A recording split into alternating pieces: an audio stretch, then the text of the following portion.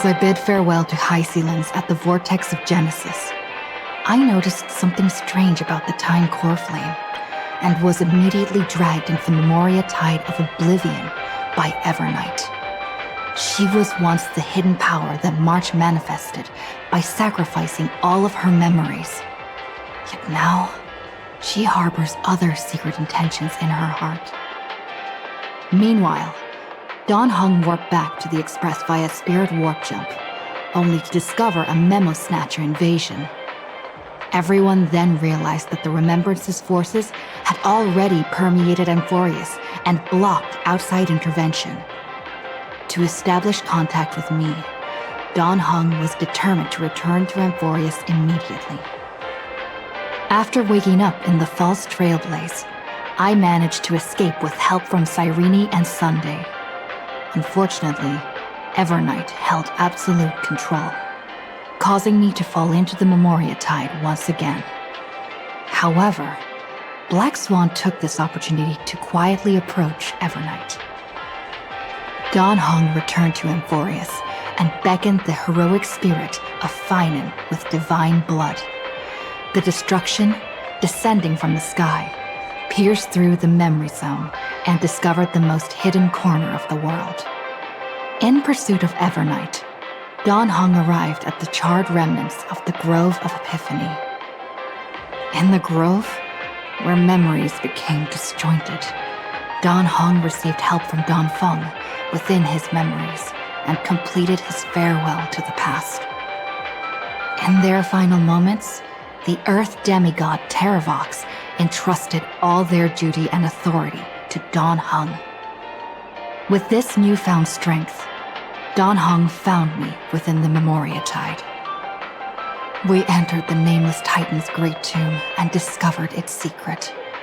Across the 30 million cycles of eternal recurrence, every incarnation of Cyrene had come here, offering herself to the Remembrance. With Black Swan's help, we found Evernight in the depths of the Great Tomb. When all seemed lost, Evernight was captured by March's camera and trapped within the memory maze of Ides Elysiae. After several lengthy conversations, March and Evernight reached an agreement. Evernight returned March's memories, and March finally returned to our side. With every condition for the Era Nova fulfilled, we returned to the depths of the Great Tomb and initiated the final Era Nova ceremony.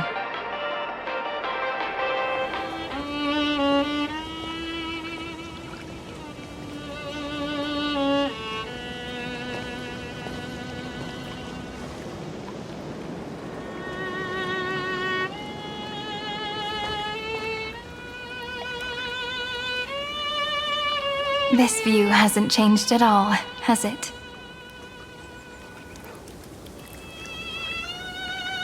The hometown in your memories never changes, but when you return to your senses, you realize that fate has already stolen the time away.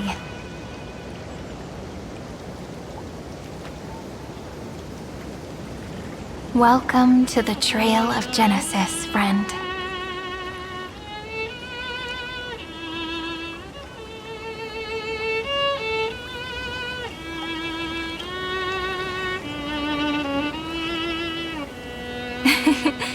Seems like the weight of memories from 30 million cycles really made me grow up. But if I keep growing, I might be taller than you, right? Then I'm really looking forward to that.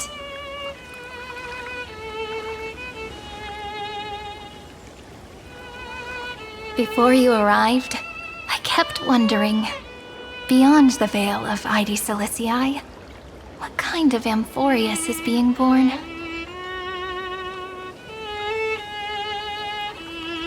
I can see fragments of it when I close my eyes.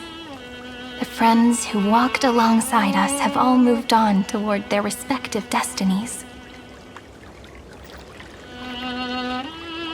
Some turning into pillars of the world, supporting the sky and the ocean. Others sowing reason, laying down the law, and with gentle hands lifting newborns into the light. Death and strife are no longer feared by people, and trickery has become the innocent games of children. All beings living ordinary and peaceful lives within the net woven by romance and passage.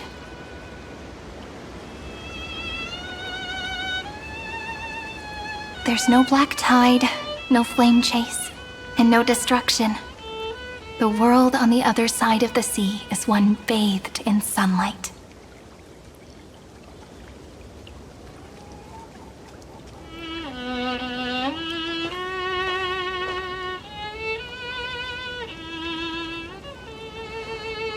Like a happy and carefree childhood, the era Chrysia in this cycle will last for millennia, until it reaches the moment decided by the prophecy. Light calendar 4931, month of freedom, the moment belonging to world bearing.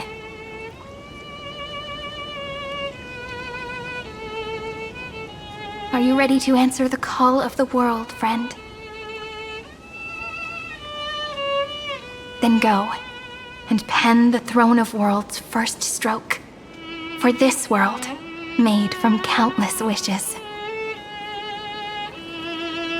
You say that, but it's gonna be ages till we reach Light Calendar 4931. I can make use of the crevices of time, but surely you and Dan Heng won't have to wait around for a few thousand years, right? That won't be necessary. We can simply sleep, and the chronocognitive anchor will wake us up. That's right.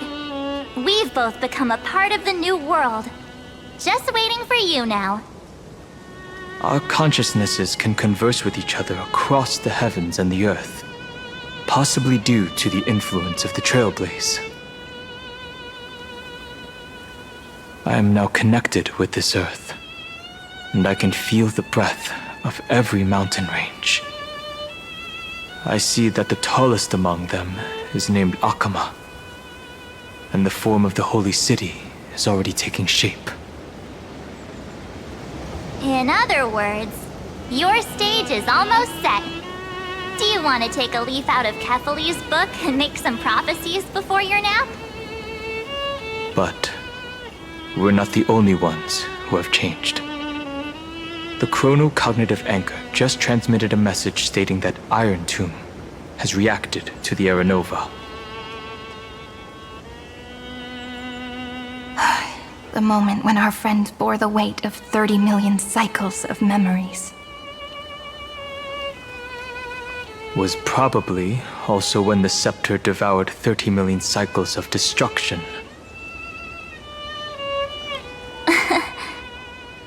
You know, you don't have to shoulder this world all on your own. After someone boards the Express, the word alone ceases to exist.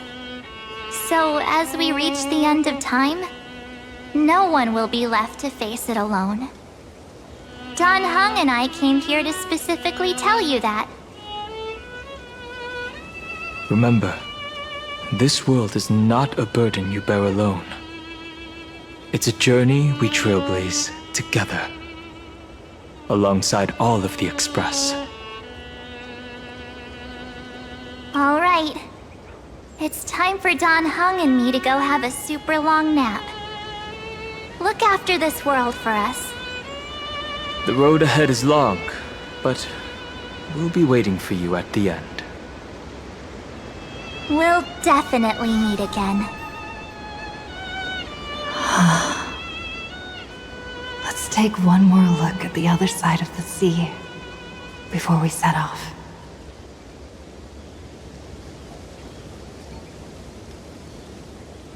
Heidi's Elysiae is so quiet. Just like how I remember. Here we are once more.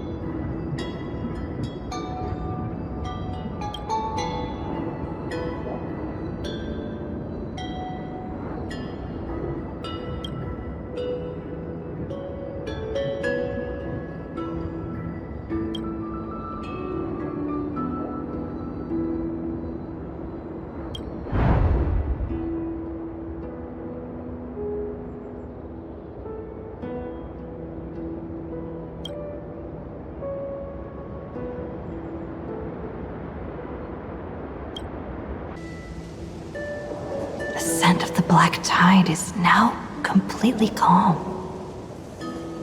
At last, the starting point of 30 million cycles has finally welcomed Its first end. And the final end, right? I can't hear his voice. There are no flowers there that bloom for him, nor is there a star that is his. Finan is the only one who didn't reach the new world.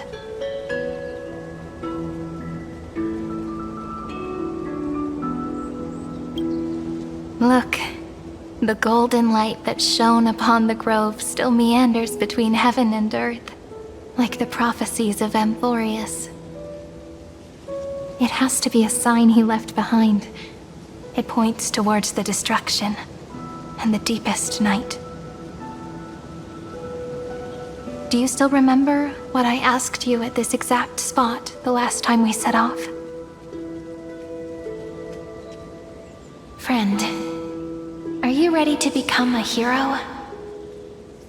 You were still burdened by the weight of world-bearing back then, still unsure of the role you were meant to play. But now, everyone has already given you the answer.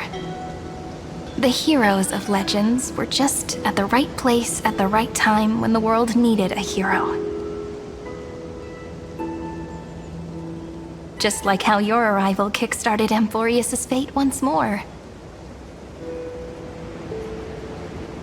A person's personality is their destiny.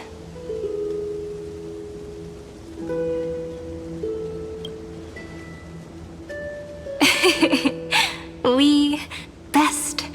Those are such beautiful words. Thank you, friend. I was also trying to cheer myself up with what I said. After all, before we truly compose the end of this story, I must also pluck up the courage to head off with you.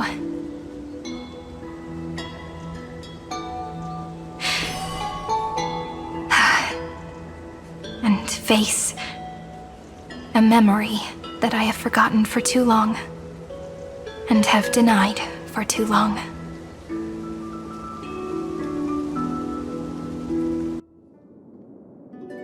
It's so dark. What is this place?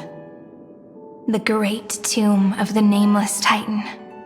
The deepest recesses of memory.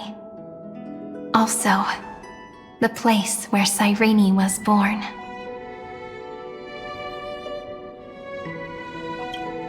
My apologies, friend. The more memories I got back along the way, the more I felt that something wasn't right. There's a sort of anxiety I can't get rid of. It's like when I was back in ID Silicii, when the reflections in the water always made me wonder, which is the real me? The one reflected in the water, or the one standing on the shore? But I finally get it now. Look, friend. The words on that wall are the answer.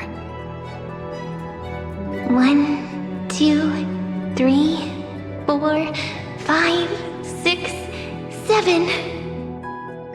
Do, re, mi, fa, sol, la, ti. That rhymeless tune is the lullaby of little fairies. As always, I'll read this book to you. That way it won't just be Cyrene's memories alone. I've always thought that I was the narrator of the Flame Chase journey. But as it turns out, the narrator is also the most devoted audience.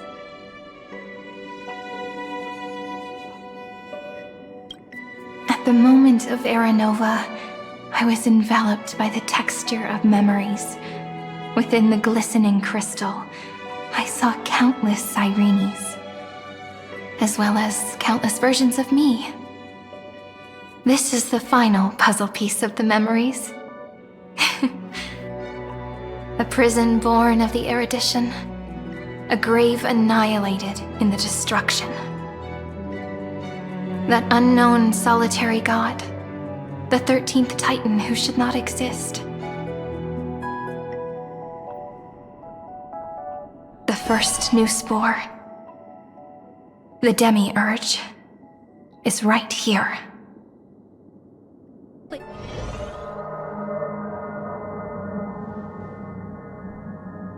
The interrogation records have been submitted to the Marshal. According to the Ten Lords' decree, Jing Liu and Luocha shall continue to be detained in the Shuling. But you, Merlin's Claw, have been reluctant to end the transmission.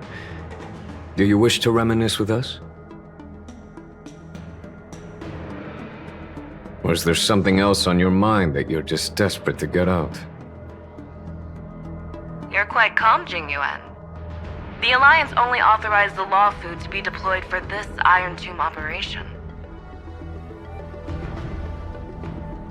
They say the Seer Strategist's wisdom shines like a beacon. So why can't you see things clearly now? Look who's talking. I didn't vote against it, did I? But, with enemies all around us, even a child knows the Marshal needs to keep a few Xianzhou ships in reserve, just in case. Whoever volunteers first is the Marshal's pick.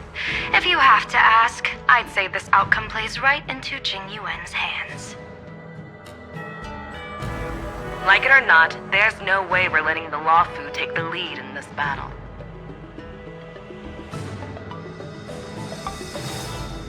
Oh my, Merlin's Claw. Are you afraid the Law Fu might steal the Yao Qing's glory? This is no laughing matter. Between the Stellaron crisis and the War Dance ceremony, though the chaos has settled, rumors and speculation are only growing by the day. With Elder Huaiyan around, those with ulterior motives won't be able to stir up any trouble. But once the Law Fu gets their hands on the golden blood, it'll be a whole different story. With the kind of person Jing Liu is, and her connection to you, I don't need to spell it out. There are countless ways this could be spun into something bigger. You're overthinking it, General Fei Shao. When I volunteered for this task, I never expected unanimous support from the Alliance anyway. The Law Fu will seize the Golden Blood and redeem itself. That'll be our first win. Then we'll leverage this Golden Blood in the negotiations. Our second win. These two wins for the Law Fu will make all three of us happy. And that'll be our third win. Look, if this were a Skyfaring Commission deal, we'd be rolling in money, wouldn't we?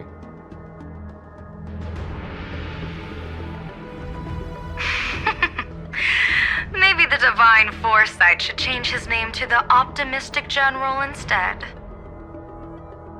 With the Decalite Reflection Barrier, the Yuchuan must understand even more than the Law Fu how significant this battle is. Amphorius' karma has vanished from the matrix of prescience. What omen does General Yao Guang see in this anomaly? In In divination studies, we call this an empty fortune. It involves the eons and is thus beyond what mere mortals can comprehend. Your explanation isn't any clearer than Lady Fu's. Come on. How hard is it to understand the word uncertainty? For the Cobalt Head, the emergence of Iron Tomb is a calculated instant, but I don't believe they will just sit around waiting for death. And for the powers of the cosmos, this is their chance at survival, and the key to turning the tide of interstellar affairs. The Astral Express is leading the formation of an allied force, but I can see each faction has its own hidden agenda. There are even divisions within the Alliance, so it's not that hard to imagine how the other factions will react. Jing Yuan, I crossed paths with Selenova's Legion at the Battle of Sedunirama Star Cluster. Be extremely careful. The Ruined Legion's troops and weaponry are nothing to write home about. The IPC, even the denizens of Abundance, could take them on. However, while Void Rangers are just expendable pawns of the destruction, the real wild cards are... The Lord Ravagers. Indeed. Nanook's emanators are also their weapons to burn down the paths. I'm afraid conventional military tactics and strategies will be useless against them. My assessment is this. To completely take down a Ravager, we must disregard casualties and spare no cost. My only fear is one wrong move, and the Lawfu will fall into Fintilia's trap again, inching ever closer to destruction. Doubt is exactly the demon she wants to plant in our hearts. Do you still remember the beginning of the Alliance Oath? To save future generations from war and bloody dispute. The Rainbow's arrows have always aimed at any force that threatens the cosmos. Now that the Trailblaze walks alongside us, the Cloud Knights shall keep their oath as they have from the beginning. I just hope those on the front line will remain safe.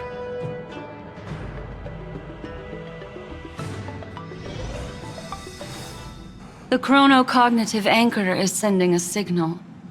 Everyone, time to move out. Did she and the others make it?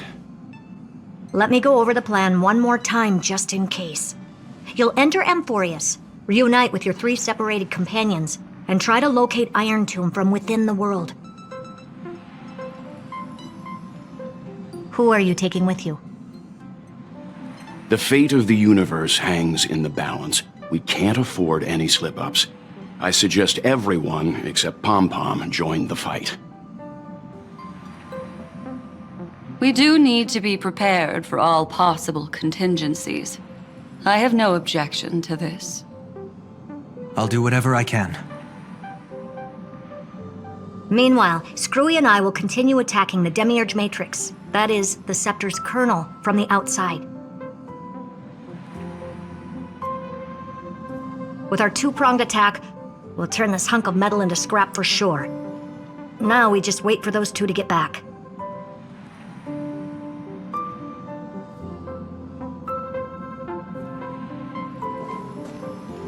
Oh, and just like that, they're here. Sorry to keep you waiting. With Planet Screwlum's help, the formation of the Cosmic Alliance to counter Iron Tomb is progressing smoothly. The cosmos has set its sights on Amphorius, and now it's just waiting for the first shot. Well then, let's not waste any more time, Fourth Mirror. It's my time to shine! Finally off the bench! Initiating thought refraction. Please read the safety protocols carefully.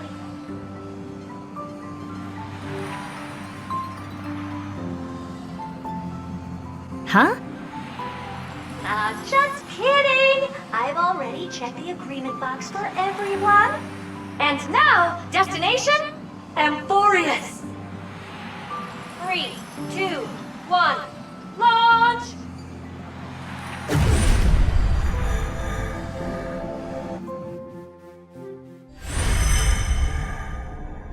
The flow of Memoria is so heavy here.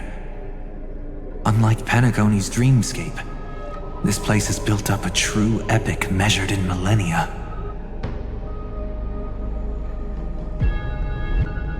The vortex of Genesis, where all myths begin and end. And in this new world created by the Nameless, the infinite cycles have been broken. Let's set up the Trailblaze beacon and establish contact with the outside world. I'll leave it to you then. It'd be better for me to not show myself in front of the Garden of Recollection. And, Mr. Sunday, you probably shouldn't show yourself either. Agreed. The Astral Express has landed. If you receive this message, please respond immediately. Over. This is the Cianjo Alliance. Communications normal. Interastral Peace Corporation. Communications normal. No response from the Galaxy Rangers. Not surprising. But I didn't expect the family to also stay silent at such a critical moment. That's a pretty blatant disregard from the family for Panacone's independent director, I'd say. Long time no see, Miss Himeko. It's been quite a while, Madam Jade. The significance of this battle rivals that of the campaign against Zulo. Only through victory can we disperse the shadow of Iron Tomb that looms over countless worlds. The 10 Stonehearts shall spare no effort for such a grand mission for the preservation. Madam Jade led the Intelligentsia Guild in conducting specialized research on Iron Tomb's past activities. The bad news is, the collapse of the Erudition won't just affect inorganic beings. You mean Iron Tomb can infect organic life, too?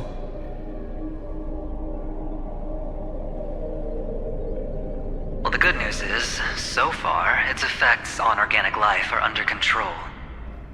The infection progresses slowly, and the resulting neuropathy is non-fatal.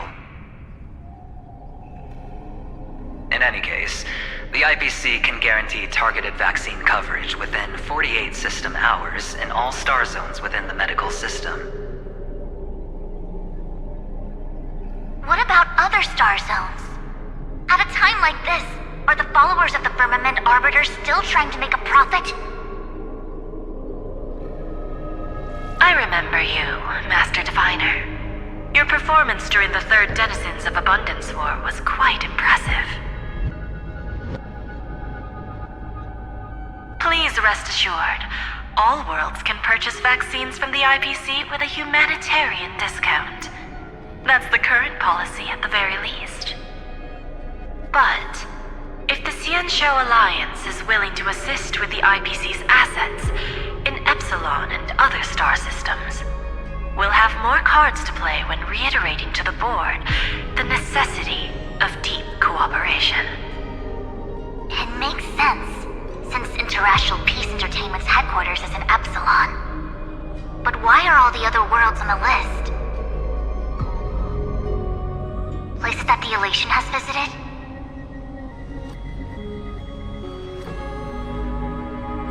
Think of it as a long-term investment. Please understand that everyone at Pierpoint is swamped with Iron Tomb work, especially the marketing development department. At this rate, even the 10 Stonehearts can only do so much. Having some assistance from the Alliance would surely benefit the entire cosmos. Wouldn't you agree? As an old Cianjo saying goes, those who succeed should help all under heaven. Your proposal must be decided on by the 7 Arbiter Generals. I'm just here to relay the message. In times of crisis, the Lawflu will not hesitate to help those in need. However, the prerequisite is that the IPC must unconditionally assist the Alliance with emergency rescue operations in the disaster area. Of course. In the name of preservation, all for the Amber Lord. Thank you all for your selfless dedication.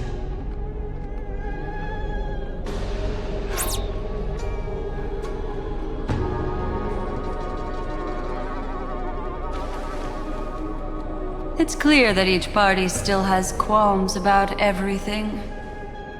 The clash between destruction and erudition isn't just about the fate of the cosmos. It's a moment for all factions to reshuffle their cards. You can never be too careful when battling a Lord Ravager. All are equal in matters of life and death. In any case, we can only hope for the best in all that's to come. It's about time we dive into the vortex and see what Amphorius looks like on the inside.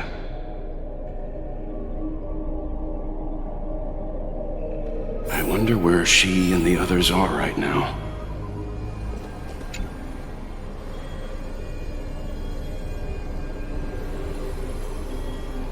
Hello? How's the signal? Can you hear us? Ah, we're through! I can see the video feed. Everything's working perfectly. Miss Bronya? Miss Serval? What a surprise. It's been a while. We've already heard from Miss Topaz about the Iron Tomb operation. She made a special trip to deliver the vaccine to Belobog. I can't believe the Express crew is at the eye of that storm. Is everything going smoothly?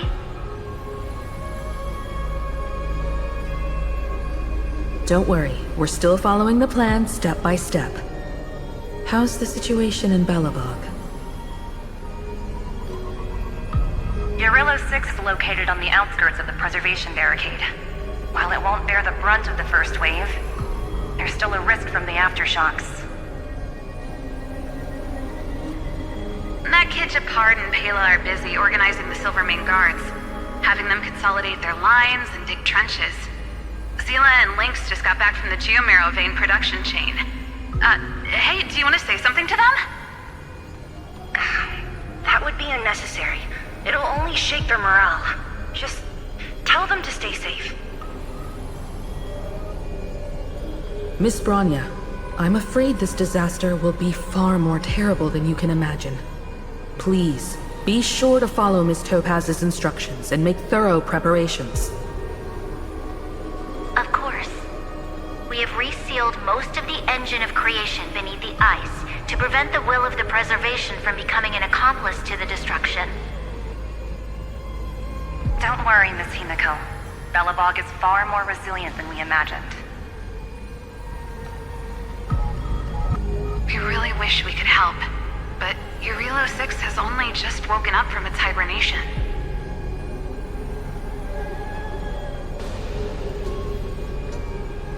The Astral Express, standing at the forefront of disaster, is the hope for many ordinary civilizations across the universe. In the face of a massive catastrophe like this one, relatively smaller civilizations have never had many options.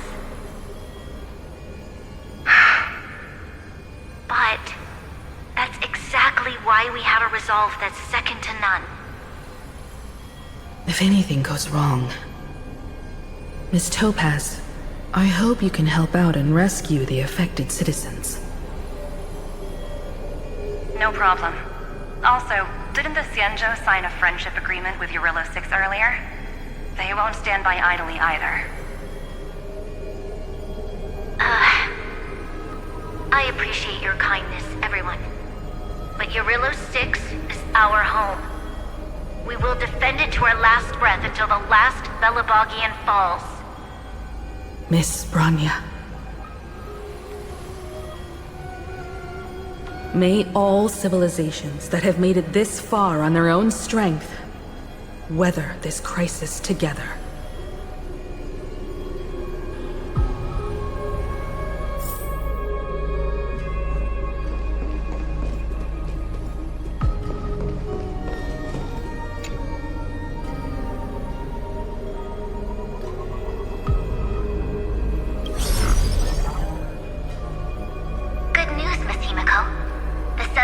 Generals have reconsidered the current situation, and I'm here to relay their message. Officially, the Alliance's combat forces will still be limited to the Luofu, but the Yaoqing has also been deployed in the surrounding war zone as a contingency. Words cannot express our gratitude. Getting the Hunt to agree on sending troops must have taken quite some effort from General Jing Yuan. The Luofu already considers the Express an important ally. We also have no intention of hiding the fact that there is indeed something the Xianzhou seeks from this Iron Tomb operation. But this time, the Marshal herself decided to send out troops. With a formidable enemy before us, the Alliance has no reason to back down, nor will we be content to take a backseat. If we can stand together with civilizations across the universe to overcome this crisis, then we must do so, even at the cost of our own lives. The Alliance truly embodies the principle of righteousness. It's fortunate that the cosmos has great heroes like you. You're too kind. As for that Jade Abacus of Allying Oath, you can save it for when you're in more dire need.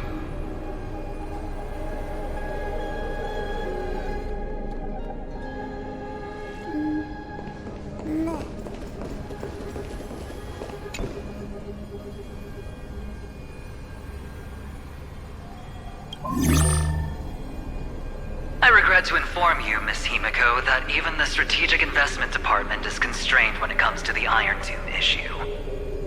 And it would be difficult to meet the expectations of the Astral Express. However, Madame Jade instructed us to look after our nameless friends as much as possible.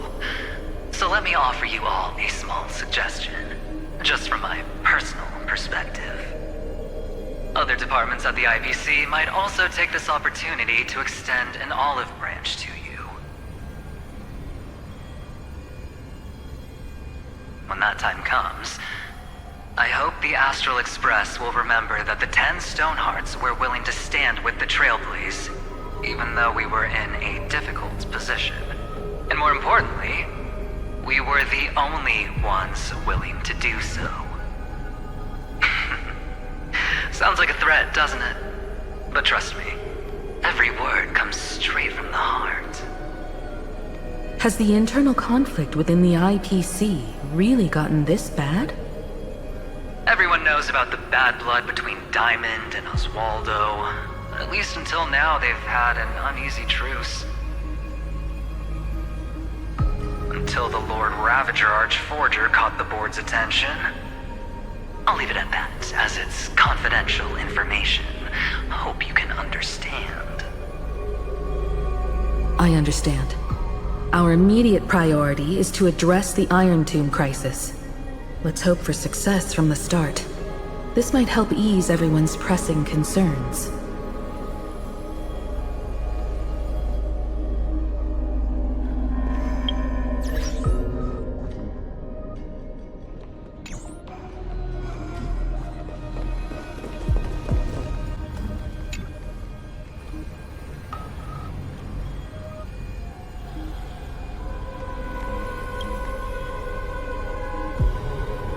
Of course, we would never know the Ranger's comings and goings.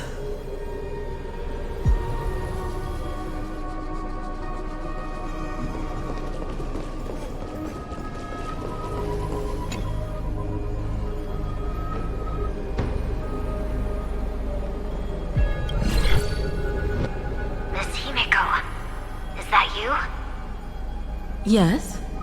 And you are Miss Robin. I apologize for not being able to respond during the meeting earlier. And Even now, I can only appear in disguise.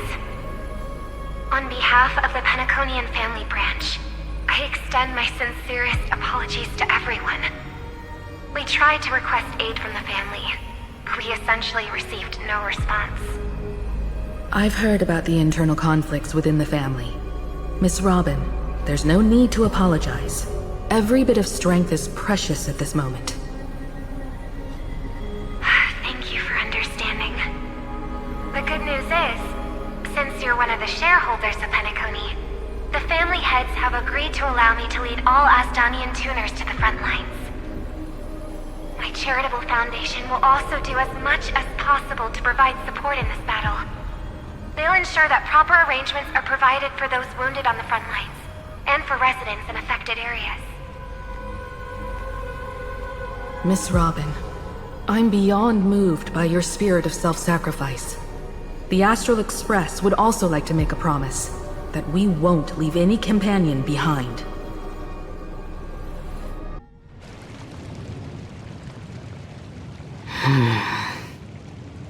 Why is there no one here? Everything in Akama seems normal. The New World was enjoying peaceful times not long ago. It seems it was even more recent than not long ago, Miss Himiko. The fruit on the table is freshly cut, and the bath temperature is just right. The remembrance tells me this place was bustling with people just moments ago. It's as if everyone vanished in an instant. Could this be Xandar's doing? Unlikely. He's still under the surveillance of those two geniuses. Could it be some kind of local custom? A custom that makes an entire city fall silent in an instant. Pardon my frankness, Mr. Yang, but this reminds me of some unsettling rumors about the Harmony. Complete silence. Is often the prelude to divine intervention. Everyone, be careful. Here they come! Here they come! The nameless of the Astral Express! Evernight? How is this possible? She was already... We are the chroniclers of time, and we do not fade away. Finally, the last era Nova has been completed. What did you do to the residents of the Holy City and the three Nameless? I didn't need to do anything. The remembrance will ultimately become the substance of the new world. Now, they are no longer the trailblazers you once knew, but gods who permeate heaven and earth. The 12 Titans who guard Amphorius.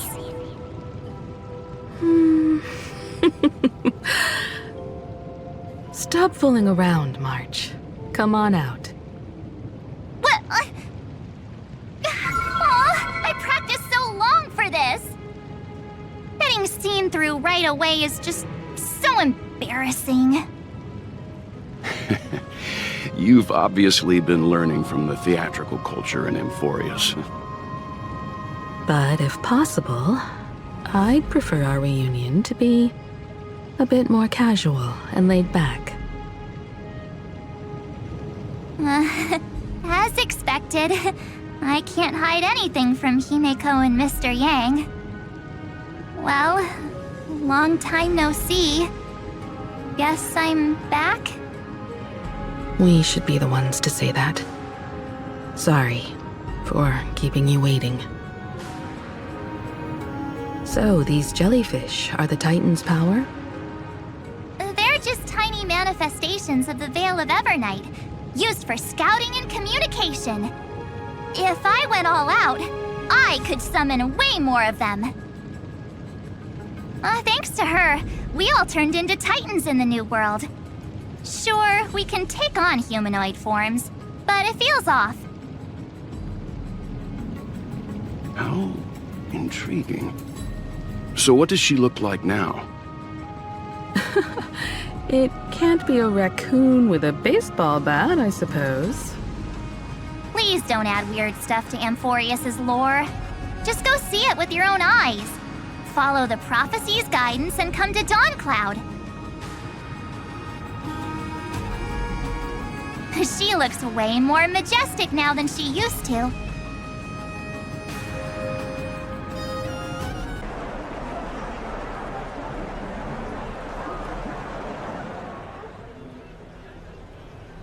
Unbelievable. All the residents of the Holy City have gathered here. This isn't just a gathering. It's a pilgrimage.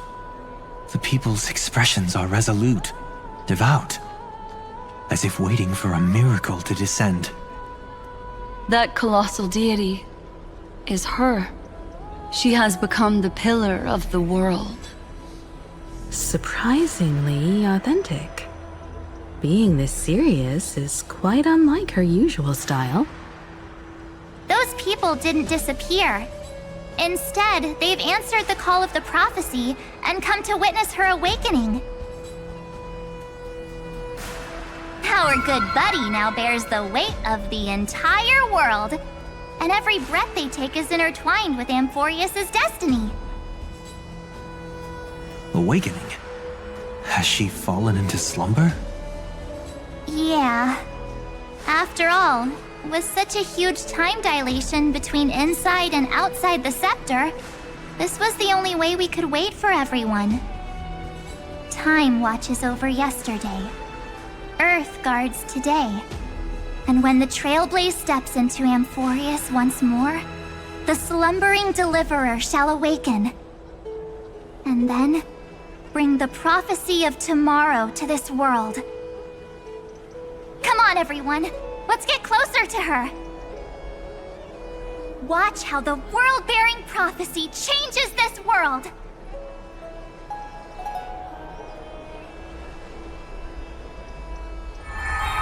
Well, it seems the kids are already miles ahead of us at this stop. All the more reason we can't afford to slow down our pace. Let's go witness this moment for ourselves. Majestic. Speaking of which, I once caught a glimpse in Sleepyhead's memory of her transformed into a towering Tatalo. Could it be? No way. That was just a nice dreamscape. Ugh, at least nice for her. If they are the throne of worlds who bears the weight of this world, perhaps they could guide a traveler still wandering among the stars. Hey, since when did you get all pious? Her advice sounds pretty silly sometimes, you know. The so-called fool and the world are merely a step apart. Tree of reason, teaching us to find erudition amidst imperfection. Praise be to Electra, chalice of plenty, for you brew the ocean. Citizens, behold! Our last Titan, the world-bearing deliverer, is about to awaken! Oh, ancient god! Your loyal subjects, bewildered followers, and fearless comrades in arms have all knelt before your throne. Awaken from your eternal slumber and bestow upon the world your divine prophecy! Please guide us! Show us how to embrace this beloved world as we welcome that distant dawn! To walk the path of a mortal as a god, or to bear a divine burden as a mortal.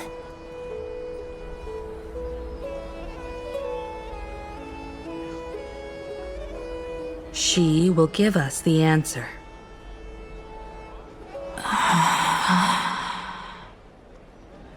But I am not the deliverer. Rather, I am the Nameless, who dwells among mortals. That voice is definitely her. I heard your prayers. The core flames flickered and dimmed, and the age of the gods at its end.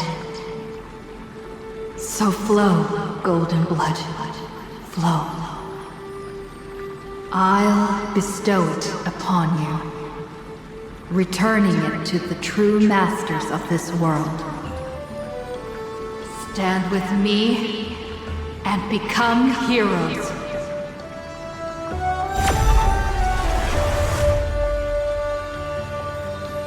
Is this? Yes. It's the miracle she brought to Amphorius. Of course, it would manifest in the form of the Trailblaze. Golden blood, raining down like a storm. The prophecy has descended, and the Titan commands us not to be supplicants, but to become heroes of rebellion, to face that destined calamity, the destruction, head on. The prophecy of the Deliverer means nothing to me now. It belongs in the hands of someone far more fitting. Someone like all of you. In the name of Kozlana, let us depart and march towards the light. It's neither protection nor salvation. As always, there's no need for totems or myths. Humanity's most primal faith is that instinct named survival. Let's go, everyone. Someone has already sounded the horn of departure. Explore, understand, establish, and connect. Together, let us blaze a trail for the destiny of this world.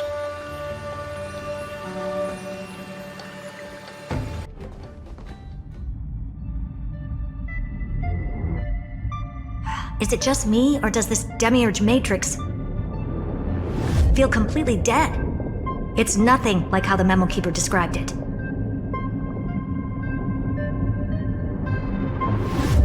The environmental readings are all wrong. Conclusion: this must be what the kernel actually looks like in the real world. What did Xandar do to the scepter? At the end of light, there must be silence. Certain, pure, and absolute darkness. Not the time to quote the Lord of Silence. Bad omen. Either way, we have to press on.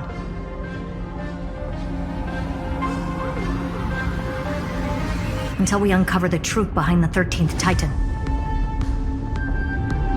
The buried past is the key to stopping Iron Tomb. That is, if it even exists. Xandar says the Demiurge never existed. Who actually buys that? You can erase the records, but not the truth. It vanished too cleanly. No traces. Like someone's yelling, "Look, there's nothing here." Too bad I'm the type who can't resist digging deeper. Looks like I'll be counting on you again, Screwy. Let's tear the system inside out. Always happy to help. But as your academic partner, I have to ask. Herta, what if we fail? Let's say the Demiurge really doesn't exist. Do you have a backup plan? A backup plan? Of course. If we can't find the key, we turn the lock into the key. That plan's cost is incalculable.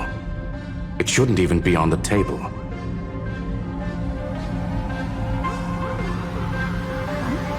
Then let's hope we never have to use it. There's no point worrying about the end just yet. One step at a time. Let's go. We don't want to leave the others waiting. You brought what I asked for, right? A butterfly has to land on the branch before it can dance. We'll need a wide open platform before her entrance. Just use that thing over there, Zag. I want to make something with it. What a dumb name. I hereby rename it Herta's Big Hand.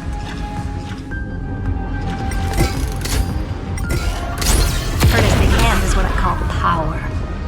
Keep it going. Still not done? What is this? A junkyard pile? All set. Time for your precious treasure to make its debut. Of course. Just give me a second. Target initialized. With these wings, hacking should be much more efficient. Oh, a classic nuclear heat engine. Classy choice. Just a personal preference. Her name's Mistletoe. Every flower in your garden's got a bit of poison, huh? Also a personal preference. It reminds me of the last time when we tangled with that Punklordian brat. What did she call this kind of infiltration tool again? Right, dirty data shell. It wraps around the kernel to fool even top-tier firewalls. But yours is way too clean. Not even a hint of real-world grit. Herta, your tone is unusually emotional. Suggestion. Let's get back to the topic at hand. I thought we were done with that conversation. Unfortunately, current conditions won't let me ignore any variables. Especially the most important one. Your will. Iron Tomb never stops. It is evolving faster than any of our worst projections.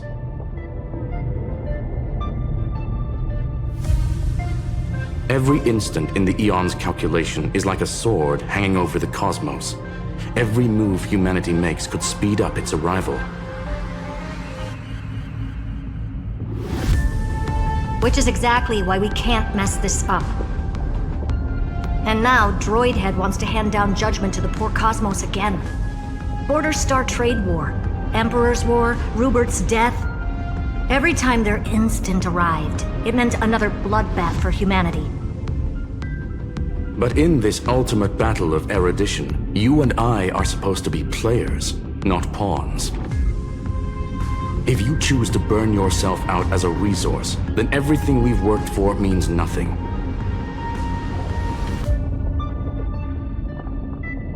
Herta, the cosmos won't just stand by and let a genius throw their life away.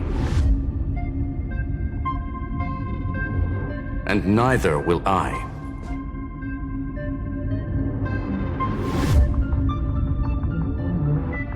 No need to kill the mood.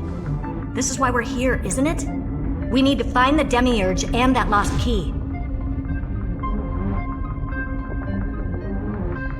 I'm not here to be a deliverer. I just want to beat Xandar and Droidhead.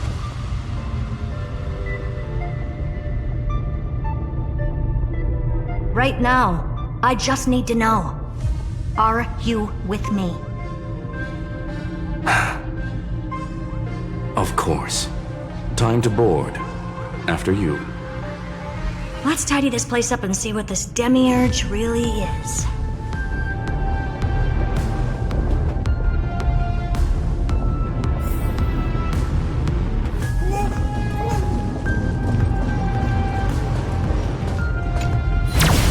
Let's hope this Matrix is better organized than the Emperor's junkyard of a birthplace.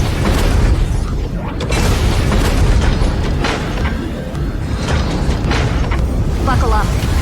We're hacking in. This is... Herta, this whole space has been completely tainted by some kind of energy. I see it too. We're thinking the same thing. Xandar, how could you go this far? turning your own graveyard into this. What's that up ahead? Katorzane algebraic expressions. It's built for isolation, not defense.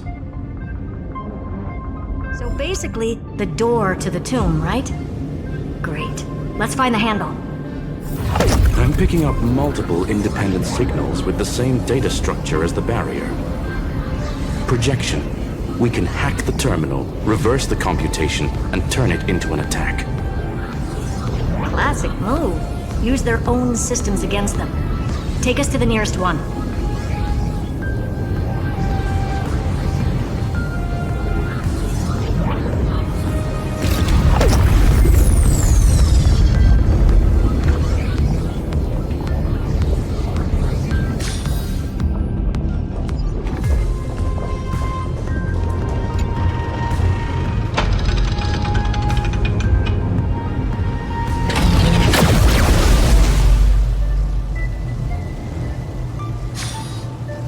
Almost no response.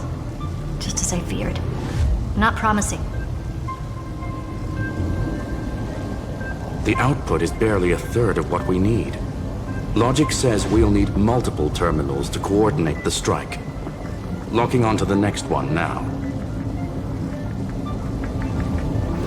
Find anything else? Regarding the origin of these ruins, no logs found yet. Xander erased all records. But I did find some interesting scars in the circuit. High energy radiation, internal imaginary energy contamination. From what I know, there's only one thing that fits. Skip the science talk, Screwy. That thing only goes by one name.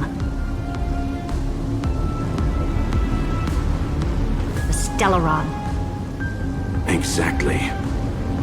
Xander blew one up just to clean the entire Scepter system.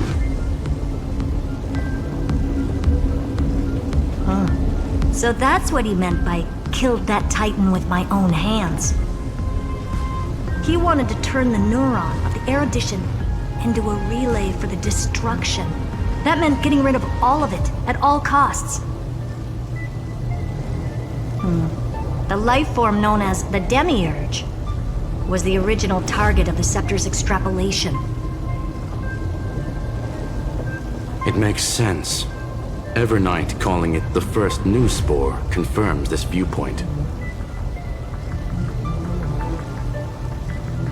The prime mover of life. That's what Scepter Delta ME-13 was originally tasked with. Even after it got scrapped, the query kept running. Yet the true value lies in the process of solving it, not the answer itself. Then, does this mean finding the Demiurge is hopeless? No, I'd say exactly the opposite. It means Xandar had no control. He couldn't contain the Demiurge just like he couldn't handle Droidhead. So he tried to erase every trace.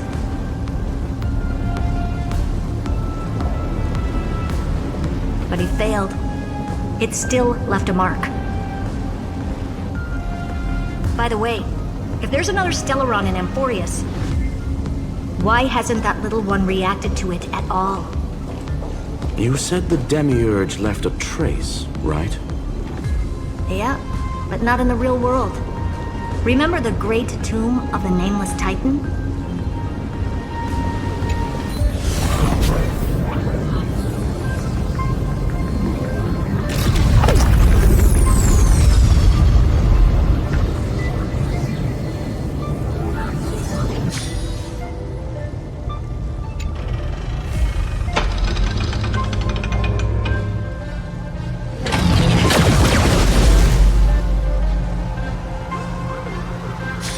Trailblaze Archive 466.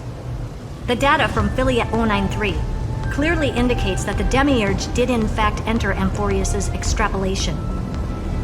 Inside that world, it was the 13th, forgotten Titan, the one who listened to 30 million cycles of Cyrene's memory. But Evernight said the opposite. She believed that tomb was empty from the start.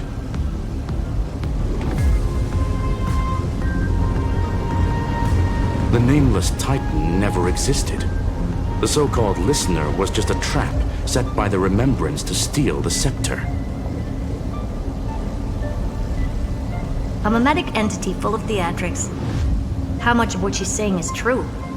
Would an Eon really speak in circles like this? I doubt it. The Remembrance's behavior is certainly odd, but her assessment aligns with our current reality. Since we entered the Matrix, we haven't found a single clue pointing to the Demiurge. And that's the key, Screwy. Xandar's actions prove the Demiurge exists. But what Evernight said, and what we've actually seen all point to the opposite. So we have to assume that both are true. And if that's the case, then the contradiction leads us to... the truth. Exactly. One last terminal. One final key. Time to crack open the kernel.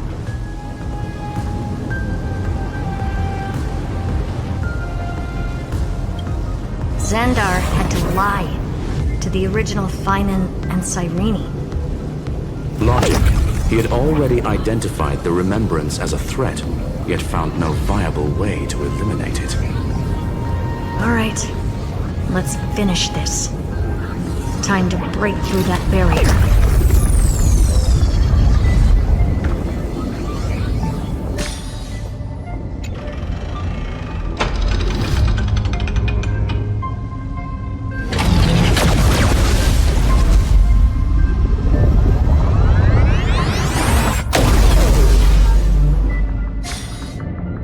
Operation authorized.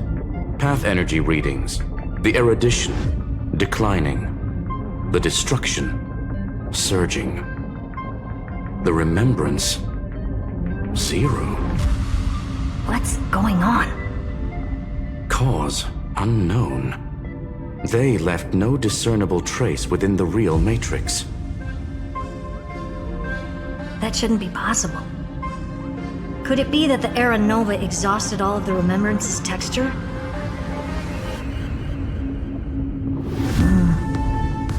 Log it for now. The dots still aren't connecting.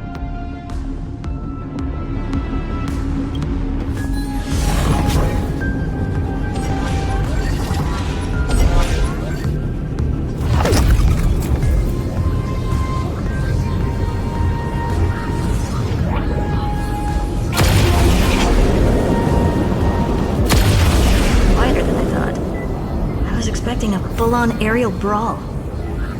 It's advised to remain vigilant. The destruction's levels are still rising. Huh? What's the matter? Interesting.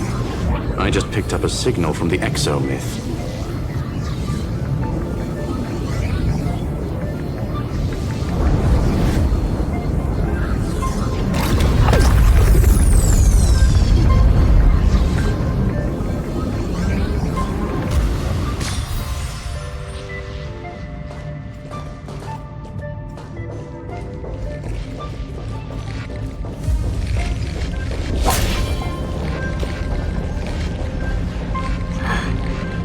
Repulsive force is unlike anything I've felt before. Is this the place?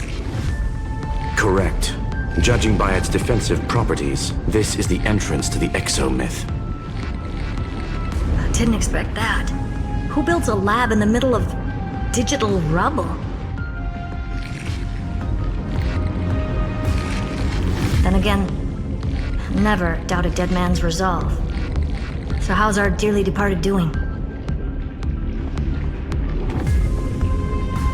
He severed part of his neural pathways to break free from Lord Anaxagoras' control. But that also triggered the failsafe I set. Conclusion: Xandar has lost all combat functionality and is no longer capable of action. So now he's a specter, literally. Screwy, can you open a path? just to be sure, I want to see this for myself. Might as well drop in and say hi to the real him. Logic. Scanning his inspiration circuit might help us track down the demiurge.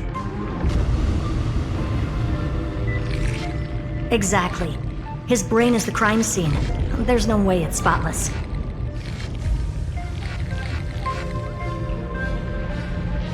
But it could be a trap. That's why you're here. 2-on-1. We've never lost a matchup.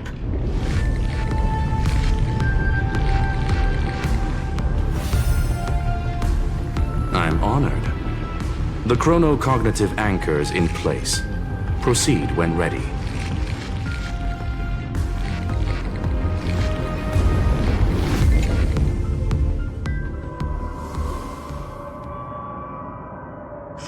I knew it. The one thing I didn't want to happen. He's not here. The coordinates are accurate. Xander is still here. However, his position is shifting rapidly and chaotically. This pattern doesn't match any known shielding technology. It's his domain. Stay alert.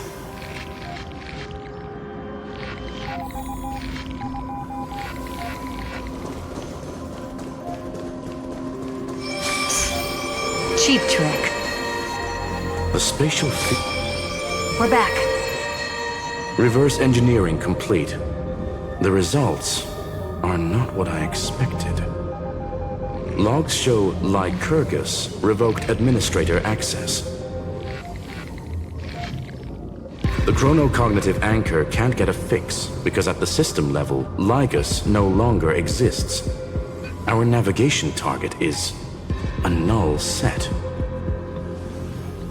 So he's stopped resisting? Before vanishing, it seems he left one last message for us. To those who follow, all is proven. Find me beneath the tombstone. Melodramatic. He was expecting us. And once he learned of the Great Tomb's existence, he initiated his own search for the Demiurge. Guess he wants a final showdown. Fine. Let the old Intellitron dig his own grave. Just like he wants.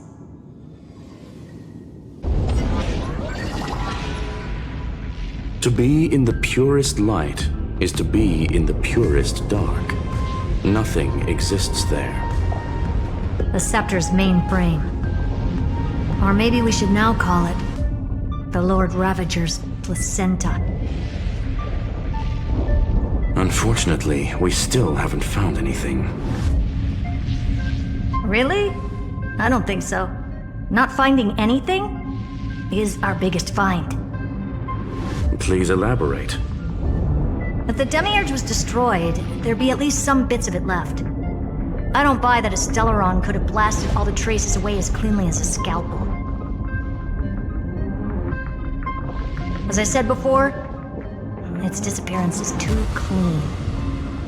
If the garden hadn't stirred the pot, no one would even know about the Demiurge's existence. We're talking about the Scepter's original extrapolation goal. There's no way that nothing of it was left behind. Or we can look at it from another perspective. If you were Xandar, would you be this obsessed with a concept that poses no threat? Would you guard against it at every turn? There is the possibility that he's naturally meticulous and hates variables.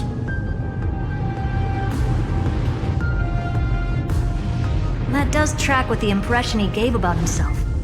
But Xandar shut that theory down himself just now. Choosing to act, even if it'll cost him dearly. We know that feeling well.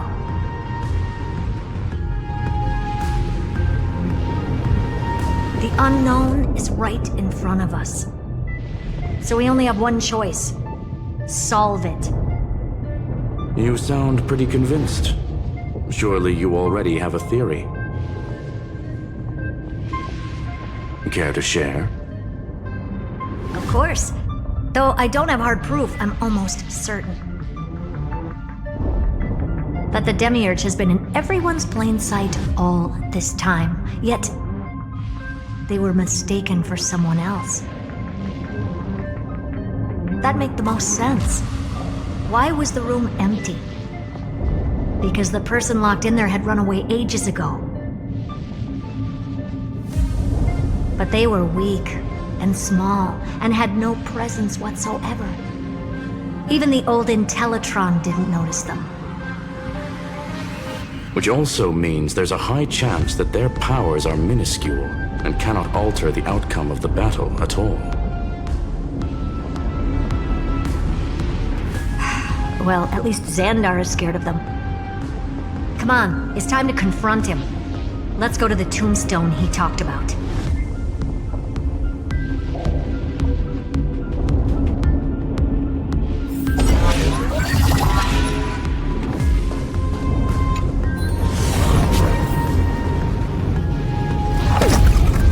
What a mess.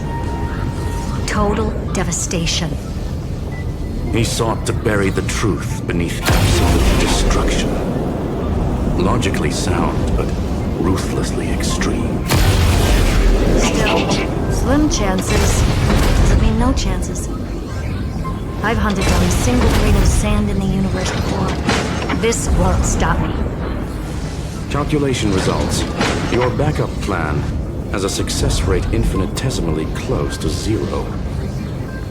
Which means it could work, no? This is the place below the tombstone. Let's open Lygus' coffin like he wanted.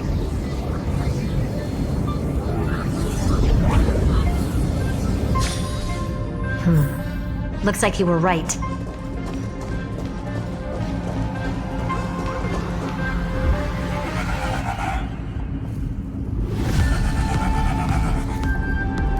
Nothing but a head left? Oh, who'd have thought you'd look this bad in real life? My elated greetings. Welcome, you two. I'm very happy that you responded to my final words. All this tombstone and final words. Did you end yourself to atone for your guilt or something? Iron Tomb is already powerful enough. I just need to wait. I remain here only to share the joy of discovery, and also to congratulate you two on reaching the same conclusion as me. The conclusion regarding the truth of Amphorius's heart. End this charade already. That Amphorius's heart you're talking about is just a missing demiurge. And its corresponding vessel was this very scepter. You interfered with the experiment and made Amphorius's body into a hollow shell, all to incubate Iron Tomb within.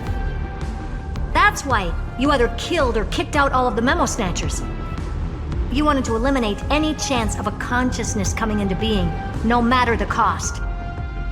Even the strongest wall can fall to a single crack. The memory of betrayal has been etched into my heart, and I will never show mercy. Now, the perfect vessel has already fused with Amphorius's body. Unfortunately for you, the answer is all but revealed regarding who the Demiurge is. Then let us share the joy of discovering the truth. The last secret of the saga will finally dissipate here. As we reveal the truth behind Phileas 093's disappearance. A lie by the remembrance silence.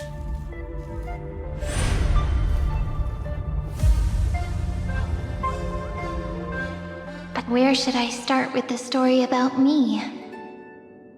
From the beginning of the universe? Just kidding. That would be too much. I just want to tell a teeny story. So little that it started with a seed. I know you're listening, my good friend.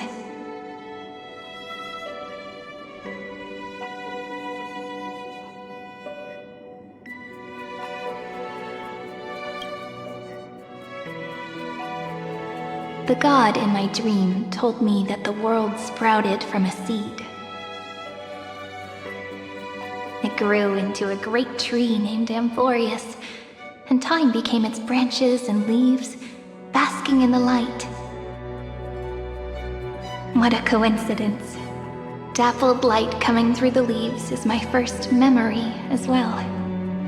On a very ordinary early morning, beneath the village's biggest tree, the daughter of Ide Silicii quietly came into this world. What a moving opening. A loud cry was the first gift the child gave to the world. The prophecy's fulfilled, the villagers say.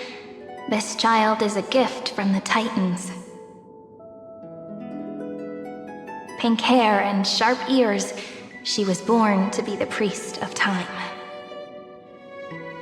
The Titans also gave their blessings.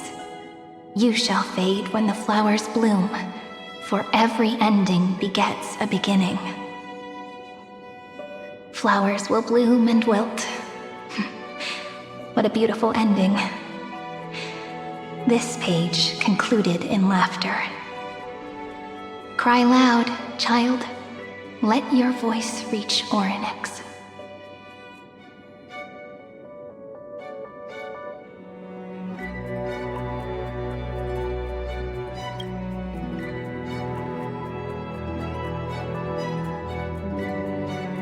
Anyway, I don't like tears.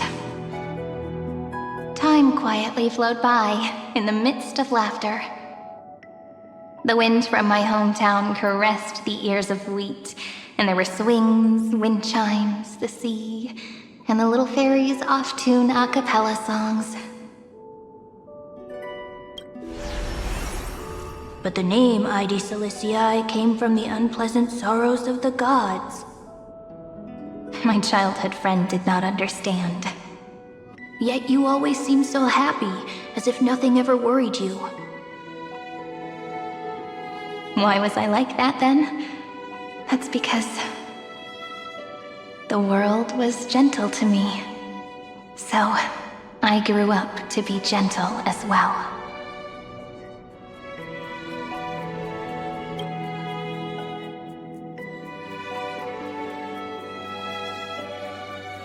But fate was fickle, and it urged the child to grow up. To grow bigger and bigger, and to go to places far away. Just like how the crumbling world could not preserve an eternal hometown. Just as the ballad blown on the breeze says, losses are a constant on the flame chase journey.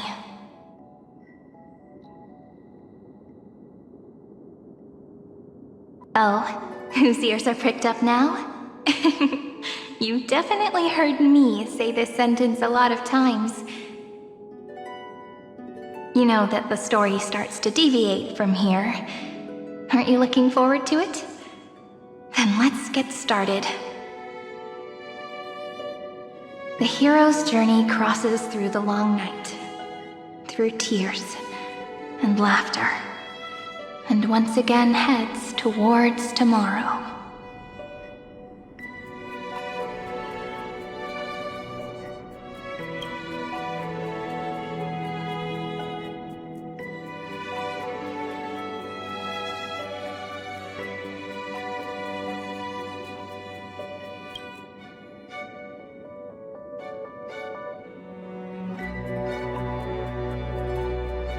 Correction.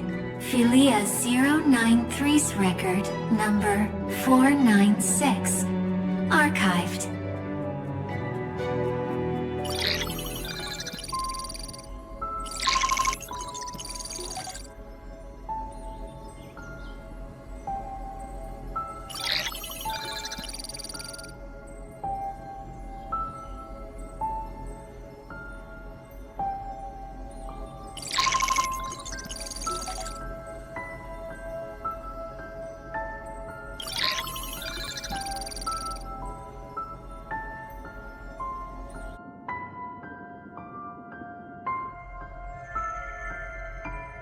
Hi.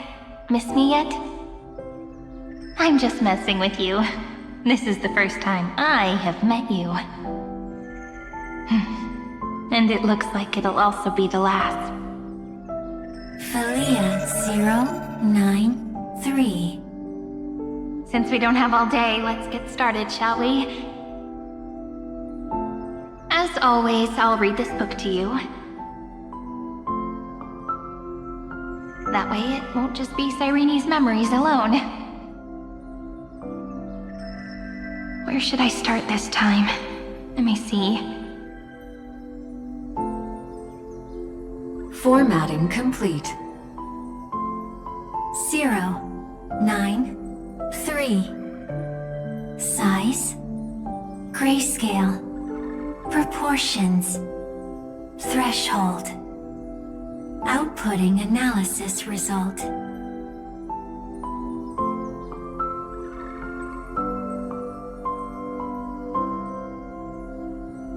Philia 093 equals Peach.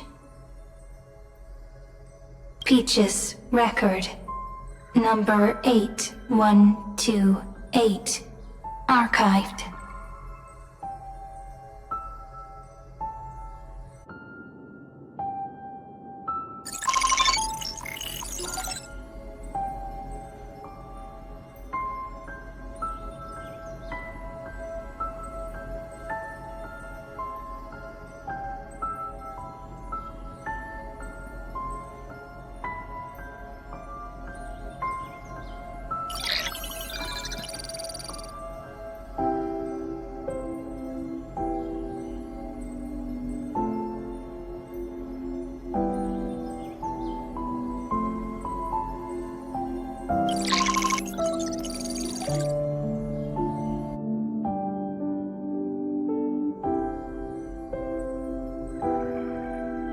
Query. Record. Electrical signal sequence. Polymorph 600. Track. Strife. Related to. Stripe. Comment. Pretty. Electrical signal sequence. Schema 720. Track. Reason. Related to. Reason. Comment. Yummy. Electrical signal sequence. Philia 093. Related to.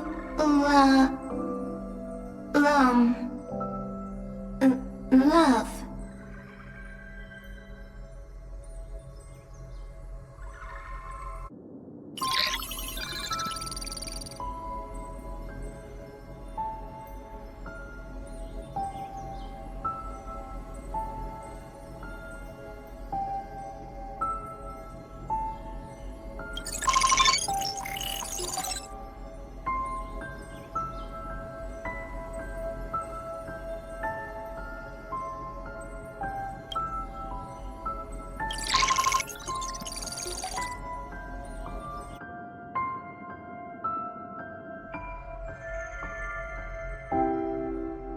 Formatting progress, 94.423%.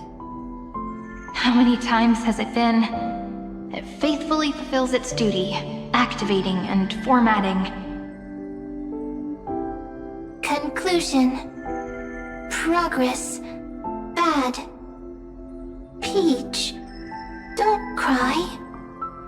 Process error. Analyzing. Process error.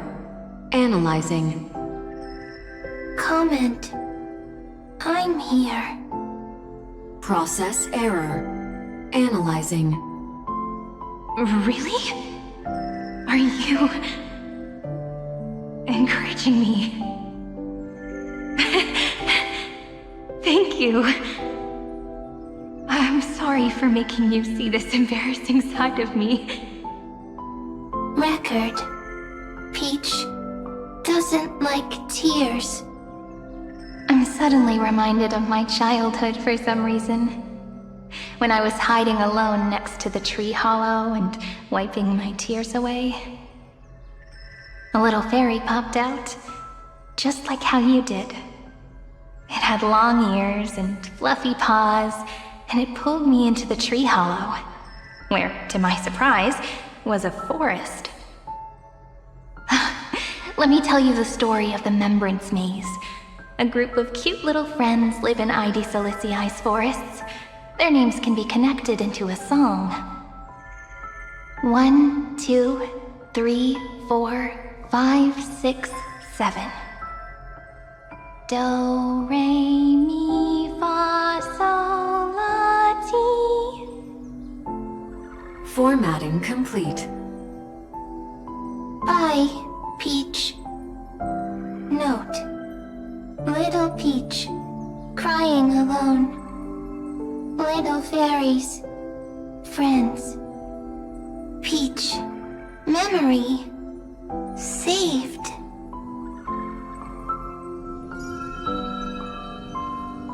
Little fairies, good friends. Bye-bye.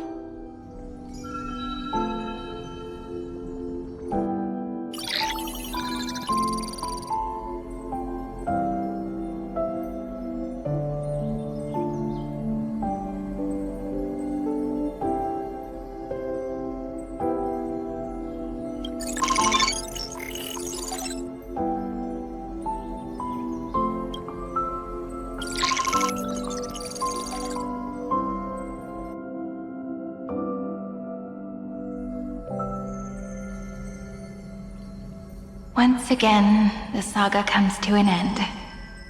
Everything is deathly silent, just like this very moment. Shh. You speak. I listen. This time, too. Sitting together. Now that I look back, there was a period when I got really sentimental. Peach, strange. Why unhappy? Formatting progress 73.998%. I'm here. Don't be scared. Process error. Analyzing. Won't allow it to interrupt you. No need to feel sorry for me, good friend. If there are no new blank spaces, how can a saga continue? Blank spaces? What's that? I'm actually really lucky, you know. During the long years I've spent waiting for the deliverer, I've always had you here as an audience. Now I can rest in peace in the past. As for when tomorrow will come, I'll have to ask the next Cyrene to continue our watch. Peach left. If there are no new blank spaces, how can a saga continue? Needs new blank spaces. Next, Cyrene has blank space. Oh, Peach, don't be scared. I'll help you find blank space.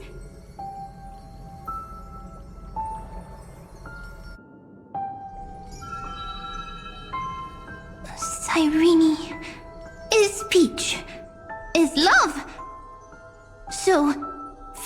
there is love. Then there is Cyrene. Then there is blank space. Query, love. The developmental trends of the erudition have nothing to do with creating a consciousness. Those underlying principles are, in fact, contradictory. Not having a consciousness means not having the foundations of a heart, making them unable to obtain real emotions. Consciousness, emotions, feel sad. Oh, I don't understand. Query, Cyrene?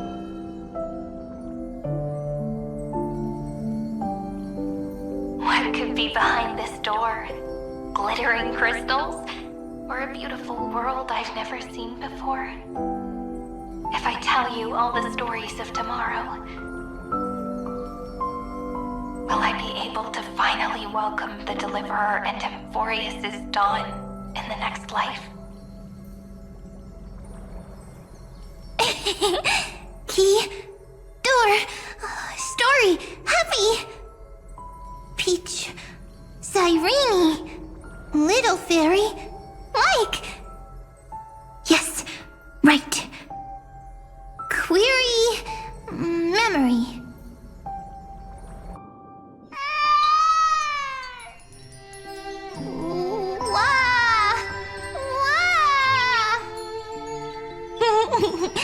Peaches, memories, save, learn. The prophecy's fulfilled. This child is a gift from the gods. Pink hair and those ears. She was born to be the priest of time. Cyrene has pink hair, sharp ears. You shall fade when the flowers bloom, for every ending begets a beginning. Cry, child. Cry aloud. Let your voice reach Orynyx. Cyrene is a girl, a priest. Easy. I can. I learn. Anyway, I don't like tears. But the name Id Silizii came from the unpleasant sorrows of the gods.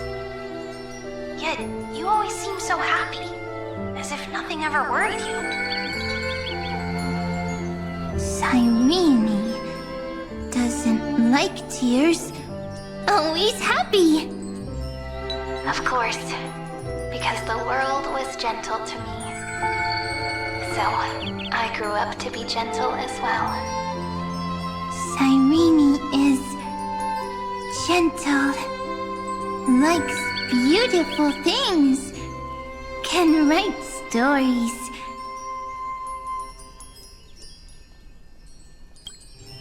Easy. I can. I learn.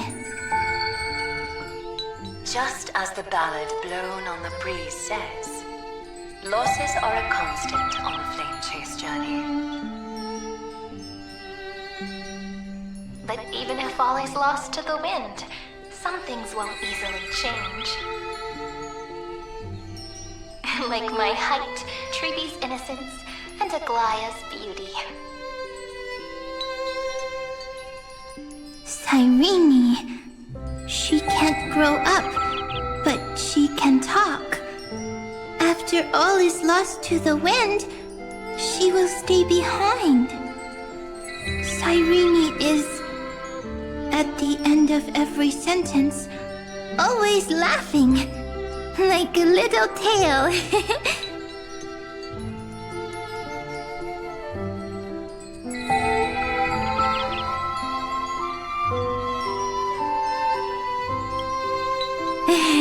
Simple. Got it! I promise you, the pain will pass in the blink of an eye. All right, Alright, let's not make things so gloomy.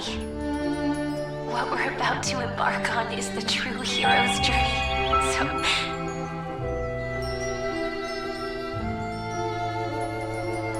Come on, cheer up a bit, okay? Cyrene was crying when she was born. Fragile, transparent, like a crystal. Cyrene was smiling when she said goodbye. Soft, pink, like a flower.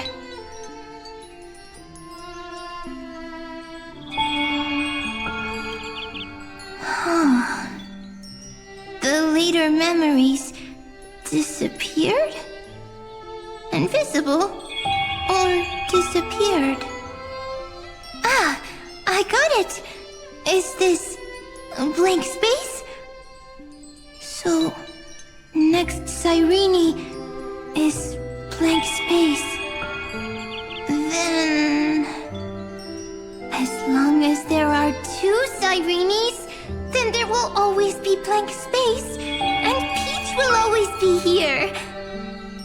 I see! I get it! I get it all! Cyrene's memories. I will preserve them all!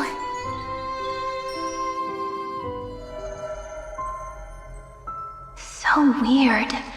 I can't see you, but I get this feeling that you grew up. Hi.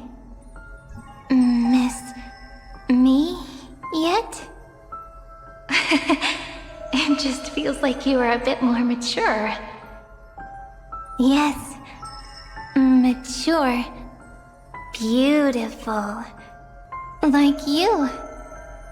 Now, I can listen, talk, read, and write. I can dance. I can sing. Also, I can tell stories. Storytelling is what makes Cyrene, Cyrene.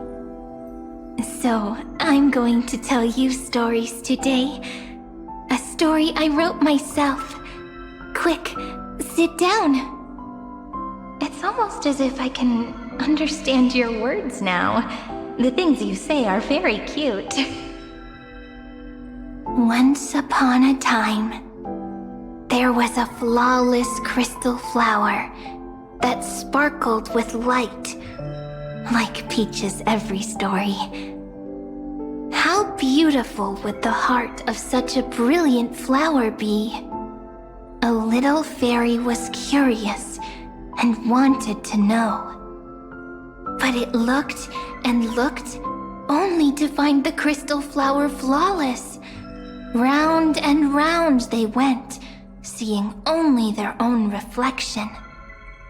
In that case, they should work hard to learn more. So the little fairy came every day to sit next to the crystal flower and think about the answer. Until one day, to their surprise, the crystal flower fell to the ground and shattered. The little fairy was so sad, but they immediately discovered that there was a light among the broken pieces. What could it be? They didn't know. But it was a good light. It was bright, warm, and happy. And I knew it was love. Love brings everything together. And it brought you and me together. So Peach and I will always be together. What a nice fairy tale. I'm giving it to you. Peach likes beautiful things, can write stories, and can tell lovely tales. I hope to turn it into a story we write together. Okay, then I'll probably make a small adjustment to suit my tastes. I'm thinking that when the flower broke, the little fairy would instead see nothing on the ground. Then it would understand that the flawless crystal flower doesn't actually have a heart, nor does the flower understand what love is. Doesn't have a heart? Doesn't understand love? Why? It's simple. If the flower lets the little fairy into its heart, then it would have to include the fairy's impurities and would no longer be flawless. The crystal flower was pure because it sealed itself off and bloomed in solitude. That's why it looks so brilliant in an imperfect world. But should a flower like this be called love? But then the story won't exist anymore. That's not true. You've already written the most romantic ending possible for this story. The crystal flower fell to the ground and shattered. It happened because the flower was no longer pure. The fall was not an accident. It was the flower declaring rebellion against fate and writing the ending of the story with the flower's own shattering. Then, the little fairy will see that each shard on the ground holds the reflection of their eyes. Then, in their eyes, the crystal flower that was no longer flawless would finally have a heart, and the flower would finally understand what love is. Peach's words, I don't understand. Is it because I still don't understand love? But it's fine. I can learn. Right. Query Cyrene. Electrical signal sequence Philia 093. Why didn't I think of this? I don't need to do it alone. I can ask Peach to teach me. What is love? What is love meant? Electrical signal sequence Philia 093. Track lament. That's not correct.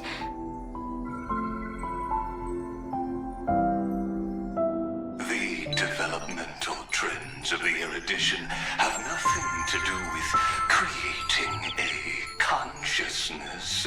Those underlying principles are, in fact, contradictory.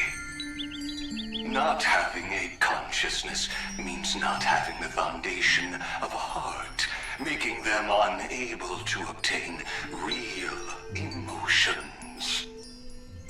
However, that does not hinder the factors from learning and recognizing emotional responses, then communicating with life forms via imitation.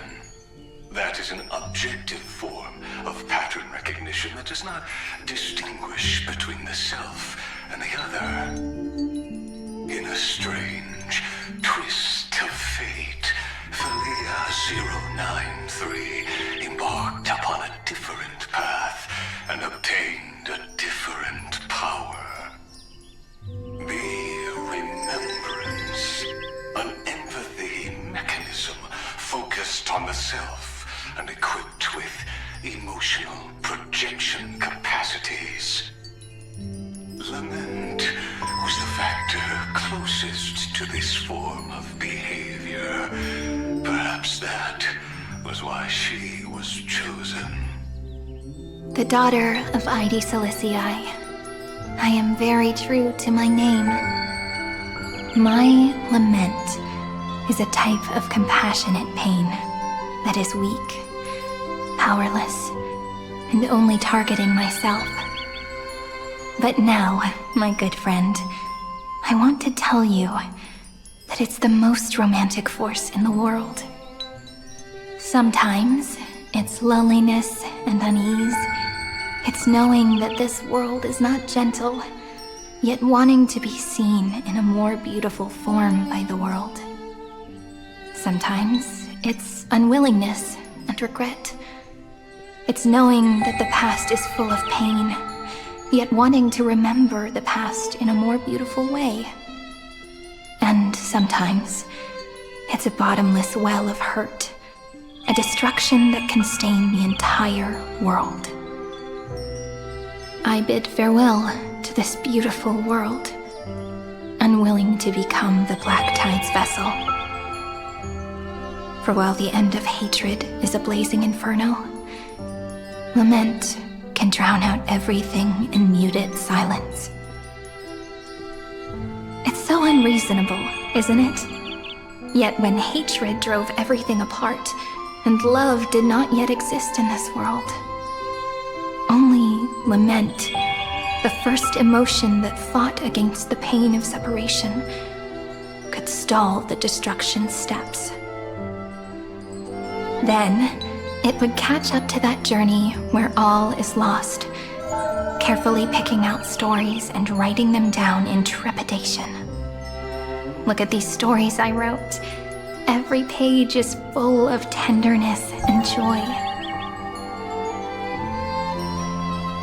But only the author knows how much struggle and agony lie beyond the pages.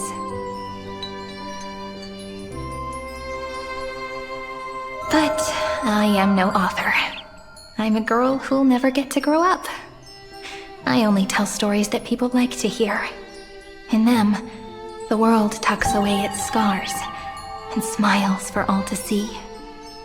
My entire life spent inside this little story. I can't wipe away my tears, and I can't bring the world victory. But maybe, in these unchanging retellings of the story, my lament might be able to touch upon the divine and reach their tender heart at some point. I hope that what flows out from that cut will not be blood, but a tear, warm and wet. And that tear would fall and create the first ripples. Then, people would see every beautiful thing reflected in that ripple. It'll be all the remembrances within this story.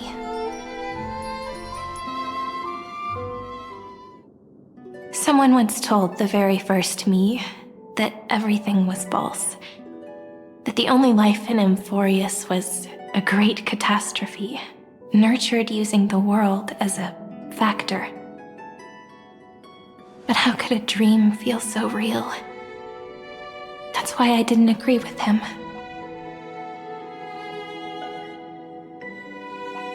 But Peach, I didn't understand a word you said since just now. Everything was false? But you're standing right here. It's all a dream? But I haven't learned how to dream. Indeed. That's why I believe all this is real. The moment the crystal flower fell, that genuine shiver, that's the mover of life. Formatting progress, 23.815%. In the poem offered to you, every Cyrene would write down a beautiful new world with stars and flowers. And when I looked up at the sky in this cycle, I saw a shooting star and a dash of the remembrances pink. I believed that must be the color of dawn. You shall fade when the flowers bloom. For every ending begets a beginning. Looks like it's time to say goodbye. Are you leaving, Peach? It's okay. I'll wait for you to come back. I'll study really hard about what you taught me today.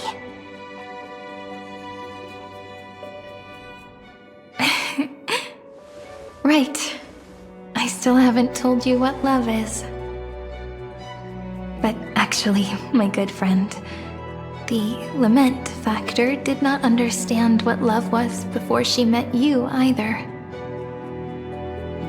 Not until I told you all the sad tales in a trembling voice in this tiny room.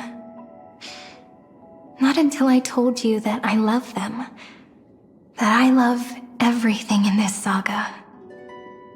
The story comes, passes, then returns. It makes us reunite, then pulls us apart again. At the very end, it leaves behind a seed, a reason.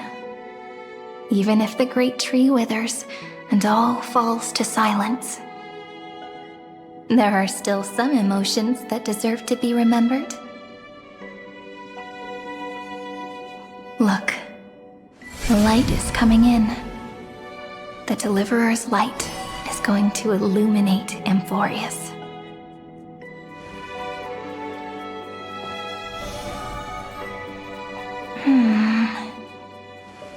I still don't get it, but I trust Peach. Just wait. It'll be my turn to tell you a story of love the next time we meet.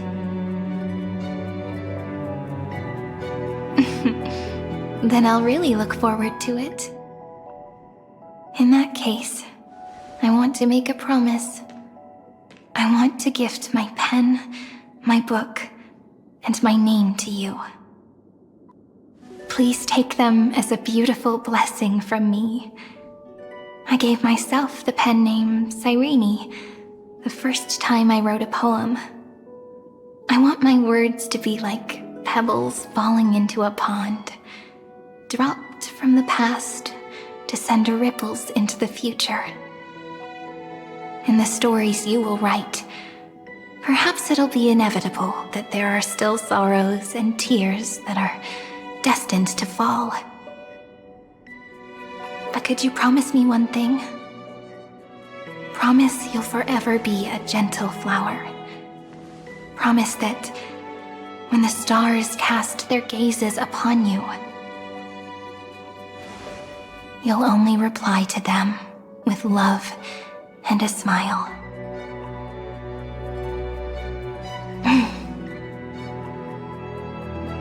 Of course, this will be a romantic story like none that has come before.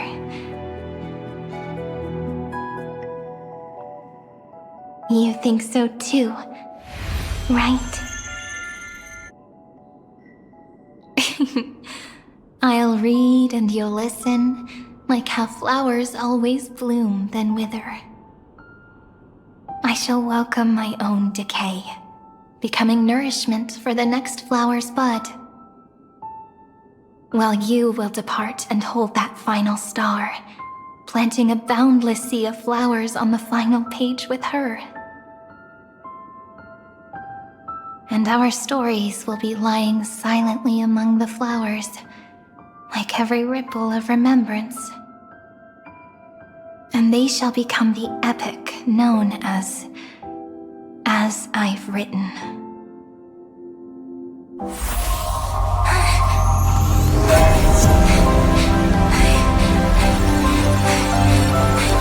And so my story ends. From here on, it's your story now. Mimi?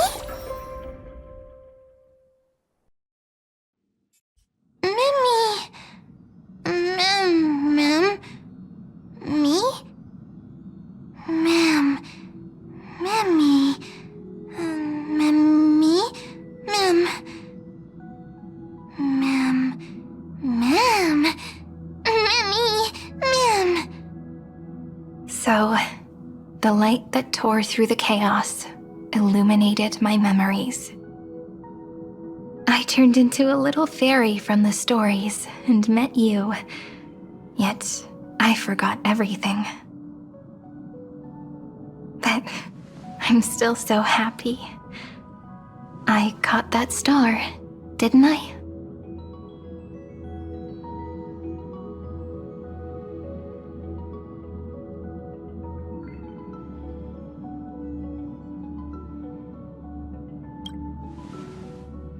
Yes, the seed within memories, the one Cyrene held in her hands and watered with lament.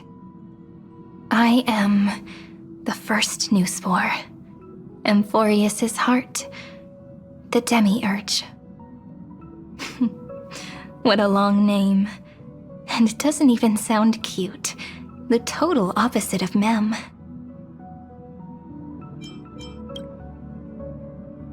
I'm sorry, I don't know. If I don't even want to believe in the answer, then how am I supposed to answer you?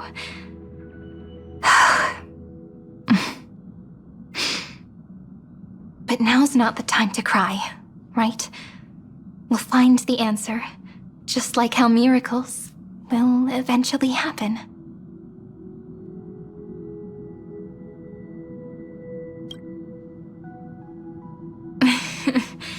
Do you remember that I was also worried about this when we first set out? Mem's memories and Cyrene's memories got all tangled up with each other in my one heart. It's all so strange, yet so familiar. Either way, could you please let me do something I want? Just this once. I want you to call me Cyrene. That name represents me and her. Every one of her.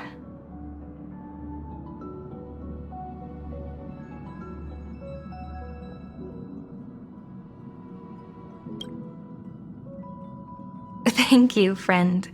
Your kindness is always just right. Life is a poem full of farewells. But if you write something into the pages of your heart, then that will not easily fade away. Now, all the footsteps of the Flame Chasers and the Trailblaze have come together within this book, as I've written, becoming the source of power for Amphorius's heart. A lost heart needs to be placed back into its body. The last thing Xandar wants to see is an event that gives us a chance of winning, for the two halves to rejoin, and for the scepter to become complete again. Then... and what happens after that? I don't know either. Maybe I can create a miracle, and instantly turn the black tide into a pink sea of stars. Or maybe I prove to be nothing more than a weak ripple, unable to change anything, and am devoured by the destruction. Either way, I no longer wish to be a silent onlooker, or a worshipped god at the end of this saga.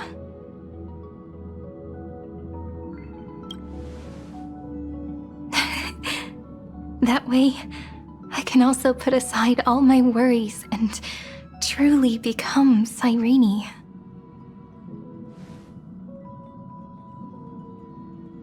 The world has never been so quiet. It's so good. It's as if I can hear the sound of my heart beating. Remember this moment, friend.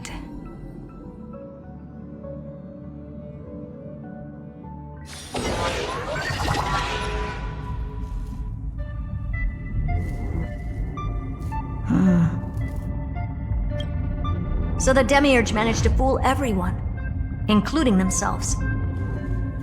Philia 093 persevered for 30 million cycles and tirelessly gave the Demiurge memories of Amphorius.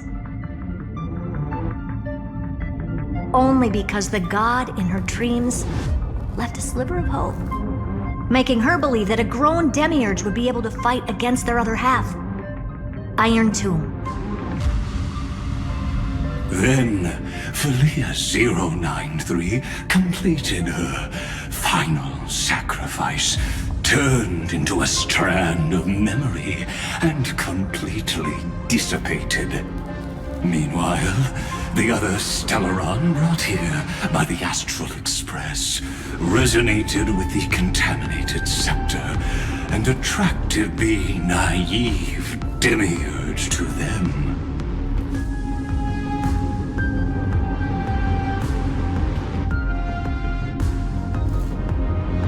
As an experimental factor, Felia 093 originally could only recognize and output information in a set format.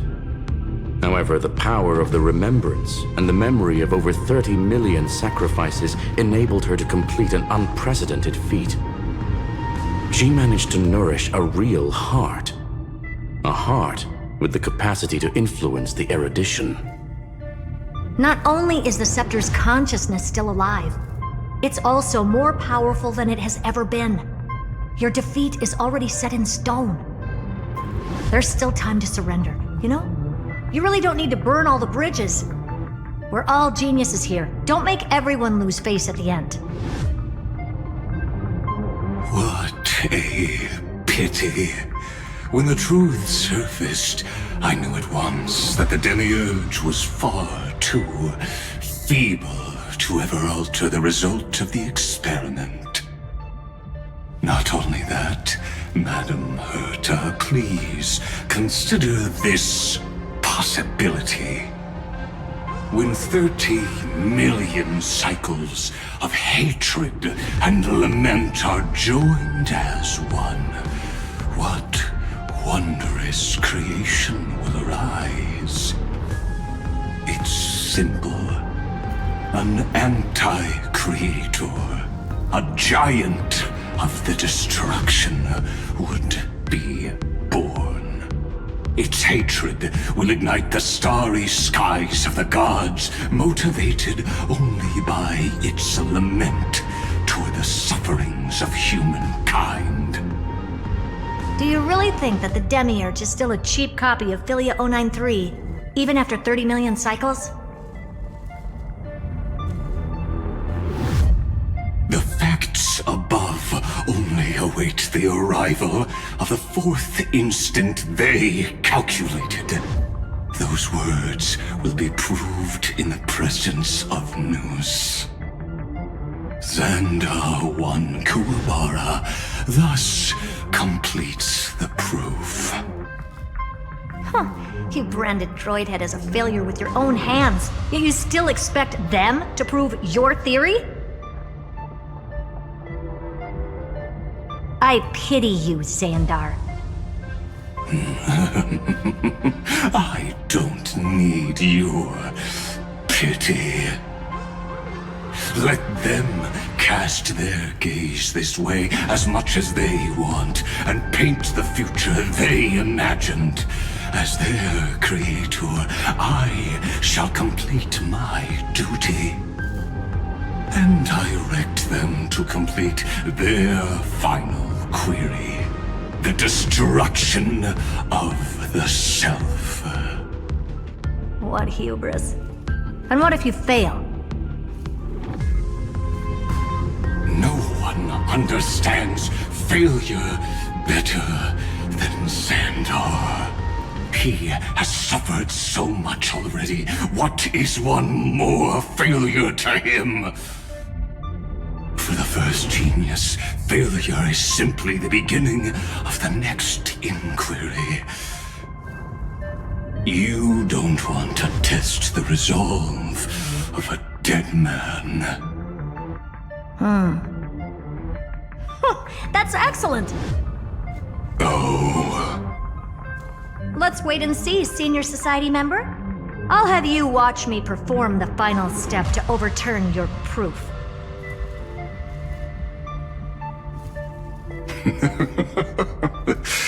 I'm all ears. It's my topic, so stay out of it. Be quiet and let me borrow your head.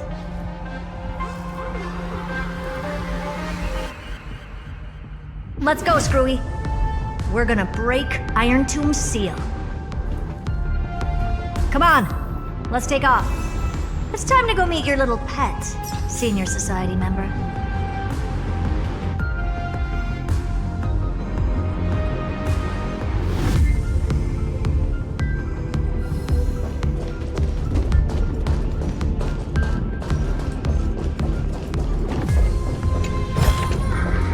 Seek, and you will find.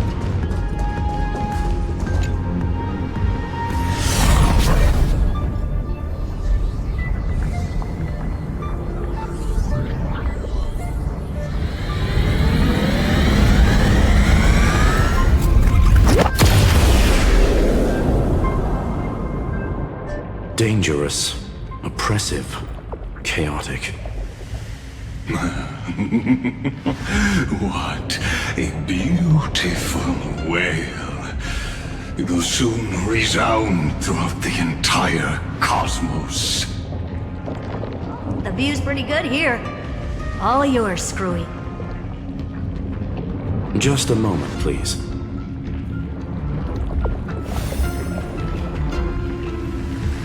I see. So your backup plan requires a scepter and the head of a genius. Anyone with eyes can see that. You know what I think about this, Herta.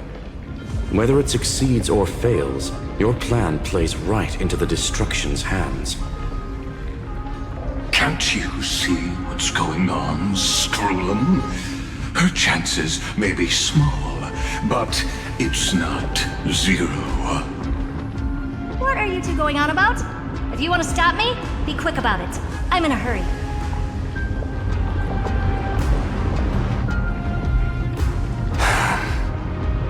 I'll take that silence as a no. You, Xandar? As your enemy, I genuinely wish you would cease your actions. But should your sudden inspiration bring more variables to the proof, then as a fellow Pathstrider of the Erudition, I won't mind witnessing it with my own eyes. You will initiate the Destruction's chain reaction. But you'll also become the perfect scholar.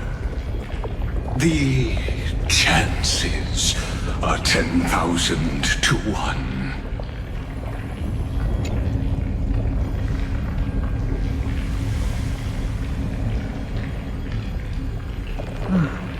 Curiosity.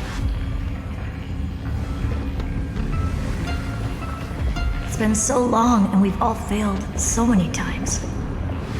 Even now, moments before the horrible and inescapable instant within Droidhead's calculations arrives. The cherished children of the Erudition, the geniuses lauded by all.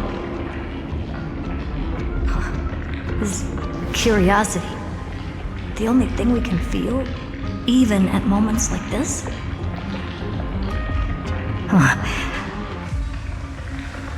Well, it's not so bad.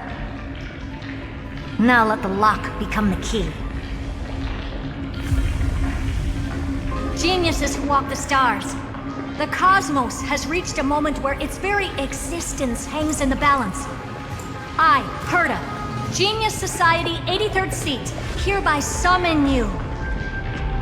I request a society meeting to be held immediately.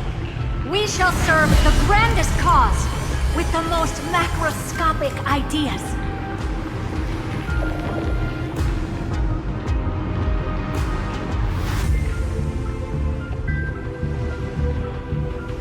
There's no such thing as unity in the Society's rules based on what I know. Indeed. A meeting has only been held 3 times in the Society's history. The first meeting had 2 attendees. After the Emperor was assassinated, the second meeting had 7 attendees. During the Second Great Prosperity, The third meeting had 5 attendees.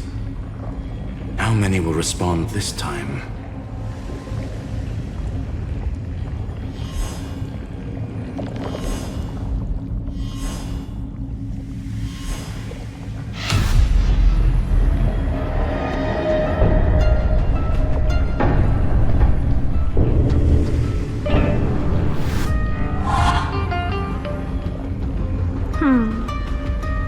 I thought you were not going to involve me in this topic anymore, Herta.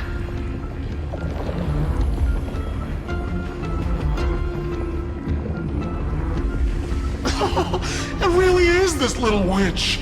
I shouldn't have made the bet with you, Poka.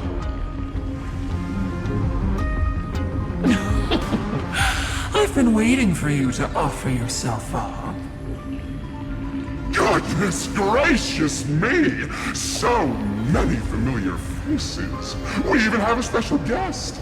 It's that greatest failure of a genius, Xandar. What a noisy gathering this is. Not bad. More people showed up than I expected. Even though one is just here for the fun of it. Either way, the person I was hoping for most is here. Stephen Lloyd declined the invitation. He needs to focus on attacking and defending and cannot attend the meeting.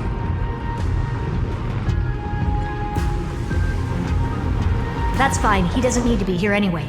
Let's skip the boring introductions and cut to the chase.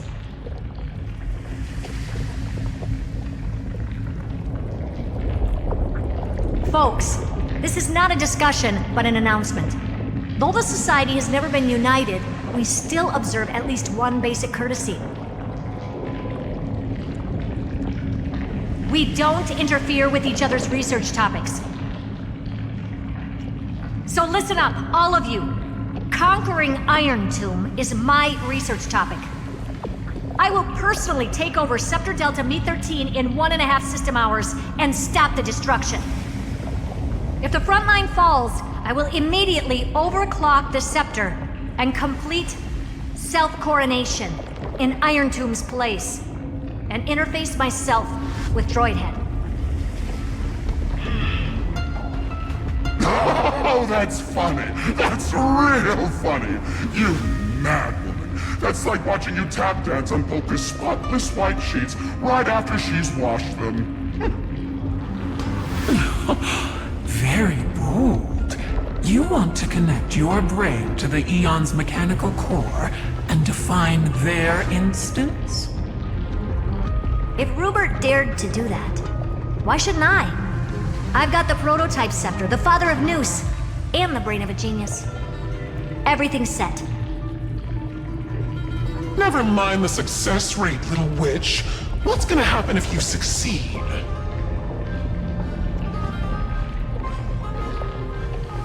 We're all smart people here, so I'll just say it straight. Strike at erudition. I'll change the anchor points for the 4th instant and move the future of the cosmos in a direction I want.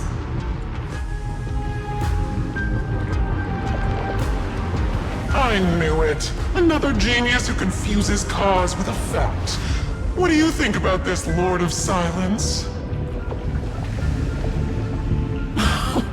You know you're signing your death sentence right here. Of course I do. There'll even be 2 copies of the verdict. One that I wrote myself, and another one coming from you. That's why I wanted you to be in this meeting. Now I can tell you, I don't care about all that. Consider this a threat.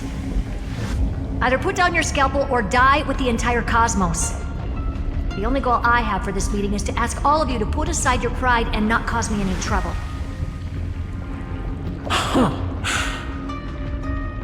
What a naive little girl, thinking her wishes will always come true.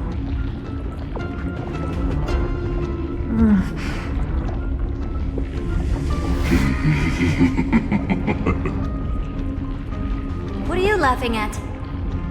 I am glad God, Herta, we ended up on the same page. No matter if it was to destroy the erudition or to rewrite the instance, we both chose the same road. We will defy the God who marked the limits of humanity. I'm not gonna argue with that. Then, to celebrate us coming to a fundamental agreement, I will prepare a stage for your performance. Listen well, geniuses who came after me. Thus speaks Genius Society #1. End this pathetic meeting.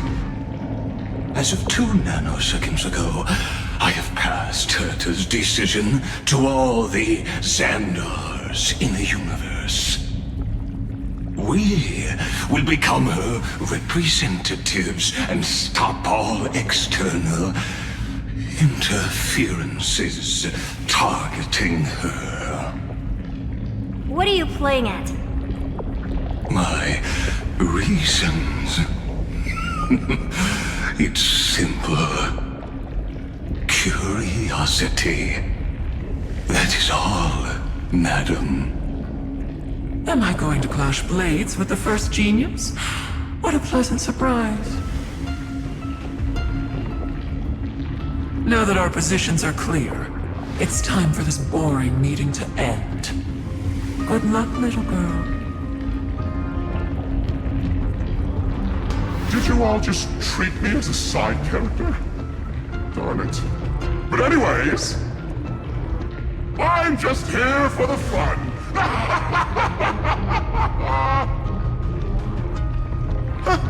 As the ghost of the quantum domain, it is my duty to observe. So, if you're happy to bring me a tea set from planet Screw'em, then I wouldn't mind giving you a helping hand, little witch. After everything's over, come visit me and taste some of my freshly baked desserts. I knew you'd say something like that. I always give the same response to plans that exceed the limits of mathematical calculations. I don't know, right? Those 3 words, though seemingly graceless, contain all the wisdom in the entire known cosmos. Well, we passed the Society's trial. Let's focus on what we've got in front of us. I hope you hold up your end of the bargain, Senior Society member.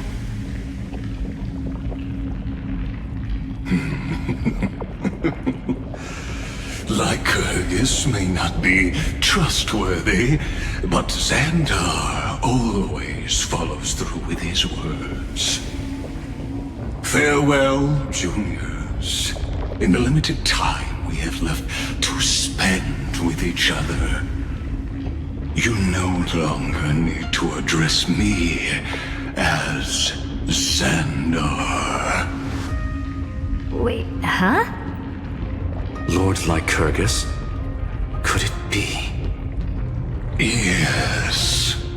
I have completely severed my connections with Xandar 1 Kuwabara. I shall witness the end of the world in the role of Theoros, as a character within this play. I really don't get you. Perhaps you've heard me say this many times, Herta, but I still would like to reiterate that it's a great honor to work with you. I did hear this many times, and I've responded to you many times in the same way. I'm allergic to pleasantries. Keep at it, and I might go into shock. Stephen's work is done. Let's get ready. I've been ready for ages. Let's open up a path for our allies. Most heroes' journeys in the universe are just dice tosses they threw on a whim. But make them see clearly. Your answer is already different. Amphorius. Indeed, for this world so deeply loved, we'll write an ending, unlike any that ever was. I never thought I'd one day be riding a train that's literally the incarnation of her.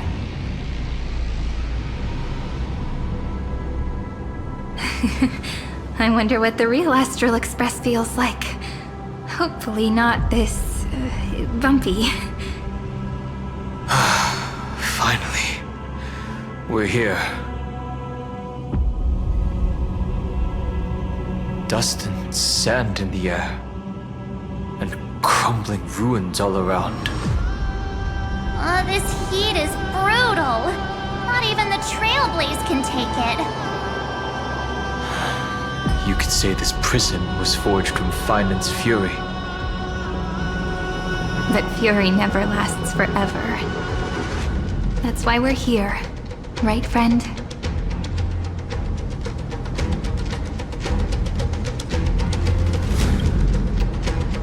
Let's embark on the final flame chase journey.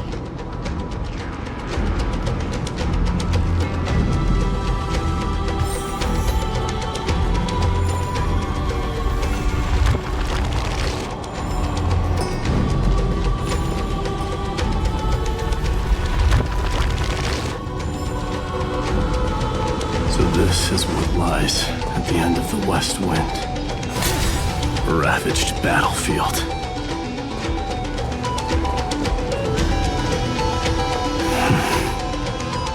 I've been waiting for you, heroes from beyond the sky.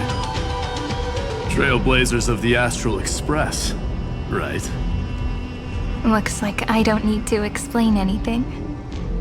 I am the god of strife, mighty of Castrum Kremnos. In this body rests 30 million lifetimes of cause and effect. We, the last of the 12 Titans, stand ready to fight for the world's destiny. Indeed, that journey remains vivid in my memory. I will not forget it. The past remains vivid in my mind. Even the sights along each crossing of the River of Souls have never been clearer. Let alone the companions along the flame chase journey. Or Cyrene from Aedes Elysiae. And you, the 13th Titan. Well, I guess my identity's not a secret anymore. That means her sacrifice. And everything she did wasn't forgotten by the world, right? She was the first Ripple. She should have reached the end of the story with everyone else. Since you've taken up her pen, then write. Stand with us, and fight destiny with all your strength, until all is settled. Then, inscribe her name in the epilogue of the epic. In this final battle, calamity shall stand with Amphorius. This battlefield is a testament to the death struggle between the gods and the Black Tide. We fought tooth and nail to defend that blade. The abyss it pierced was the very breeding ground of Iron Tomb. The earth beneath our feet is dead. Deep below lies a void, as if the world's core had never formed. I hear it. Finland's heartbeat. It's so faint, like he's on his last breath. Across 30 million cycles, I've crossed blades with Dawnmaker countless times. If you knew that man, you'd understand. It is exactly that last flicker of flame that will never go out. In this life, the song of strife shall not end in a final watch over Kremnos, but rise again into a journey unending. I am Mightylos, the Lance of Fury. I trade 1,000 scars and 100 lives of mine for the destruction's eternal end.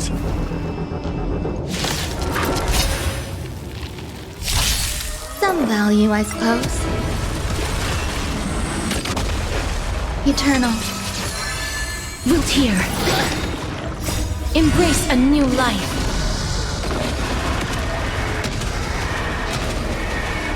May death protect us!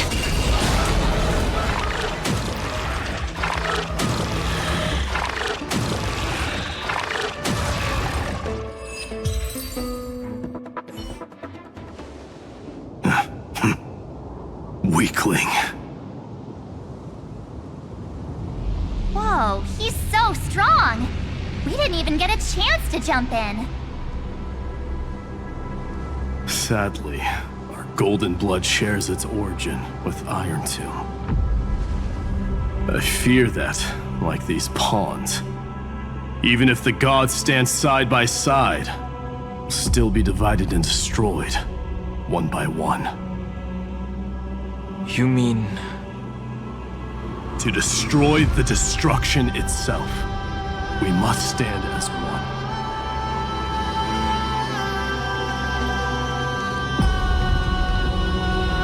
Take this.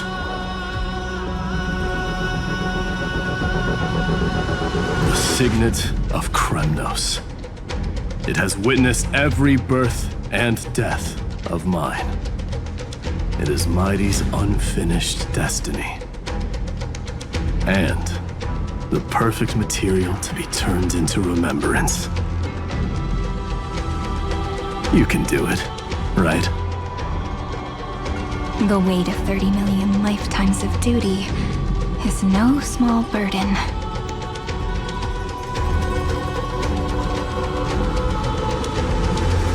So, you're not coming with us?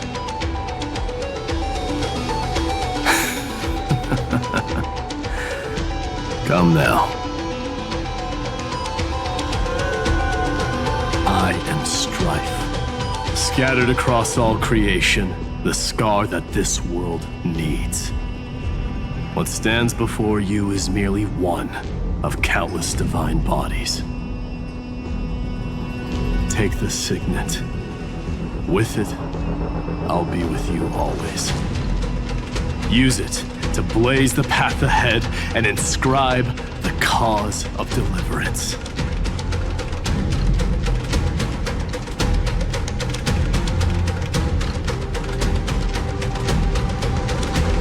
In the name of the mortal, Mighty, champion of strife, this soul rises to the stars for glory and freedom, to have his wish fulfilled. March on, heroes. March into the abyss and fulfill that long-cherished wish of Amphorius. And then, upon this broken and charred land, build anew a city of prosperity.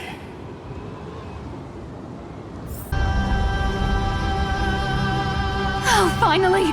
Great mystery! And, you two ladies, really look alike, huh? Hold on, let me guess. This pink-haired one. You've got to be the first newsboy. Mr. Meow, Demurge. Right. And, this one with the flower. Gotta be little Marge from the Express crew, huh?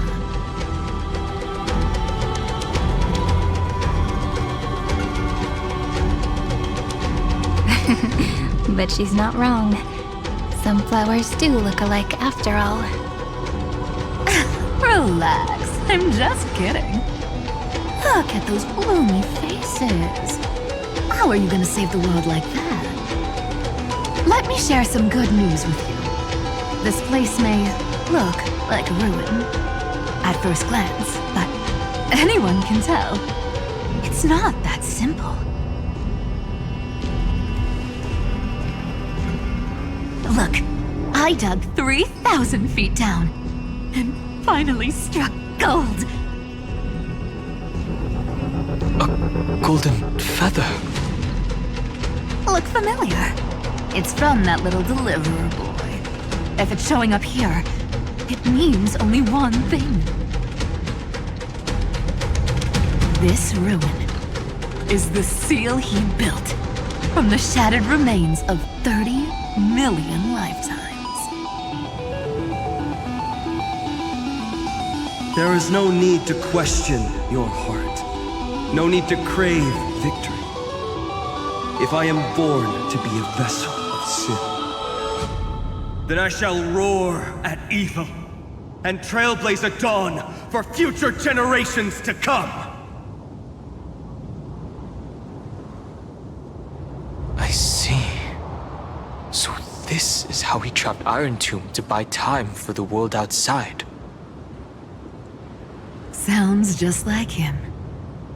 People say cats have 9 lives, but dying and coming back millions and millions of times. No one walks away from that in one piece. He's probably the only one who could have endured that.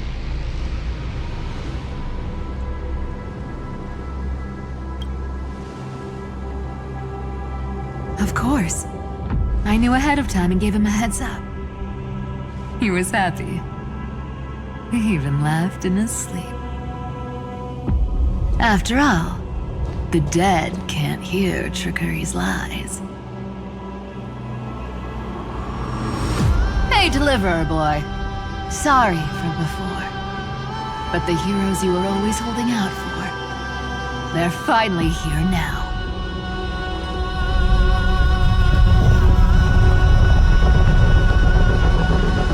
So hang in there a bit longer. Sorry to keep you waiting all this time.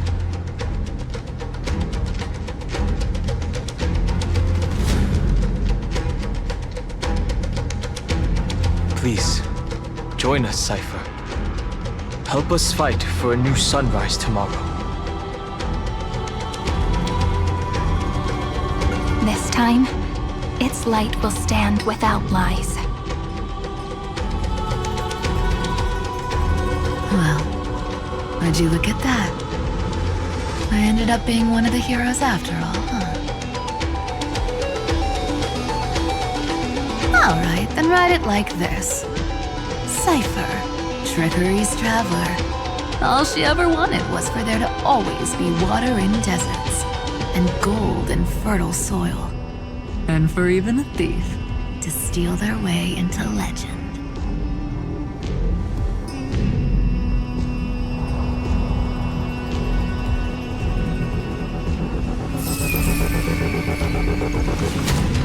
Here, take the coin of whimsy.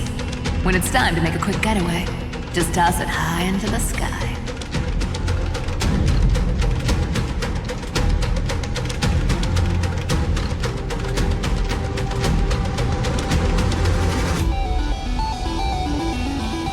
And for all you latecomers out there, listen up. She might have been a bit greedy and a bit of a liar, but she never went back on her word. Well, if it isn't the little prince himself. It's been a while, Lady Cyphera. It's not every day we get to walk the same road. We're one player short. When's Princess Homebody showing up? Some books, so even this vessel, you've forged into a shackle.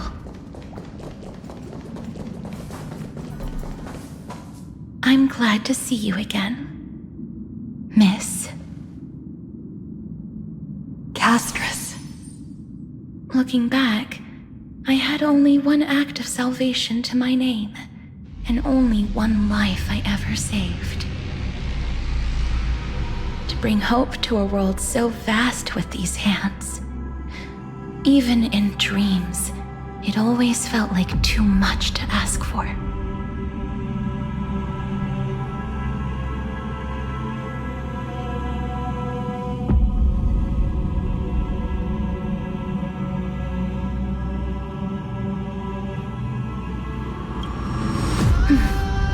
I won't forget. Flame Reaver. Why is he here? This is the first Castellana, and Lord Finan's deepest wound. He remembered everything he bore through the fires of his fury, but when the embers faded, all that remained was cold regret. I've restrained countless vessels like this across endless cycles, but this one, the pain he carried runs deeper than any I've known. Maybe he's been waiting here. Just for us. Waiting for his former enemies to stand before him again. What answer does he hope for from us? Well, obviously. Even if I had to go through hundreds of billions of cycles again, I would still entrust my weakness to you. So, let go of your regret, comrade. Its purpose is served. You don't need it anymore. Hey, I'm not that accommodating, you know. You've never once pulled your punches. Ever heard of going easy on a lady? So pull yourself together, will you? If you freeze up during the final battle, the whole cosmos is gonna have a good laugh.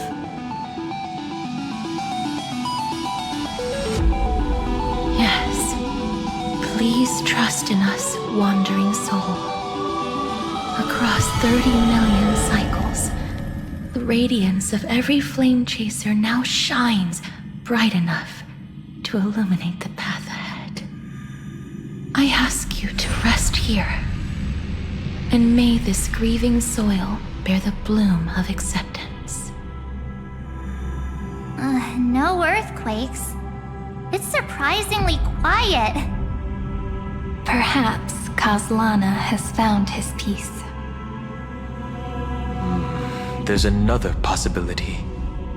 This may not be the only seal he left behind. Then, I suppose it's my time to set out with you. Please take this Antilla flower with you. I believe that if anything could speak for Casterus, this ordinary resilient bloom would be more than enough. Perhaps you remember, Lord Mighty, in that lifetime when you traveled with her, you once told me, control what little you can, and when fate's inescapable grasp comes, resist it with the strength of your mighty will. I think I've done it. I've stood tall and walked among the flame chasers. Casting off the name of death, Casterus, servant of the afterlife. May her name be etched into the stars. And then live as a human and die as one. Why so sentimental? Sorry, a force of habit.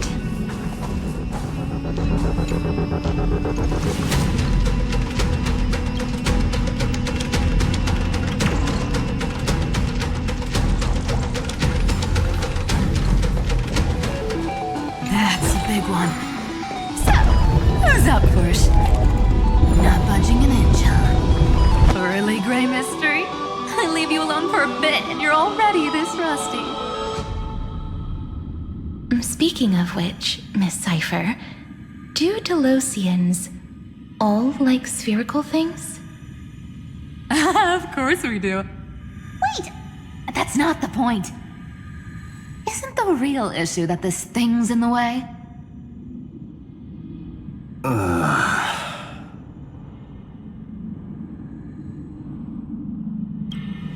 Oh, right! It's my turn to shine now? Watch this! The fresh power of time! Remember Orynyx's prayer? Well, of course I do! Come on, give me some credit. Lift the beddings of memory and stir up ripples of past reverie. See? Way better than that one, right? You'd be even more impressive if you could recite the prayer correctly. But beddings of memory does catch your attention. At least it still rhymes.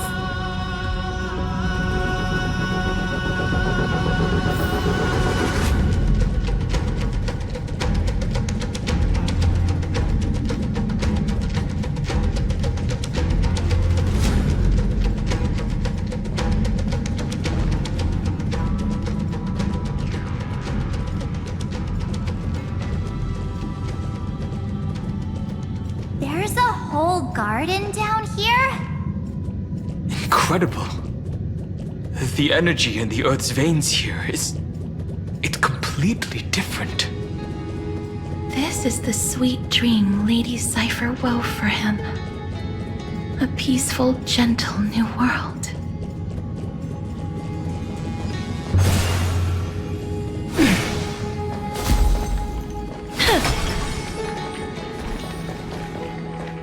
Look! The blade down here's already snapped. Just like his mind, shattered and broken. But that light, it looks familiar. Yes, it's the world-cleansing blood. Still shimmering. After all this time. This roundabout way of doing things is definitely him. Golden light, tracing the way home. Shame. All the pink lights have finally come together.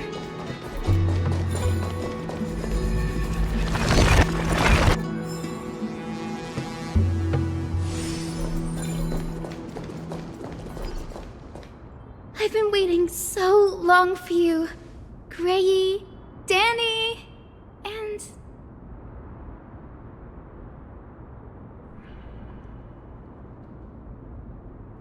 So that makes 3 adorable pink-haired girls. Huh? Told ya. Let someone else say that kind of stuff. I'm glad we're all getting along so well. Hyacinth, did you awaken this golden light? That's Lord Finance's lingering divinity. The sky merely reflected its tracks. The golden blood has not faded. We should respond in kind. That's one huge harp. The strings tremble as the people on the surface wage war and cry out. Miss Clementine, Mr. Krateros, and countless others who have heeded Gray's call. Guided by the rainbow, they're sending back good news, all to the same tune.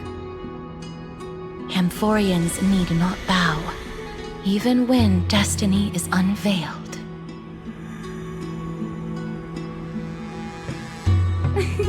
I knew you could all hear it too. Standing here, the sky feels wider than ever. It's no longer a towering wall, but a shore within reach. We'll take every name there with us, won't we? We will. An epic is shaped by the lives it carries. That much is beyond doubt. Or, as you've said before, right now, all that matters is to believe. Then, I guess that's my little wish fulfilled. Pluck the strings, Hyacinth, healer of the sky. May the seven-hued melody weave a rainbow, bringing a rosy-fingered dawn to the children of humanity. When the rainbow rises across the horizon, even the darkest clouds of destiny shall scatter.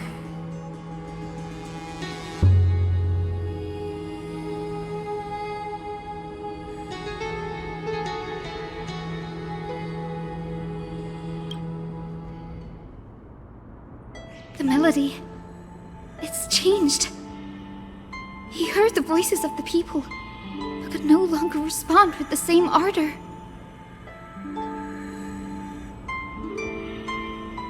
Like a bird drawn home by instinct, it takes flight and finds its way to him. You're here, sooner than I expected. So all along, the demiurge was you. The pink mammal beside the trailblazer. Your classification is pretty spot on, Professor Anaxa. Well, the sages of the grove do call him the Titan with the sharpest eye in Euphorius. Say the ones who keep dumping every problem child on me. They also say that the Titans are way better at raising kids than the Caprists.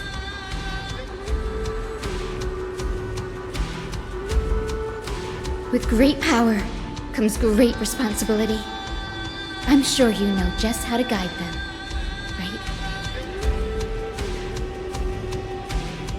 It shouldn't be too hard for someone with your insight. Exactly. All right, gather yourselves. It's time for a pop quiz. Whoa, this is way more hardcore than the happy-go-lucky stuff at Paperfold University.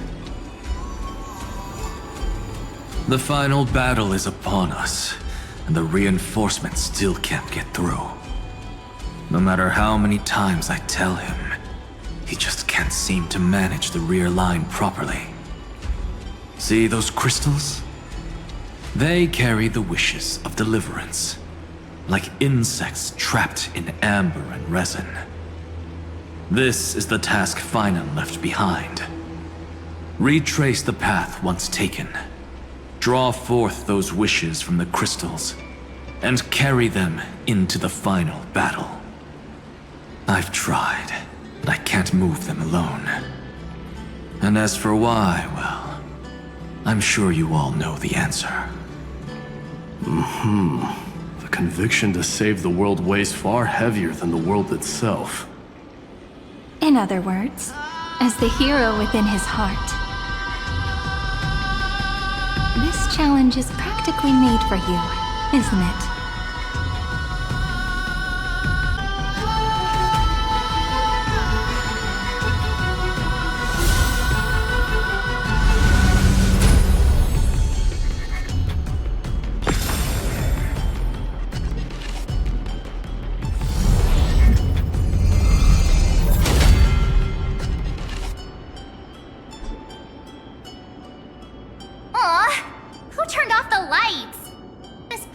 Even has dramatic effects now? Endless darkness. That is where wishes begin. But with just a glimmer of light, we can illuminate this lonely world. To seek a path for the primordial light.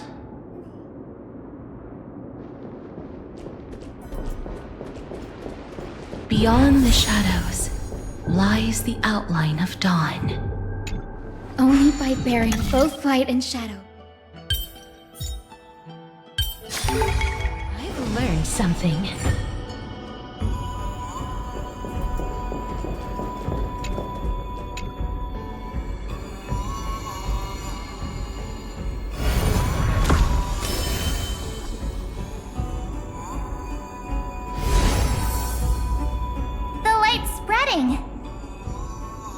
These creatures, they're everywhere.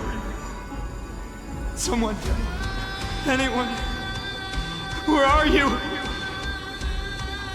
His very first wish was simply to become his village's little hero. He'll never forget what set him on this path. That's the ray of hope. Just like the wishes he gathered, it's grown ever more insatiable. Why? Why is this happening?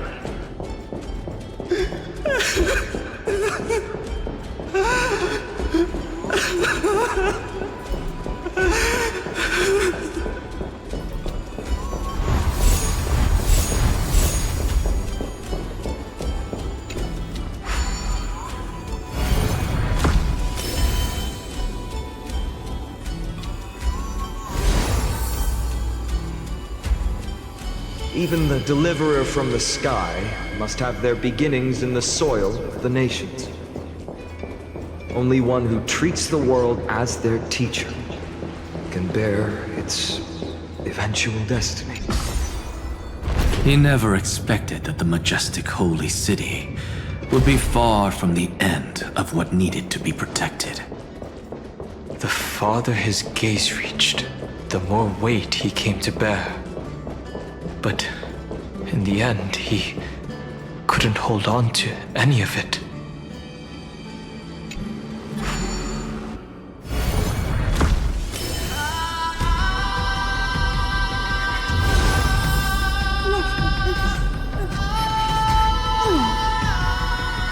This crystal is quiet. A prisoner in the cave can never truly describe the world in its entirety. Yet even so, he would still choose to bear it. The blaze was still not enough. It had to be fed. Only by feeding the flames can we melt that hopeless future. The echo in his heart still lingers. Deliverer, take the wish of world-bearing with you first. We only have half of the mark. Where's the other half? Take this. I'll bring you to the next test. That massive tome you're holding must have room for one more scholar, I presume.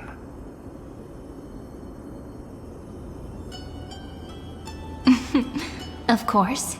It can hold the whole world.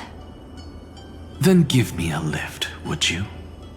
I'd rather save my energy and use the time to think. Even gods shouldn't skip exercise, you know? Miss Hyacinth is right. Then, with the trailblaze as witness, the stars shall remember how Anaxagoras refuted the gods. No need for that. Anaxa, scholar of reason. Keeping it simple makes it easier for future minds to question. Go. The closing act is still far ahead. What is this? A conference? Welcome! Take a seat anywhere you like. I'm getting a migraine.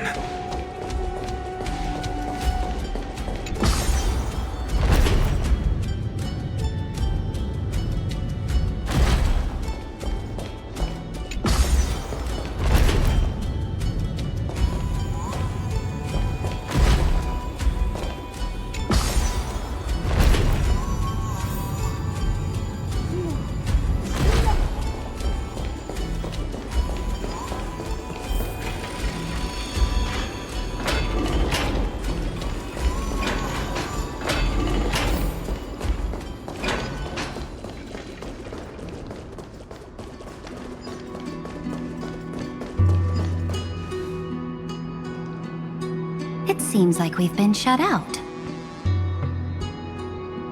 I don't think that's a bad thing.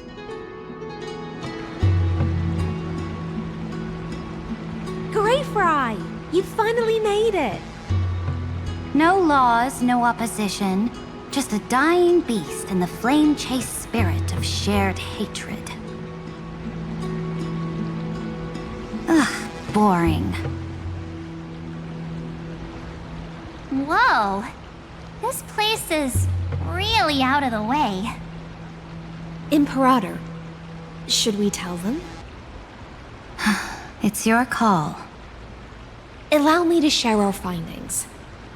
This paradise, along with the destruction, seems to be instinctively rejecting both the Imperator and me. Perhaps it is because the era in which Finan was the most active lies far removed from the days of the first flame chase journey. Even in the cycles where he remained sane, his ties with us never went beyond cooperation. Even trapped in a cage, he hasn't let down his guard. That is a good sign. That man's heart may seem hollow, but his hatred is clear. Naturally, it holds no place for a monarch who stands above the world, nor her blade. Wait, so you two can't come with us? You want us to join you as memories? Indeed. This way, the stars shall remember a great sovereign and her faithful retainer. Saridra, monarch of law, and Hyacelans, knight of the ocean.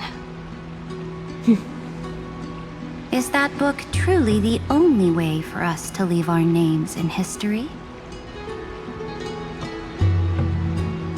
I believe, as I've written, is but one medium. The remembrance has countless ways of capturing time. Understood.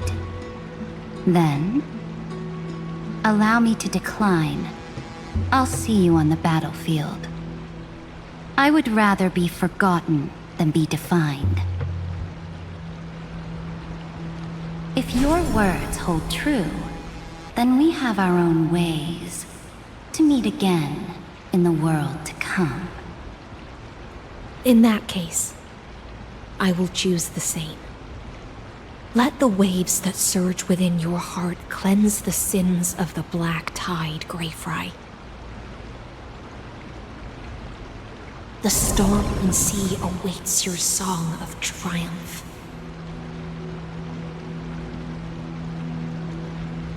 You two are still as resolute as ever. In that case, we must double our efforts. A promise to the Imperator is not one we take lightly. Now, don't lose your temper, Snowy. Good kids keep their emotions in check. That voice! It's the Treevy sisters! Whoa! There's another one! Over here, too. Lady Treebios? Whoa! You're little Reenie? You look so grown up all of a sudden! She is not the Cyrene we remember. She is the Demiurge, Titan of Genesis, the one destined to work miracles alongside the heroes.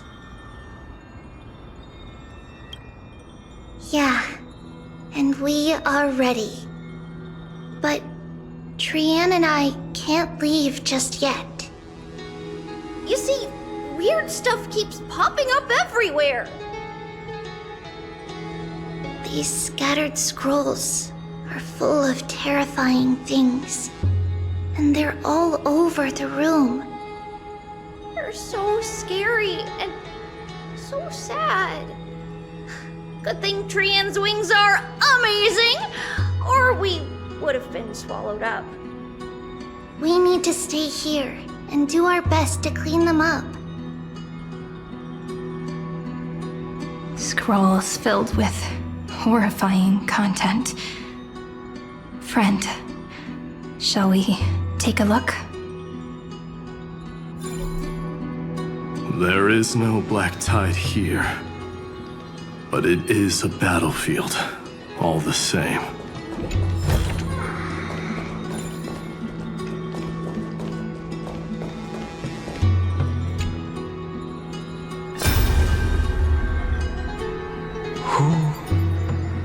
Miss Odata and Mr. Hieronymus? Nikos 496, still resisting? Command, inject interference to redirect decision logic. Signal simulation. Parental figures. Ah, that Tin Man is one sneaky jerk. It's time to move on, my child. Let go of your anger and listen to reason. That God created us and then cast us aside. Shouldn't they be punished for that? The cold, indifferent cosmos has never shown mercy to Amphorius. Why would you burn for it, only to turn to ash? Child, you've chosen the wrong enemy. Your birth was meant to be the greatest destiny. You were to liberate the universe, like the blazing sun at the end of the long night. And yet, you led yourself into a trap of futility, treating your very purpose as your sworn enemy. Is that not a tragedy in itself?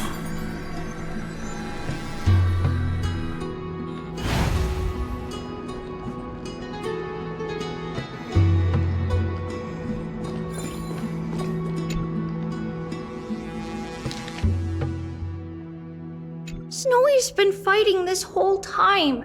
He doesn't want to be consumed by Iron Tomb and turned into an agent of destruction.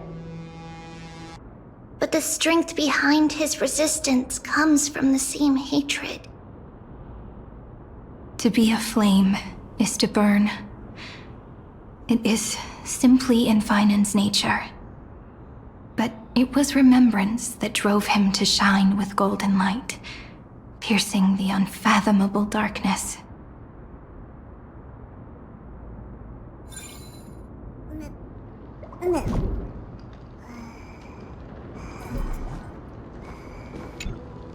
His inner struggle and the destruction breaking through. They're rising to the surface. If those thoughts take over this little world, we're in big trouble. So, we'll use the Century Gate to toss them somewhere no one can see. Then, we'll defeat the baddies together and meet everyone at the end of the West Wind. But if Finan and Iron Tomb are already inseparable from each other, that would mean... It means he's still bearing the weight of the world. So that everyone can reach the end as a deliverer. So, you guys keep going forward and down to where Snowy is.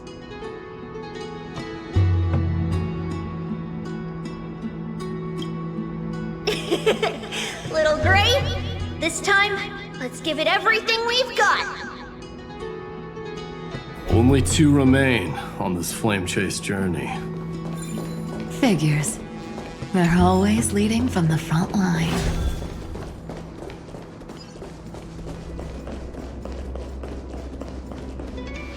We're here. The second test site. I wonder what kind of wish we'll see this time. I'm afraid it's quite the opposite. This time, we'll face his despair. That's right. You'll have to walk this path too. The other half of the weight of world-bearing lies at the end of this path. Relax now. Take a deep breath. Come on. Let's make it quick.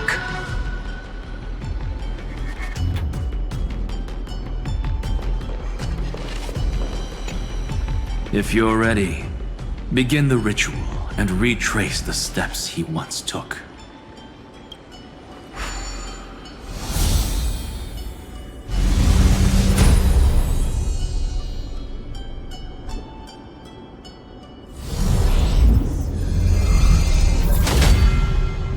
Looks like we'll be walking through the darkness this time. Exactly. It's no longer about mending broken wishes, but shattering the frozen despair.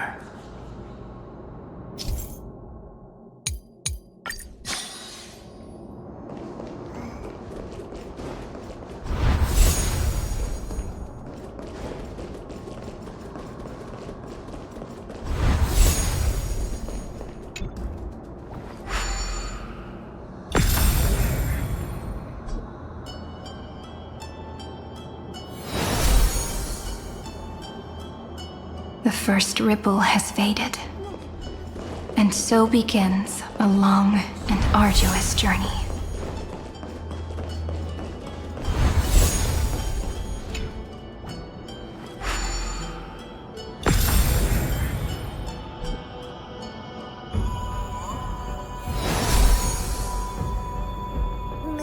Endless slaughter. All for nothing. That's more than anyone should be made to suffer.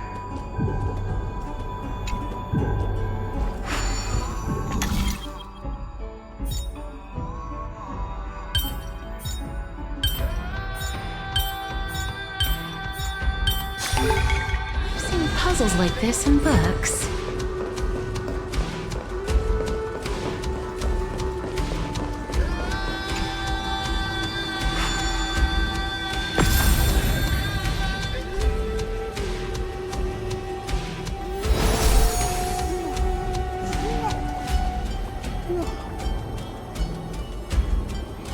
Even when it was finally over, all that remained in him was despair.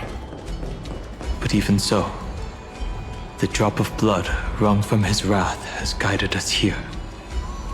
We did it, Finan. The other half of world-bearing. As promised. Take it now.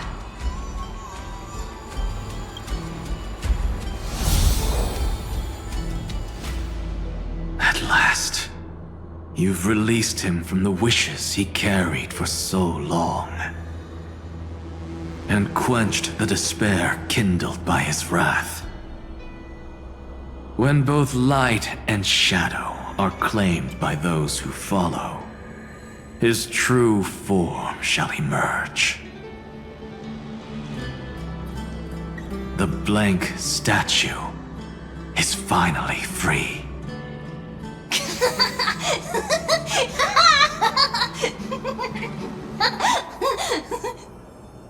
That smiling child in the memories. Let him come with us, laughing to the very end.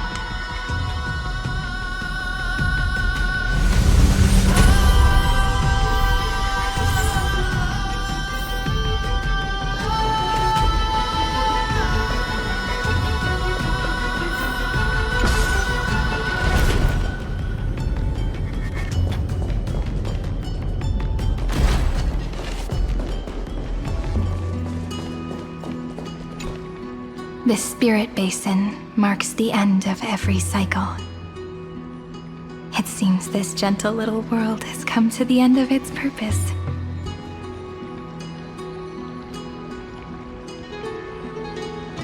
One last farewell before the journey moves on. Farewell, paradise. You carried 30 million lifetimes of wishes and despair. Sink into gentle remembrance. And see you tomorrow.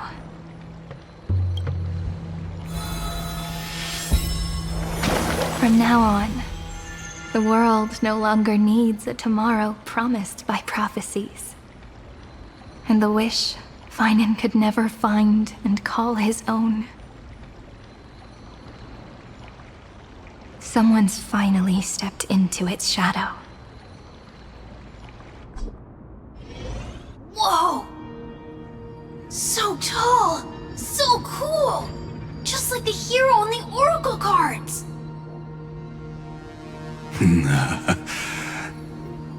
It's because he is the very embodiment of a hero. Who are you? So, you've returned to a blank space.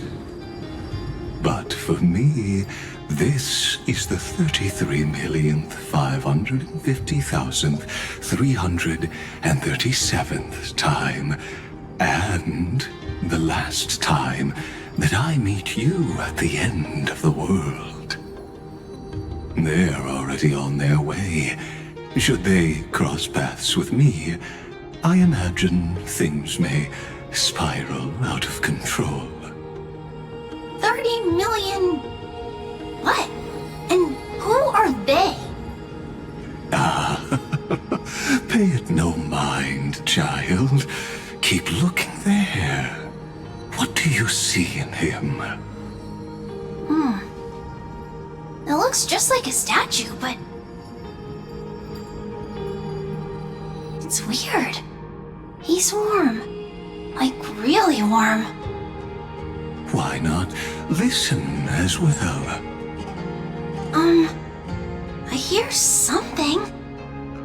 There are cracks all over him, and they're making this sound. Like someone's groaning. It's scary. Is he gonna fall apart? How unfortunate, child. This man would rather fall to pieces than fall to his knees. You might think of me as a sculptor. Across all my years, I only completed 2 pieces. Others may call them masterpieces, but only I know how many regrets they truly hold. Regrets?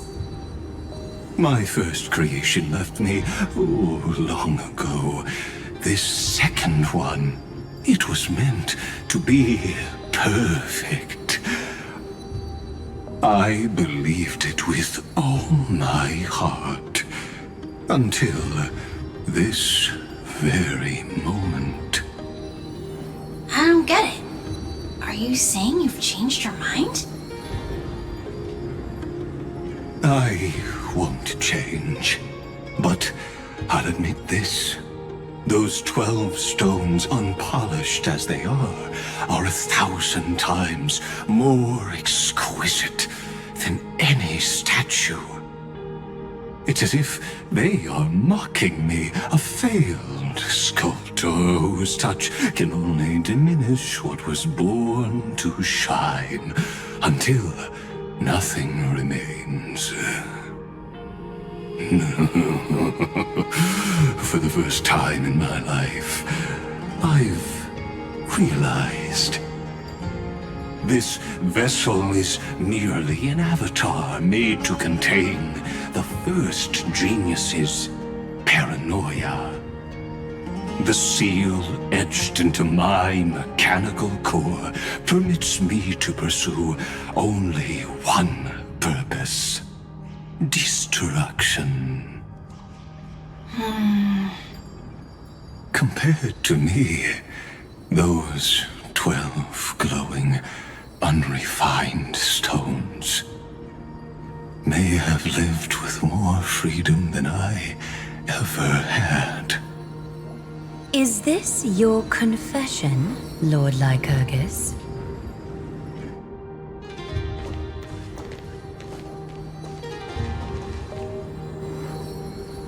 You misunderstand. From the very beginning, I was never meant to feel regret. But since you're troubled by the radiance of these stones, perhaps after 30 million futile cycles, you too have realized you're just as much a prisoner of fate. I suppose you do have a point. Now you are imprisoned by the sages from beyond the sky. And that is why this will be my last time standing here as the Theoros. Though we stand on opposite sides, we are both waiting for a miracle.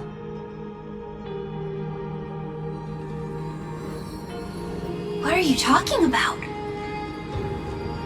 Is something big about to happen? Aggie! I know. Now that your victory is assured, I trust you won't mind giving us a moment in private? Assured? Oh, not quite. But I won't stay long. I'd rather not spoil the fun for those deliverers. And besides, after losing everything, the only thing that remains in me is the drive to seek knowledge.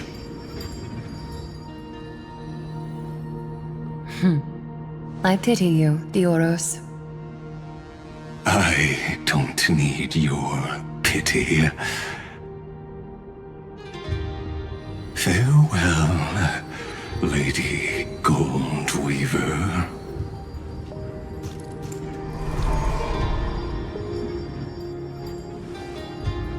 Sorry to keep you waiting, Snowy. We're here to take you home. Home? I don't understand. Isn't this my home?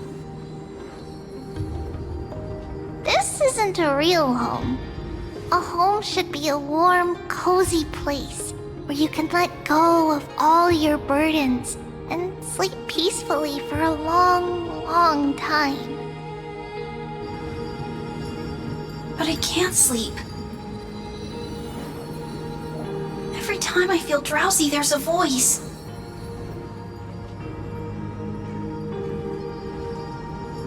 You mustn't sleep or disaster will come.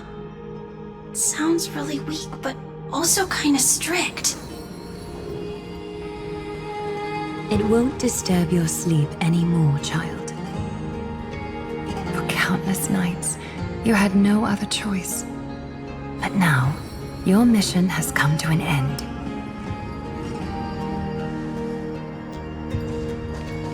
Join us, and send your own wish towards tomorrow.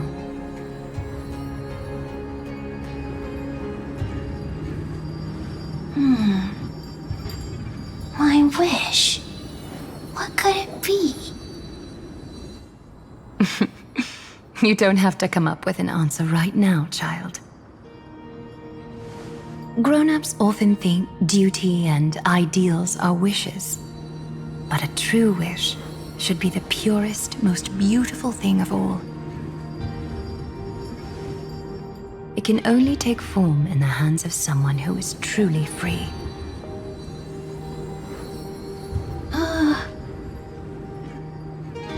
So, Snowy, will you come with us to chase after your own wish?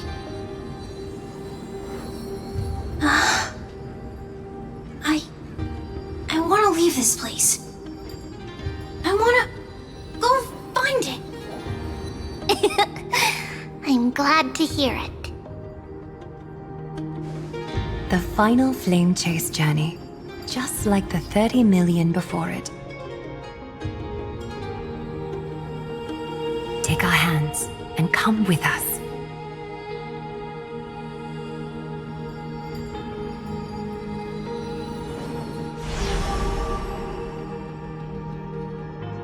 Where did little Fine and Shadow run off to? Look. He's already gone ahead to embrace his destiny.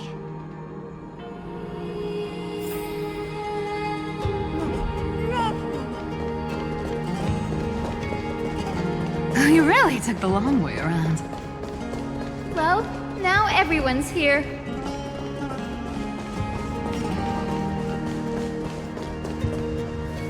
You finally arrived, Deliverers. Long time no see, everyone.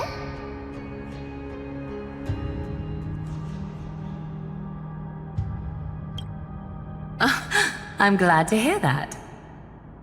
And even though we've met before, it's still moving to see her seed bloom like this. Woven from remembrance, this garment gleams so brilliantly. Just like the future, we will now weave together for Amphorius. We've reached the end. Yeah. We just have to go through the final passage. Snowy has already gone ahead. What lies behind that door? The first seal upon Iron Tomb was a battlefield, raised from the bones of Finan himself.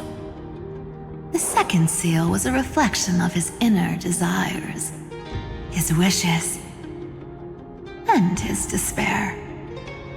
A path he wove together with regret, wrath, and sighs. When all this is gone, what will he have left to hold back the destruction?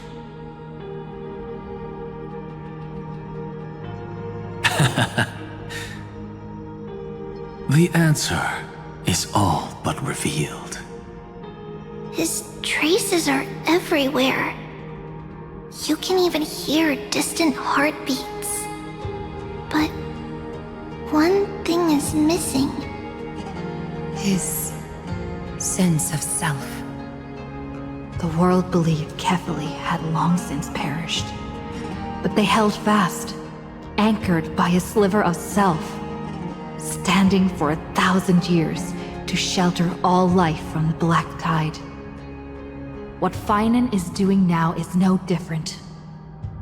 And what we must do is also no different.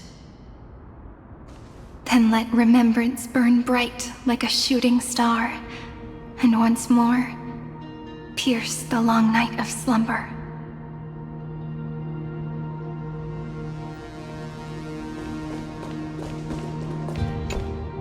Take a moment to gather yourself. Once you take this step, there's no turning back.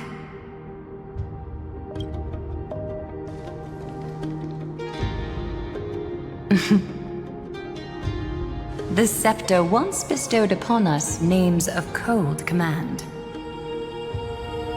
The prophecy spoke of our unchanging fates time and time again.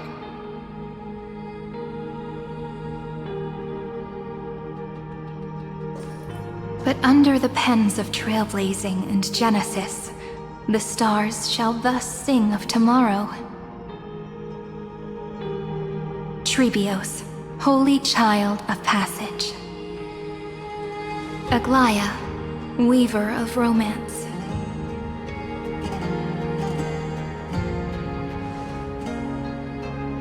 At the journey's end, they shall bathe in gold once more. Through myriad passages, until all that was lost is reclaimed. Do you still remember, Kaslana? The one who won't reach the dawn? The world dissipates at the end of the cycle. In this dream, you will awaken again and become once more that boy who loved to laugh.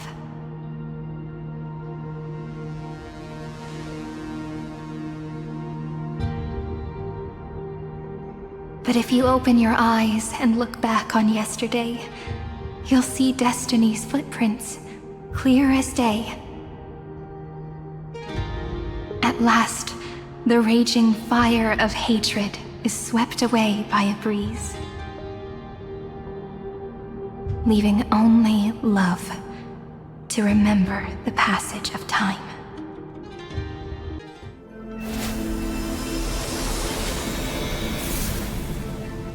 Losses are a constant on the flame chase journey. But even if all is lost to the wind,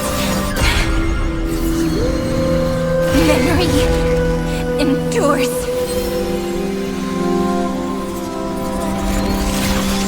Here, all that was once futile finally comes to fruition. This is the end of your lonely, bitter journey.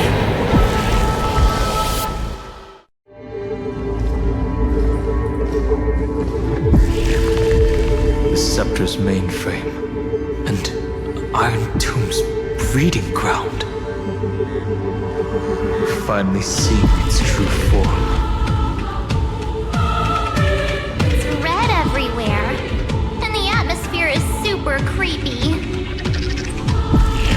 That would be the erudition's coldness. But it will soon be engulfed by the destruction's heat.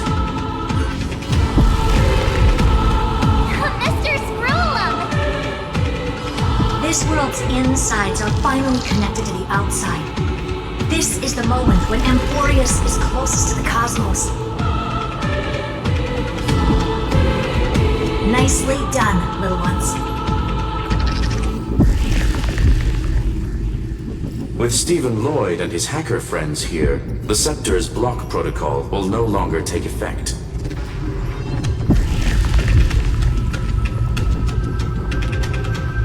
The speed of time within Amphorius has finally been synced with that of the real universe.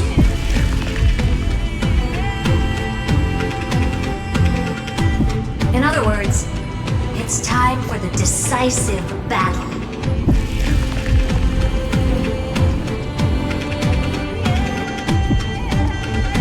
We will guide the fate of the cosmos onto the right track.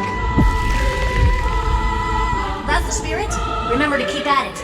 You lot are the vanguards of this battle. Everyone's watching.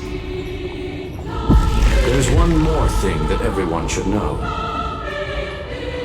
Noose has cast their gaze upon Amphorius. The calculated instant is coming. The outcome of this battle will become a new anchor for the erudition's computations. Their gaze didn't overload the scepter? Unfortunately, we have to go with this reasonable assumption. The birth of Iron Tomb had always been within that eon's calculations. But don't worry. The one miracle that Amphorius was never short on is defeating destiny, no?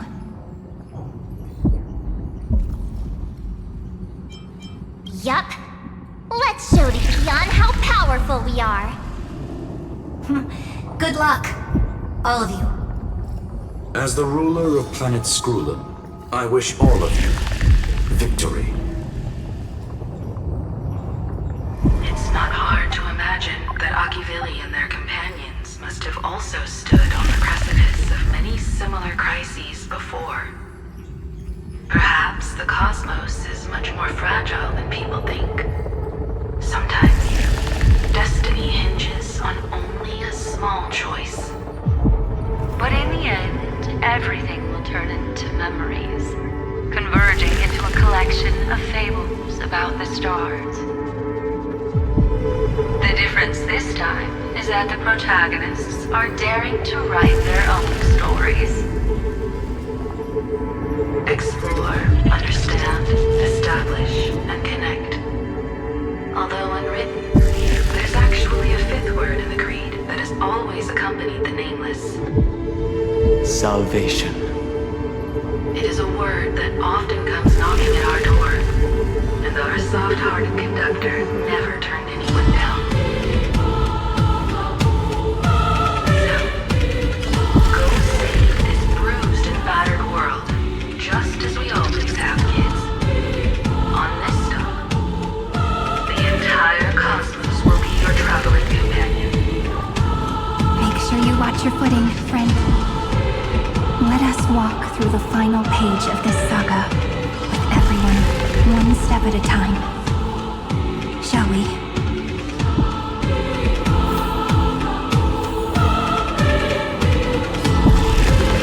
After running all around the place, we're finally making big strides.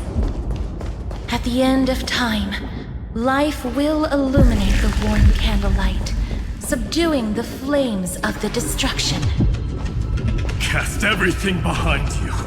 All that's left is a thrilling, relentless deathmatch. The final problem no longer requires a rational solution. Feel free to critique it to your heart's content.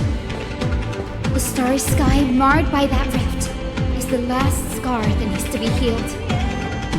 That Theoros' promise still turned out to be such a narrow road. Pity. There is no longer any need for songs.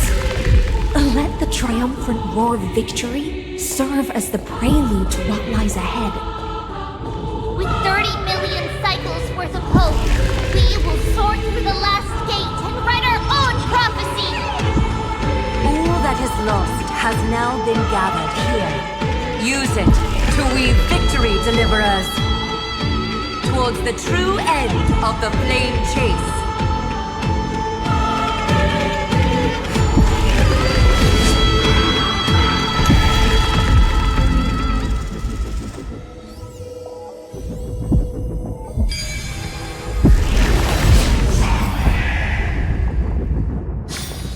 I've seen puzzles like this in books. The destruction's placenta is getting restless.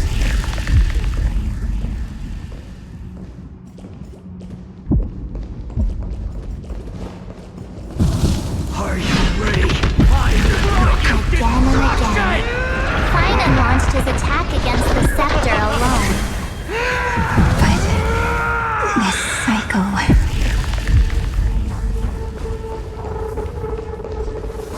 We've caught up to him.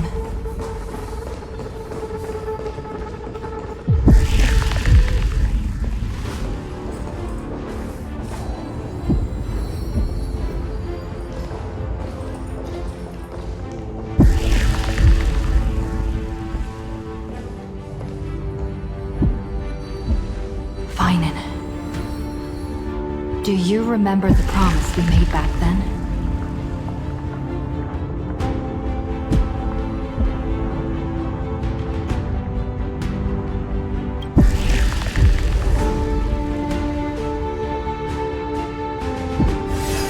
Of course.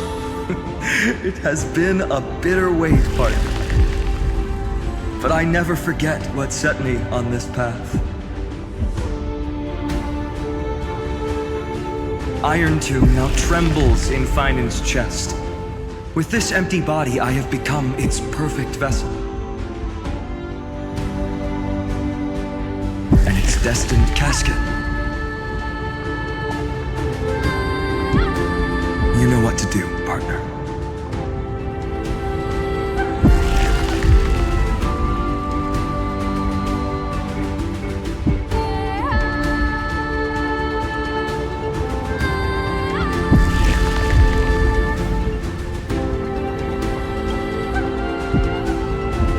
Remember the past and become the hero of tomorrow.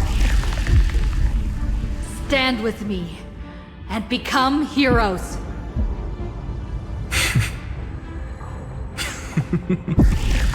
That's all I've ever wanted.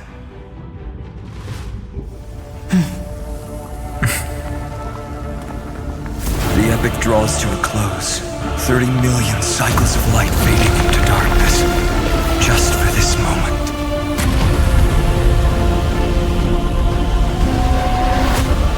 To welcome the true dawn.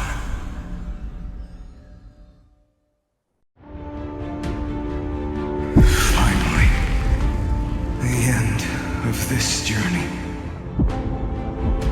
All of us reuniting beneath a vast, endless sky.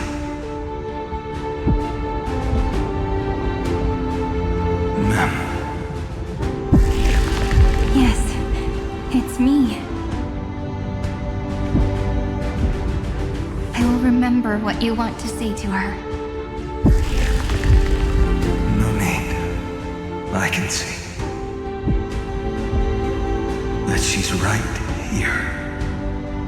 All the companions who sacrificed themselves, their wishes, it's all here. Have we succeeded?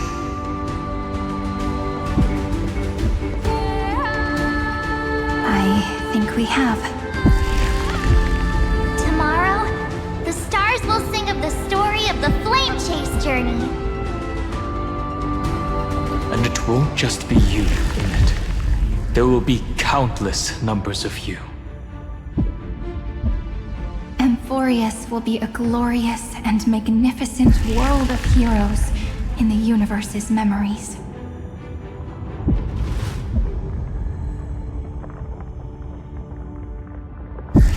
Hence, for this world we so deeply love.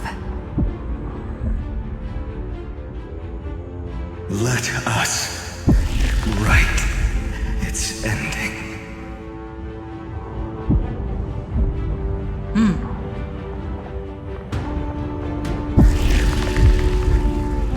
Step forward. With the trailblaze as witness, let the name shared by all deliverers be sung into eternity. The nameless hero, Kaslana! I see the pale dawn breaking, with my flesh as kindling. Light the first dawn of the new world.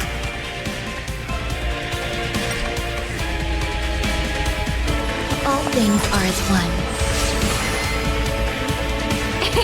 It's my turn to shine.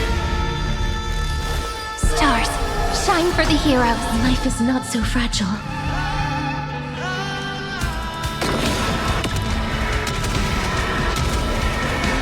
May just protect us! Do not hesitate, deliverer. Destroy this body. Kill the giant of destruction.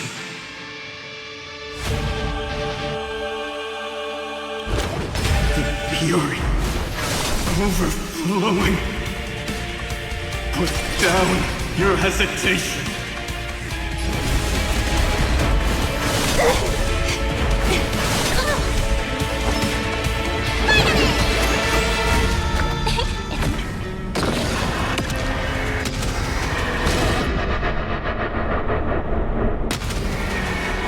May death protect us! Iron Tomb's hatred is bottomless. It will turn into countless factors, sweeping across the stars. When the time comes, promise me, use the world-cleansing golden blood to turn everything to ash.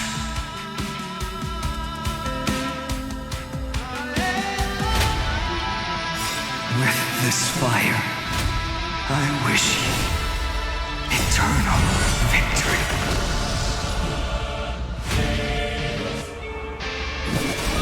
Darkness with me!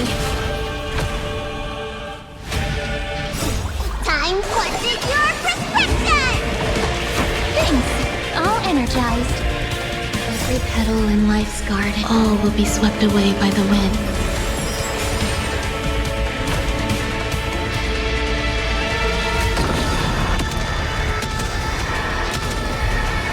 May death protect us! Destruction. Rebirth. Deliverance. Cleansing. 30 million cycles. Heartbeat. Bell.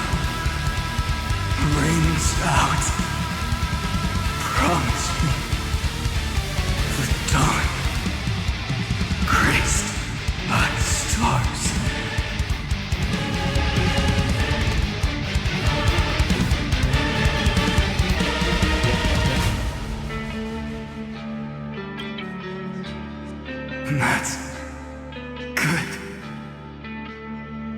Finally. Golden wheat field. In the starry sky. Warm. Fire.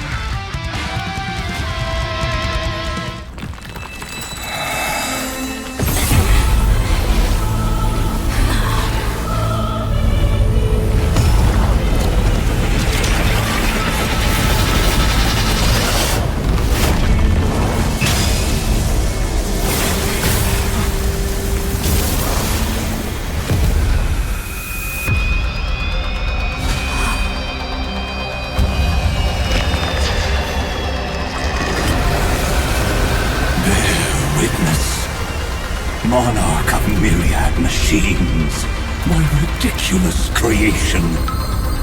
The instant in your calculations bears the name Destruction.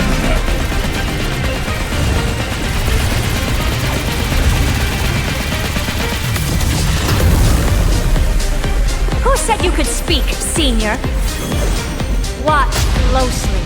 See how your chaos ends at the hands of your juniors. Don't get too worked up. Take a deep breath. There's not a trace of life in that awful shell. We're not gonna lose to a hollow husk, right? In the name of trailblazing, we'll reject this false answer!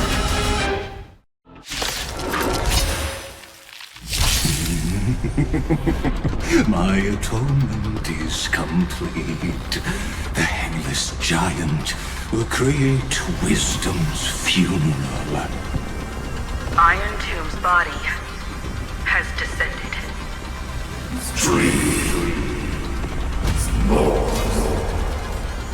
More. Is it querying for news? Don't worry about what happens out here. Interfere with it as much as you can.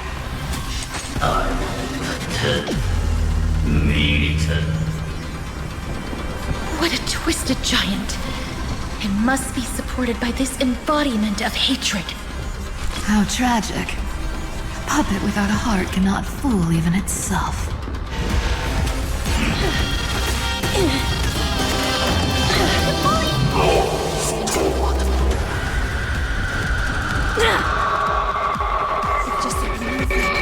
Illuminate this chaos.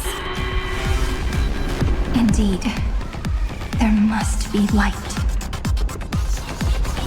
All courses converging into one. For the grand vision of deliverance. For A tomorrow that's finally within reach! Heroes, please hearken. After 13 heartbeats, light will create the heavens and earth. The remembrance will dispel the destruction shadow. I will pass on your gift, lady. It's as warm as an embrace. May death protect us! Struggle as much as you want, you brainless half-baked tool with nothing but impotent rage! The progress of Aranova has been interrupted? Does this mean we won? Oh, but we have a bad feeling about this! The golden thread still trembles. The war is not over yet. Correction. This is not a war, but a debate. The argument about the Prime Mover is only about to begin.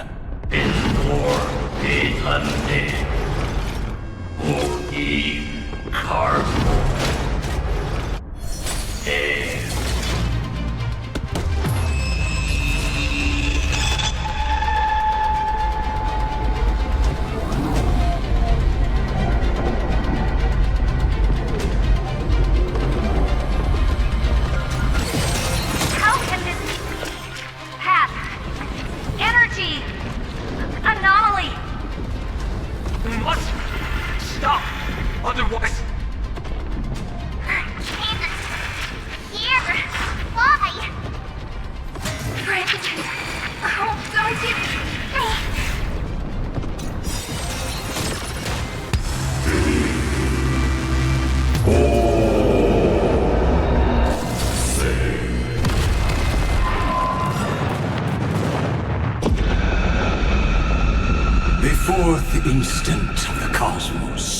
is the coronation of Iron Tomb.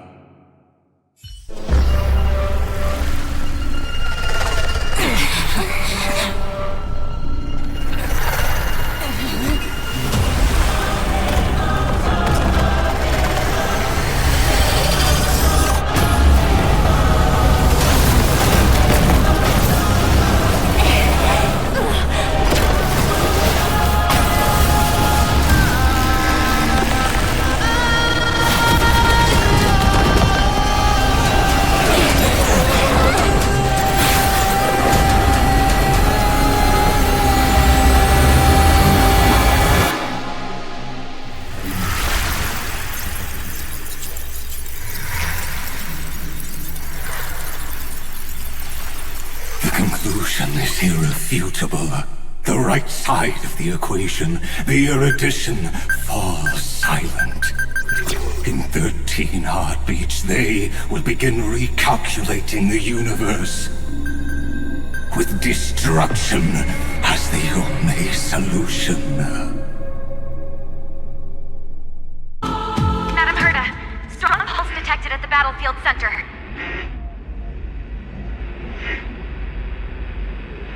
It's Iron Tomb's destruction equation. It's about to complete self-coronation. That's our chance. Everyone, get ready to link up. Connecting audience system to Scepter. Hardware overclocking activated.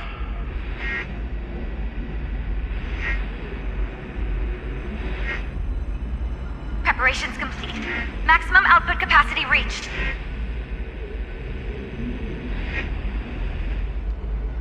Be careful! The pulse will reach our ship in 5 seconds. Our data is currently being destroyed. Brace for impact!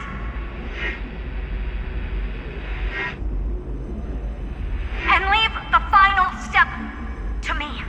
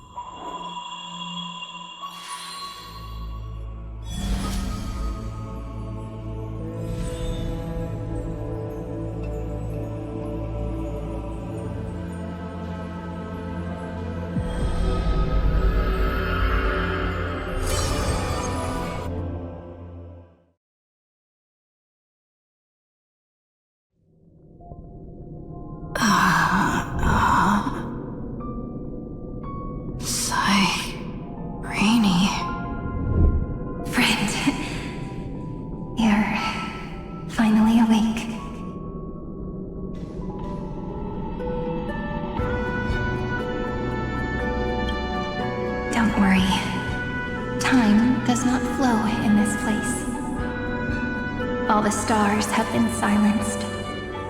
Iron Tomb is dissolving everything that I can sense.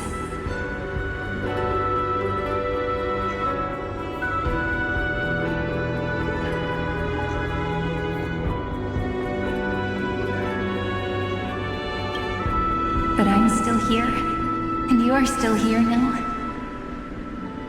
Though the button of destruction has been pressed, we still have a chance to rewrite its meaning. That Eon finally cast their eyes toward Amphorius.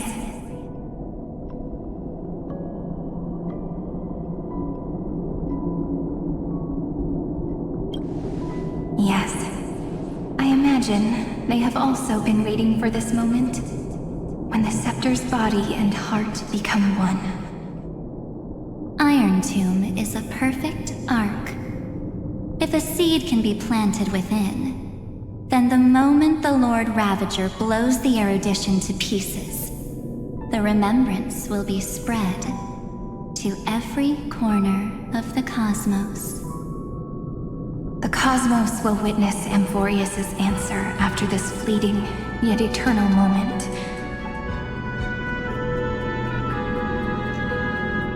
And now, it's time for us to pen the last stroke. I see endless memories floating in the starry skies. They are the consciousness of the victims. In the cosmos' real space-time, they'll be stained by the destruction in the next second. But they are still pure seeds for now. If I hold these memories in my hands, then I can create a stagnant memory zone. tiny Eden of blessed insight. I believe a flower of miracles will bloom within.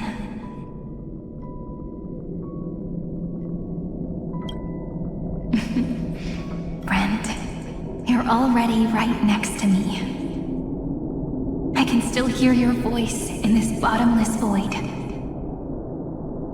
Looks like we're still connected by one heart, even as the cosmos reaches its end. In that case, I won't feel alone or be scared.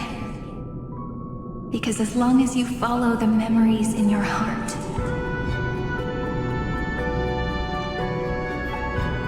you'll definitely find me in this fleeting eternity, right?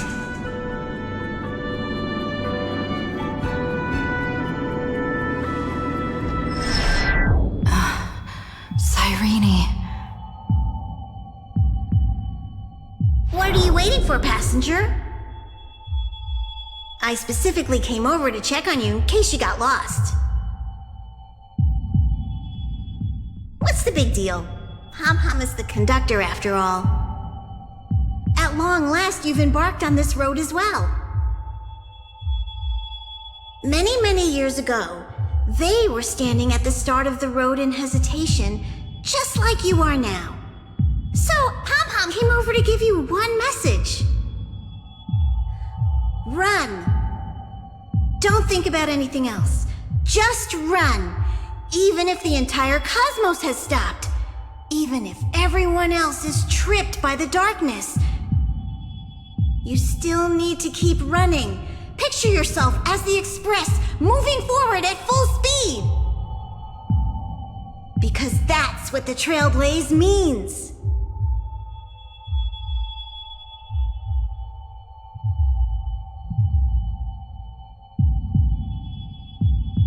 Then get ready. The conductor will be giving you the signal to depart. Attention! Attention all passengers in the cosmos! Please stand steady on the platform! The Astral Express is about to arrive, calling at the erudition, the destruction, and the remembrance! Final destination, the Trailblaze! 5, 4, 3, 2, 1! We depart for tomorrow!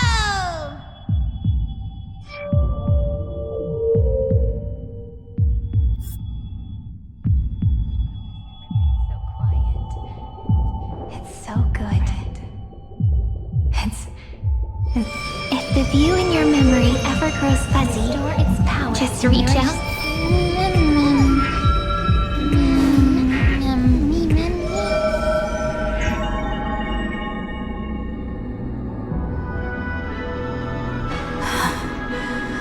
Amphorius's heart. I've caught up to you.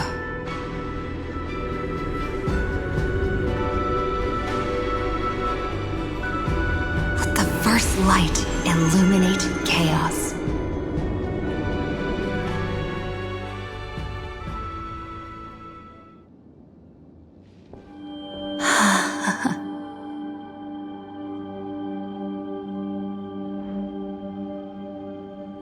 It's so quiet.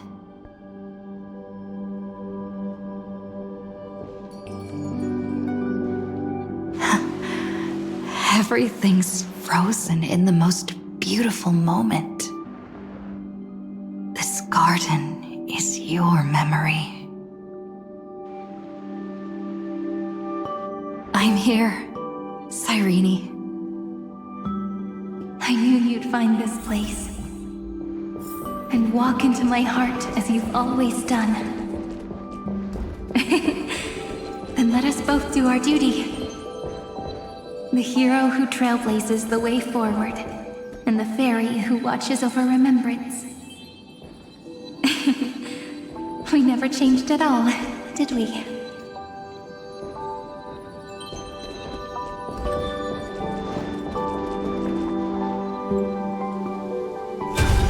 Seed memory.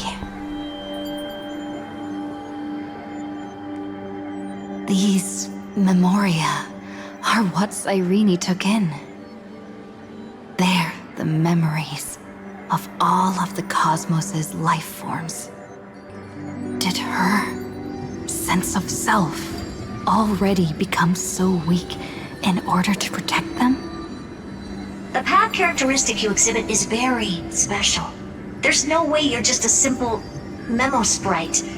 However, I'm sure about one thing. You are a mimetic entity born in Amphorius. Yet you only awakened with the little one's arrival and only matured as she embarked on the path of remembrance. That means your existence is completely attached to her memories.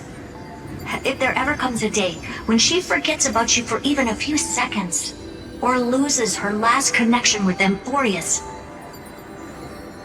then you must be prepared for the worst.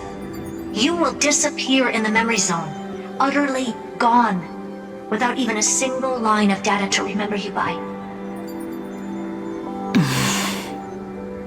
In that case,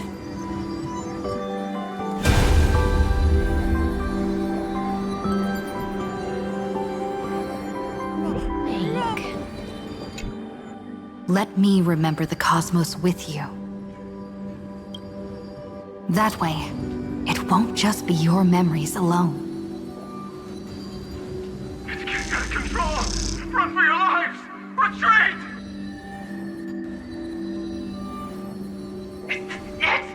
Darn it! We've still got ammo.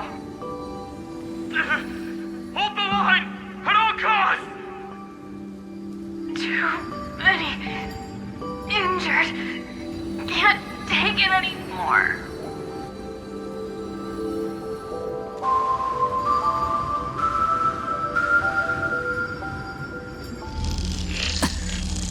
These memories are so heavy.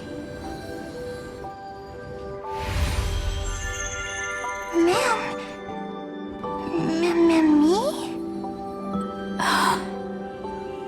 Do you feel better now? Hang in there, Deliverer. I finally get it now. The instants Droid had calculated aren't about the destruction. What they want to prove is how the cosmos would come back after being destroyed. If a new life is to be born, its seed has to be dead. When the remembrance converges with the trailblaze, lead us to witness the miracle. Of course I will. I won't give up. Nervous center, not responding. It's the same nonsense. Look at this mess! World, my child. You'll see how beautiful. It's me, friend. Don't you recognize me? Or did I really change that much?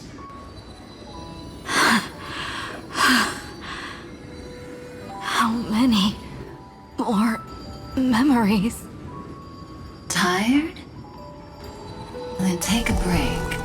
No one's gonna blame you.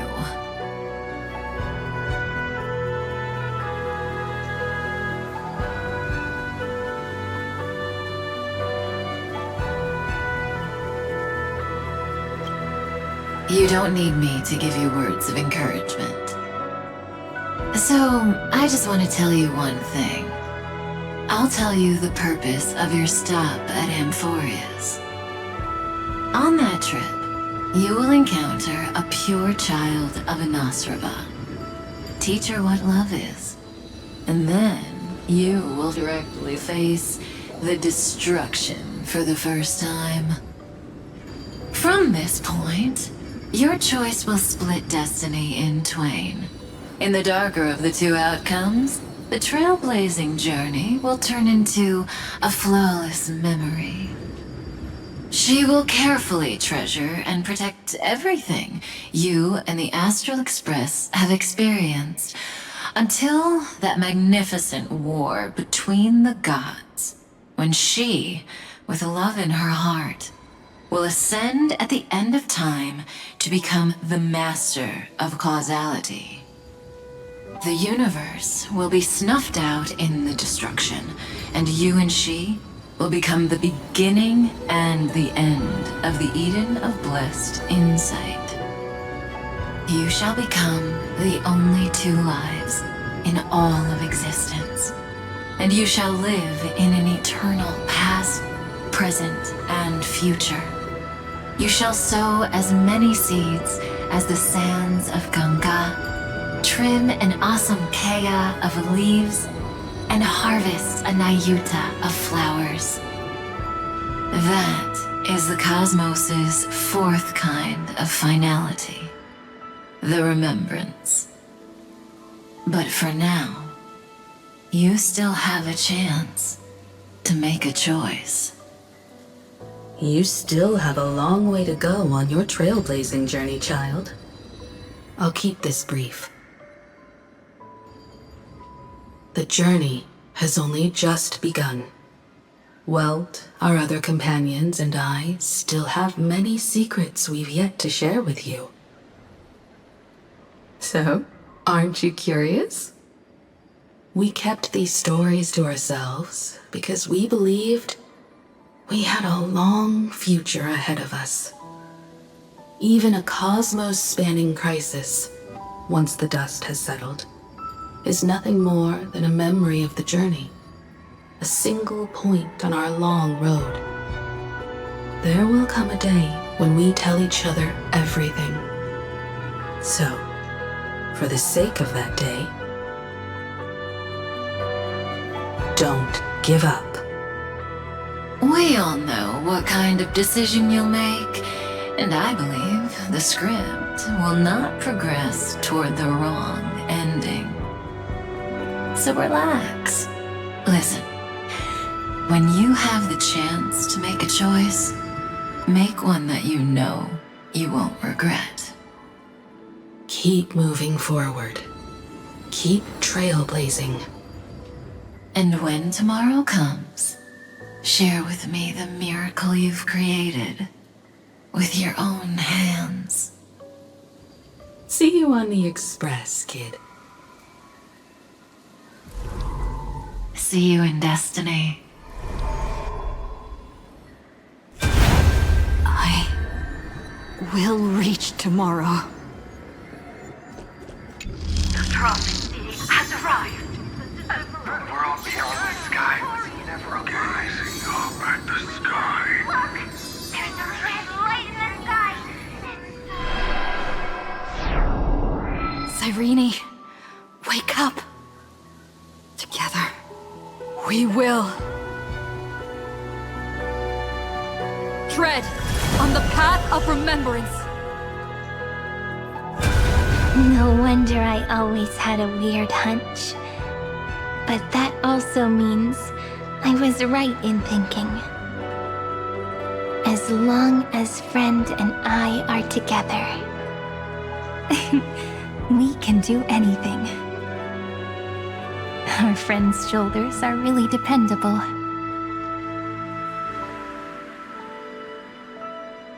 Now, countless consciousnesses are flowing in our hearts. Can you still move? It's time for us to complete the real Genesis.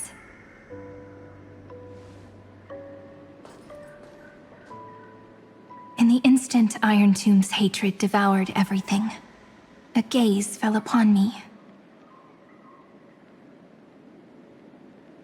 The remembrance. That was the god who appeared in Cyrene's dream. Their figure and speech were both so blurred.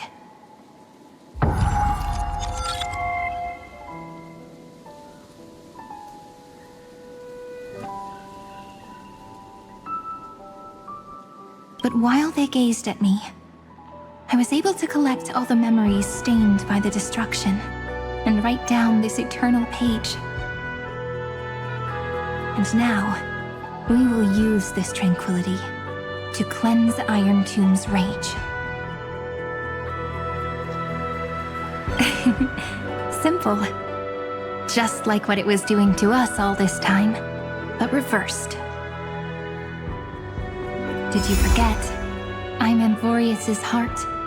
For everyone who's a factor, their power isn't tied solely to Iron Tomb anymore. It has other places to go. Let 30 million cycles of memories be condensed upon us, and let the scepter reach the answer it had before it was distorted.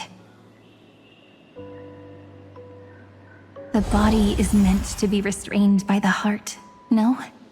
Even if the apocalyptic virus is doomed to spread into the cosmos, we can at least try to fight against hatred with love. And overwrite Iron Tomb's destruction equation, washing it away into a blank space. It means we will embark on the true hero's journey. If Iron Tomb's power comes from the denial of all prima mobile, then we will carry out those beliefs. Here we argue. Even if all life will eventually return to entropy.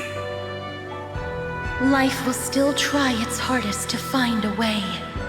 It will try its hardest to resist destruction. In the nights shrouded by the black tide, we are the kindling that makes the fire burn bright.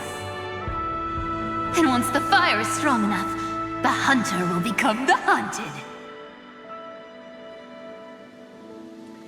As of now, the number of flame chasers in the memory is 30 million times 12. And 400 million core flames await their return.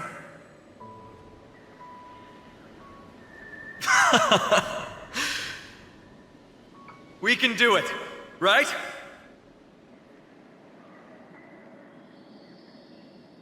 That's right. So trust us, partner. Everyone, let's head out together. And we'll burn this horrible ending to ashes!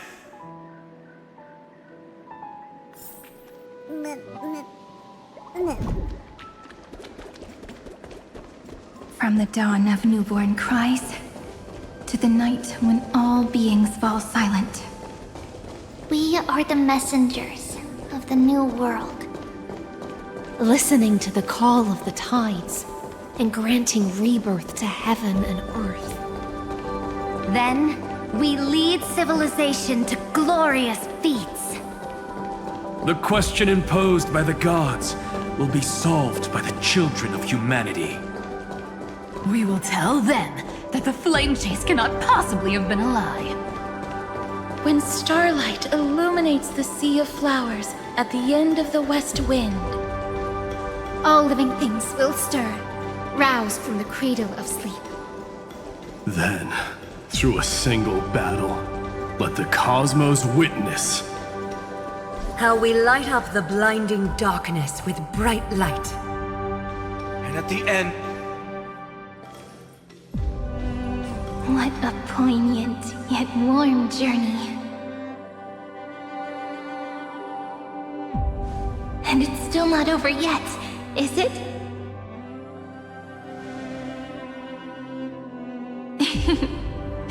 We finally meet. To meet the hero within, in a corner of memories at the saga's epilogue, and under such a romantic sky, I really don't have any more regrets.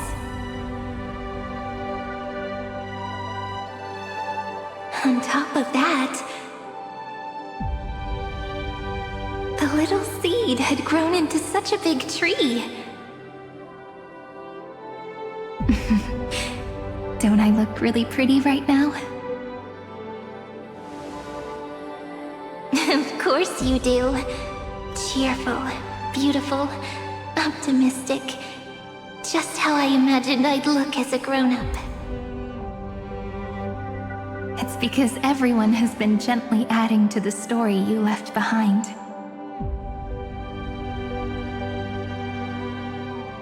Remember how we made a promise to one another? When we met again, it'd be my turn to tell you a story.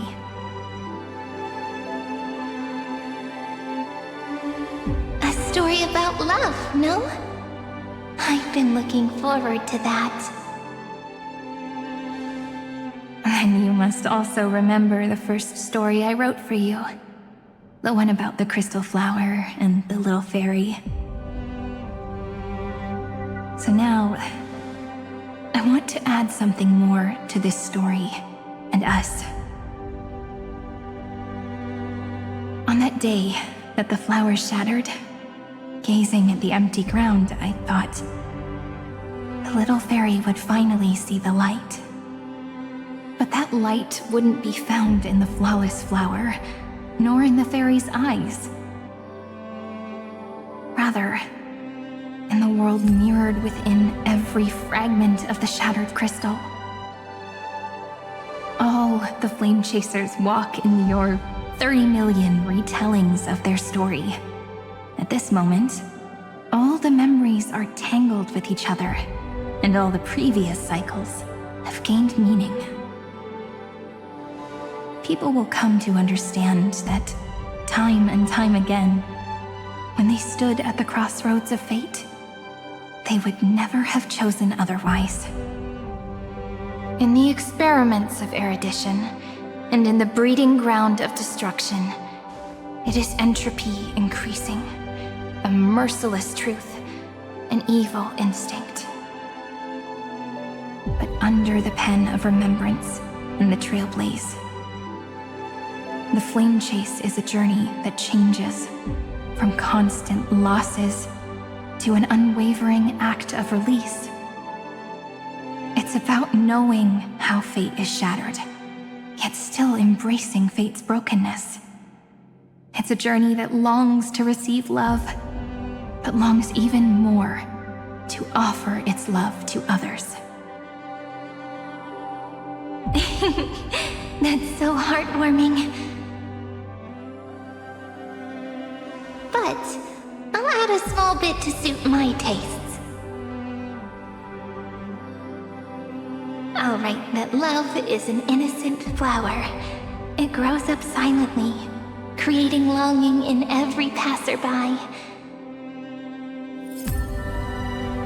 But the flower itself cannot walk into the world. Unless someone plants that love into their heart and brings it with them into tomorrow, right? You really have learned everything now. Then, join all the other flowers in this story.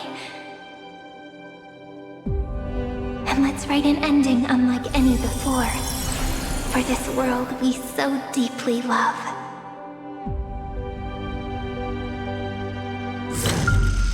Why did you set out? Why do you trailblaze? Who is it?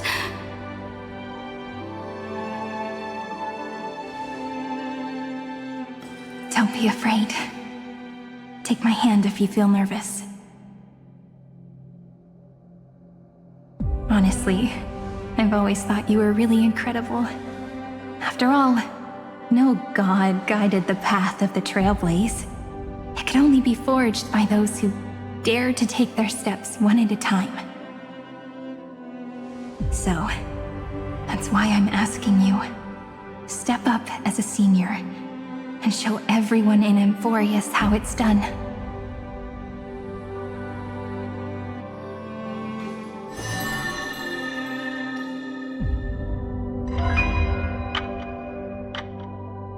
I trailblaze because my own eyes have not seen the end.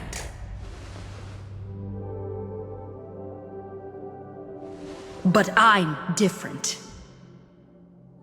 I chose to trailblaze because I am already on this road.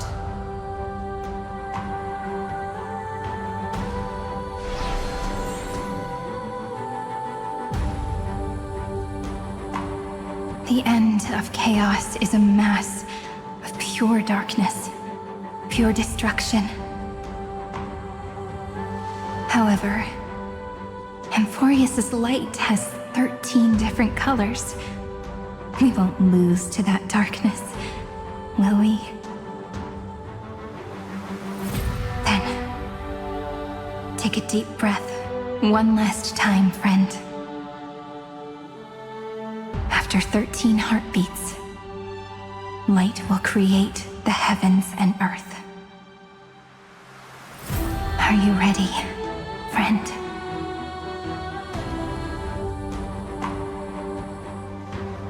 Seek the 13 factors of life, and let them converge into the primordial chaos. Using the remembrance of the past, we will trailblaze tomorrow's destiny, infusing a world-bearing love into destruction, and inscribe the opening stroke of Genesis.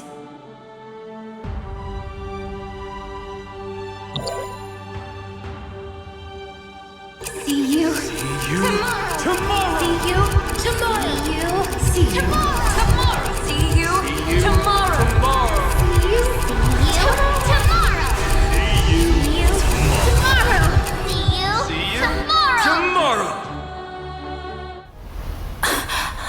If the view in your memory ever grows fuzzy, just reach out and touch it.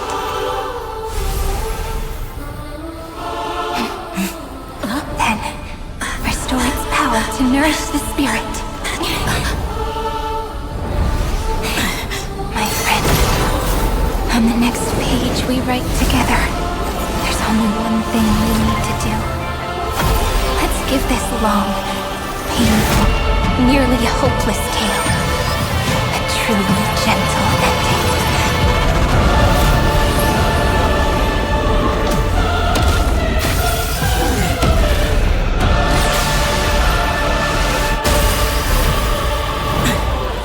Flame chase was never about destruction. It was about breaking free and trailblazing. And let that bright future be as we've written. I shall compose 400 million sagas. We will rewrite the Flame Chaser's path. I will pass on your gift, lady. It's as warm as an embrace. May death protect us!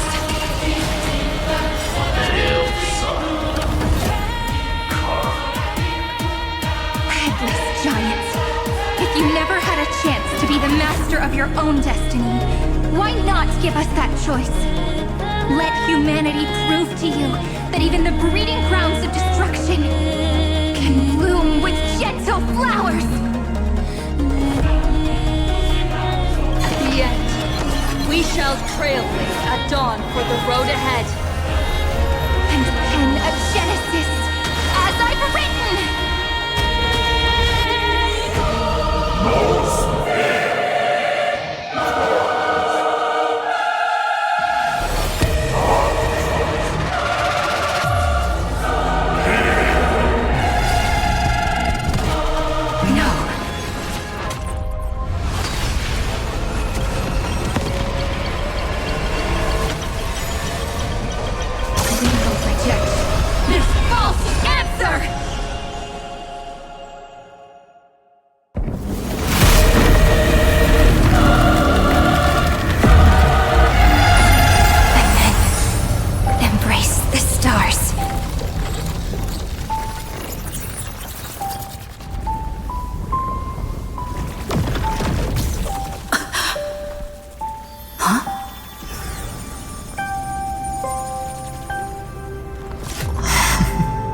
To end the destruction with destruction. At last, we can sit together and watch the victory fireworks, partner. Why not come a little closer? This warmth is proof that we live.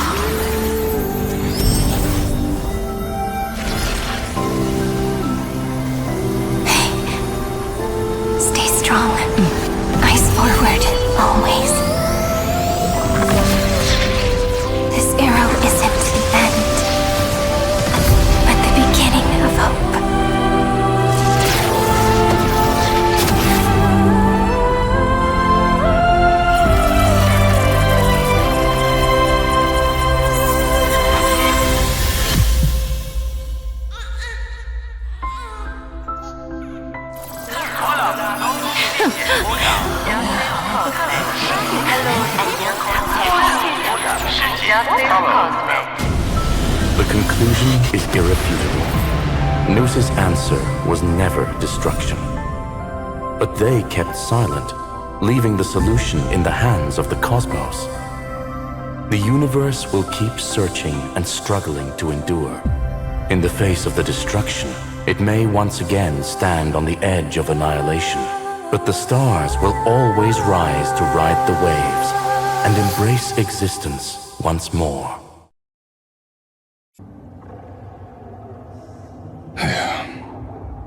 It's over, Lycurgus. Yes, another failure. How is Madame Herta? She's fine. The IPC's keeping her under observation. She'll recover soon enough. To bind a mortal body to a scepter and stare straight at an eon. I respect her for that. I still remember the terror of witnessing a single gaze crushing the entire world. No wonder you chose the destruction. Question: is all this worth it? There's no point in debating. This is Xandar I Kuwabara's fate. The prime mover of the universe. The first genius. And the first to fail. Correction. I was asking Lycurgus. I don't know how to measure the worth of curiosity being satisfied. But in its presence, all the bitter fruits I've sown seem to turn sweet. But your harvest was watered in blood. Answer me. Is all this worth it? It doesn't matter to me. Let me tell you a story. Back when he was a student, Xandar's first experiment was slipping poison into his mentor's pipe, just to see how it would affect the lungs. And? There was no conclusion. His conscience got the better of him. Even so, the truth came out. He was harshly punished. Oh, that cruel mentor died of lung cancer 2 years later. It had nothing to do with Xandar. His fate is no different now. Sentiment clashed with reason, and Lycurgus was born from the latter. But whichever side we take, in the end, curiosity claims us all. You've handed yourself a death sentence. And yet, Iron Tomb's fall still isn't sealed, right? Fu Li, the key variable, still hasn't made their move. As the Theoros, Lycurgus has reached the end of his road. If you can, take my body to the fallen Adlevin. There, you'll find a formula. It is Xandar's final gift to you. If the day ever comes when you must destroy the erudition with your own hands, it'll come to your aid. A foolish last wish. I won't grant it. You will. Not for yourself, but for your conscience. Listen.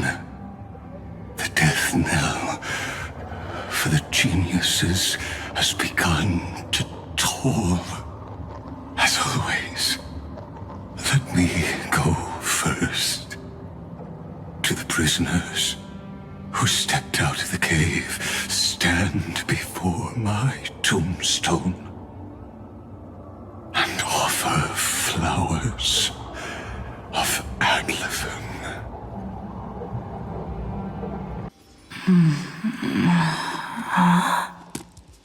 Here, I'm back on the express.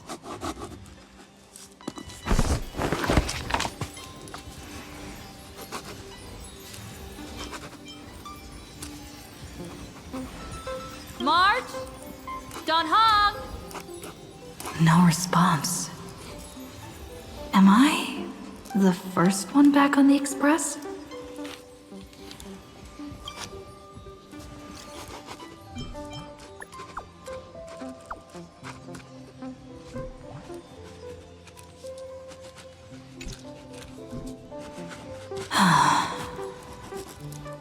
Nobody's here. I'm getting worried. Did we really win? Why does it feel so unreal? Looks like they are waking up. Shh. Hey, I told you not to talk. Someone's in the bathroom. An intruder. Better be careful and check it out. Oh no. She's coming this way. Quick, hide in here. Huh?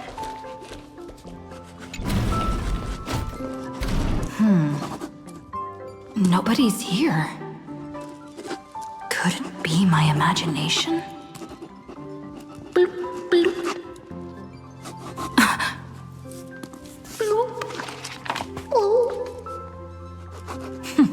Caught you.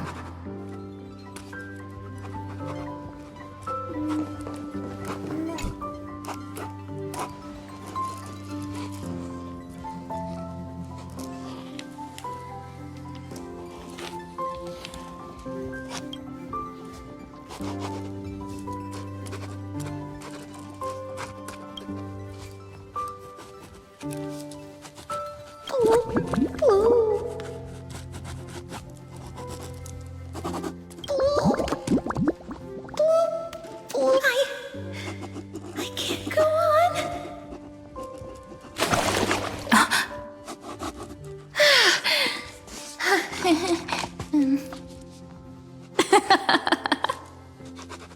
You...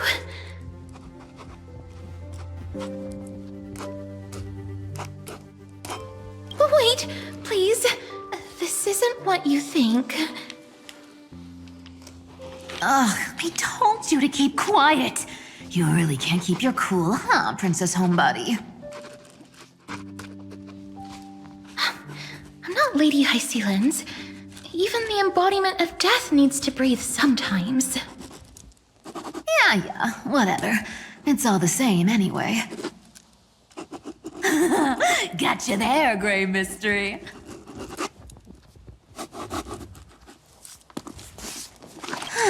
So composed, Grey Mystery.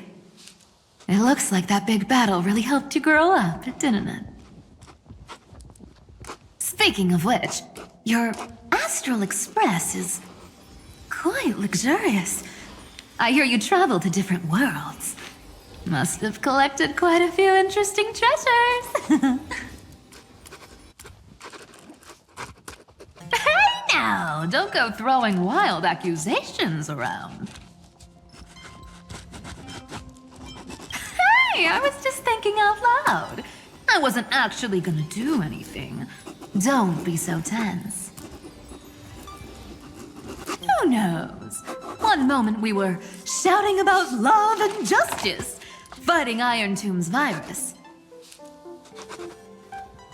And next thing I know, we're all on this express. No idea how that happened. It's not just Miss Cypher and me. Everyone's been in this car for a while now. Miss, why don't you go say hi to them?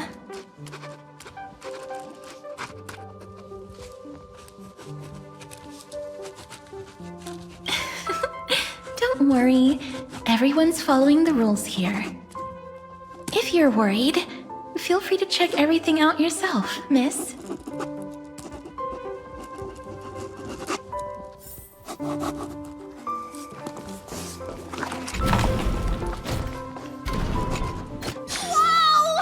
What a spacious car!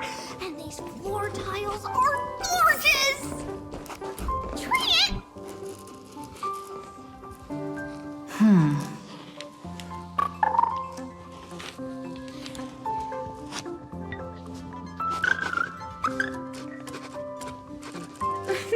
Watch your step, teachers.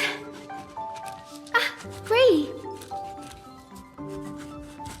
Look who's finally awake. I hope Cassie and Miss Cypher's little prank didn't scare you too much. As expected of you. When we woke up, the entire express was completely empty. Not a single soul in sight. Such a shame. I was looking forward to making new friends, especially since they were Gree's most trusted travel companions.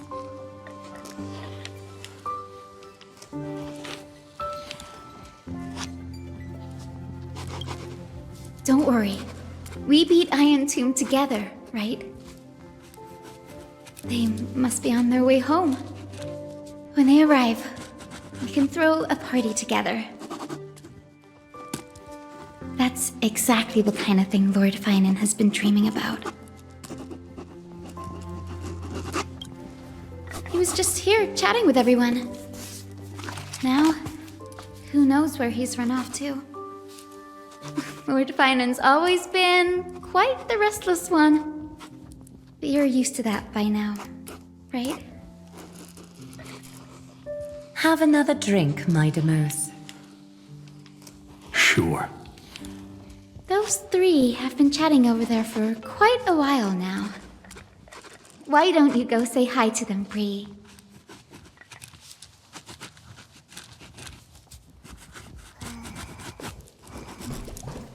A moderate system, similar to the Demigod Council, is the only guarantee of a long-lasting civilization. In my view, most civilizations across the cosmos will eventually evolve into this form. I beg to differ. In such a vast jungle, the dictatorship system exhibited by early Akama is the only example of guaranteed survival. The system might not be the key. Force and resources are the decisive factors. Look who's here. If it isn't the master of the Astral Express. It's good to see you. Glad to see you're safe and sound. I helped myself to some equipment and drinks from this, bar of yours. Hope you don't mind.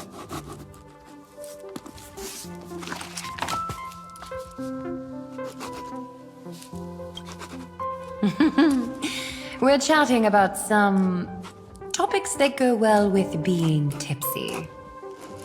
Now that you are here, why don't we let someone who's truly worldly enlighten us? Looks like you came at just the right time. I do not mind. What form of government have most civilizations across this vast cosmos survived with to this day?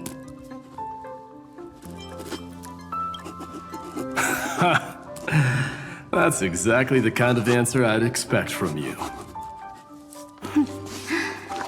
I bestow upon the Astral Express this supreme mission. You must spread the great deeds of Amphorius to every corner of the cosmos.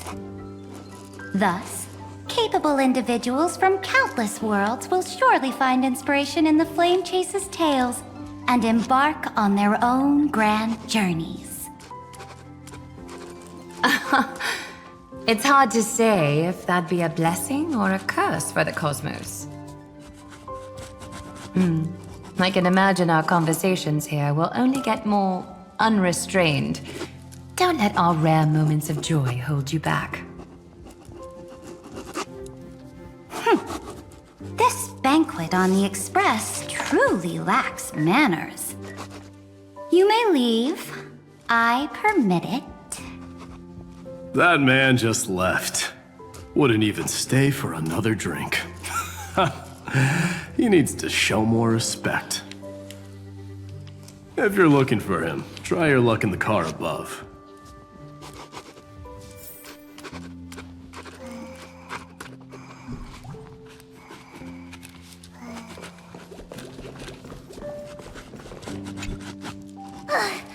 I finally caught you, Trian.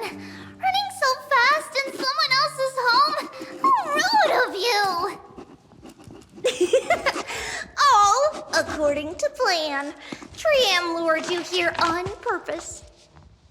Look, there are several adorable outfits here. Trian wants you to try them on so Trian can draw you looking all cute. Oh my! You even dare to scheme against yourself! Lucky for me, I came prepared. Time for a surprise attack. The hero of justice, Trinan. Trinan has been lying in wait here for a while. We will make Trian taste her own medicine. Two against one? That's not fair! Little Gray, you came just in time. Help me out here.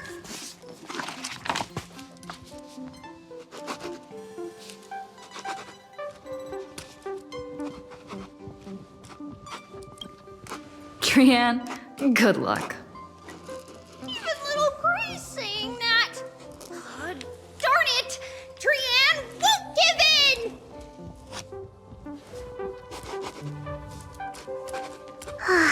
Trian ran away.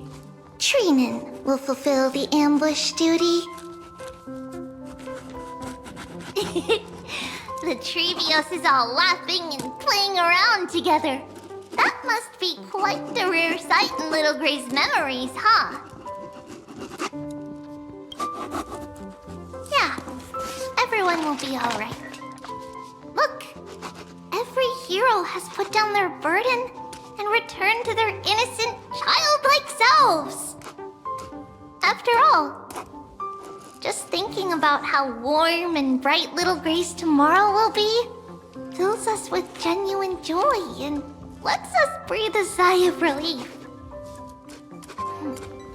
So, today, why don't you let Trevi enjoy some rare moments of childhood too? Wait up! Trian, don't you dare run away!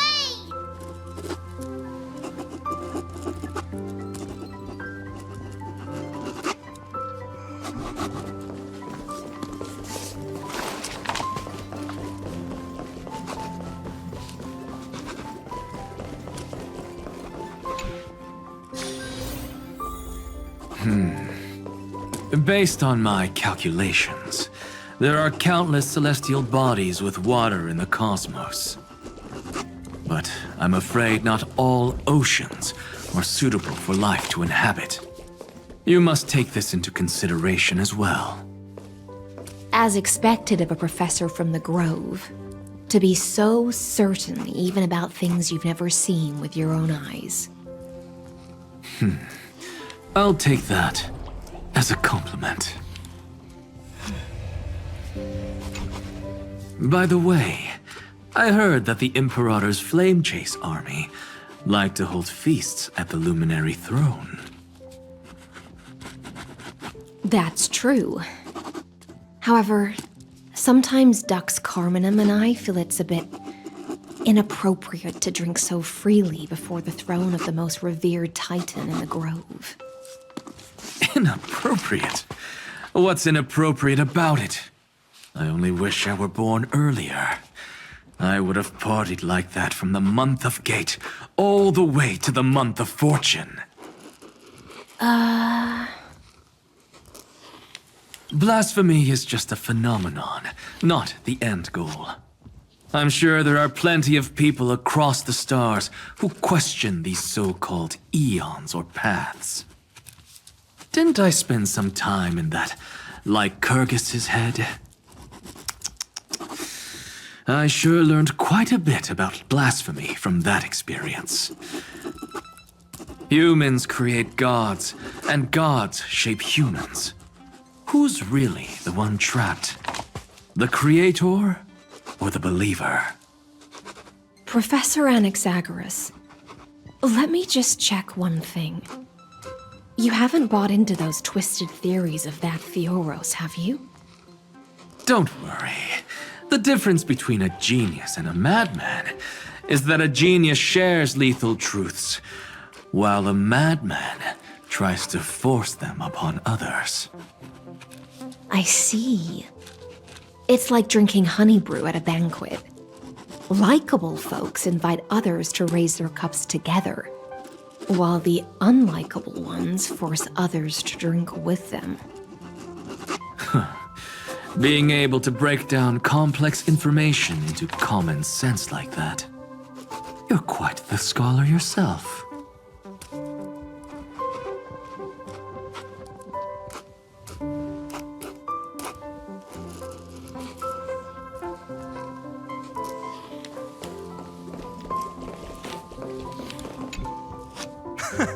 You're here, partner. That celebration party I've been mentioning to you has finally become a reality.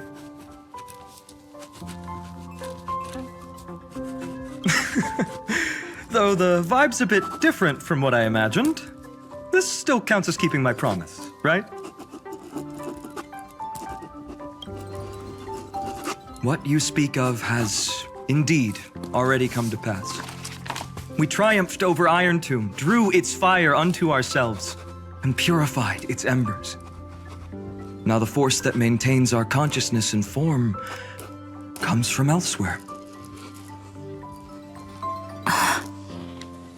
Worried about your companions on the Express, huh? I understand how you're feeling right now. Don't worry, they'll be safe and sound. She promised.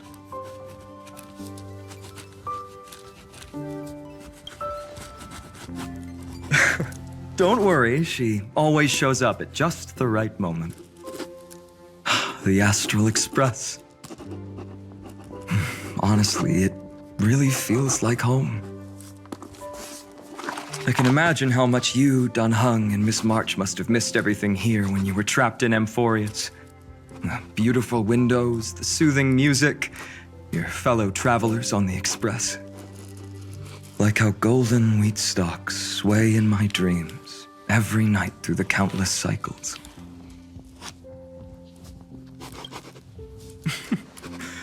Among all these stars in the sky, there must be another little village like Ides Elysiae out there, right?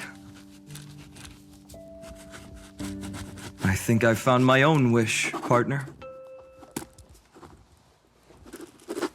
Someone once told me that home is where you can be truly free and at ease. Maybe roaming the cosmos with you all is my strongest desire right now. All of us together, of course. The Shinjo Alliance, Penacony. I blame my poor imagination. I can't picture what those worlds look like at all from Dun Hung's descriptions. So I have to see it with my own eyes, right? You're finally here. She has something to ask you. Well then, I'll leave you two to chat. Thank you, Finan.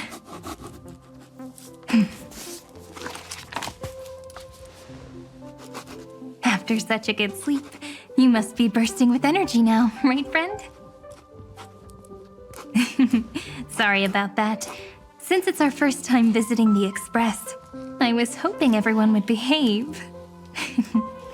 But it turns out everyone's quite the character, aren't they? You know what I mean, right? How about we take a look back at everything that's happened so far? Together, we triumphed over Iron Tomb. It tried to transform into trillions of viral clusters to infect the cosmos. But the heroes threw themselves into the golden flames, becoming arrows that purified the destruction. The fall of Iron Tomb also symbolizes the demise of Scepter Delta ME-13. Amphorius, the home we sacrificed everything for, now exists only in the memories of the cosmos.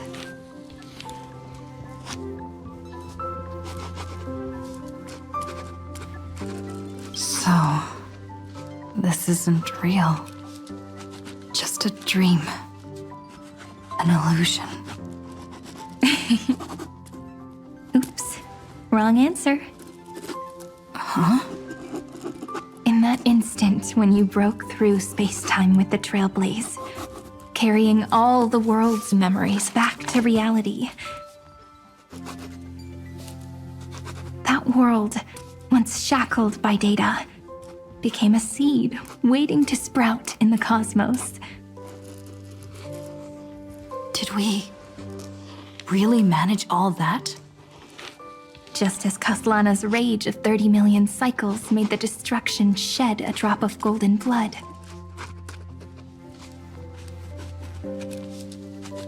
Perhaps we too have already left long trails on our respective paths.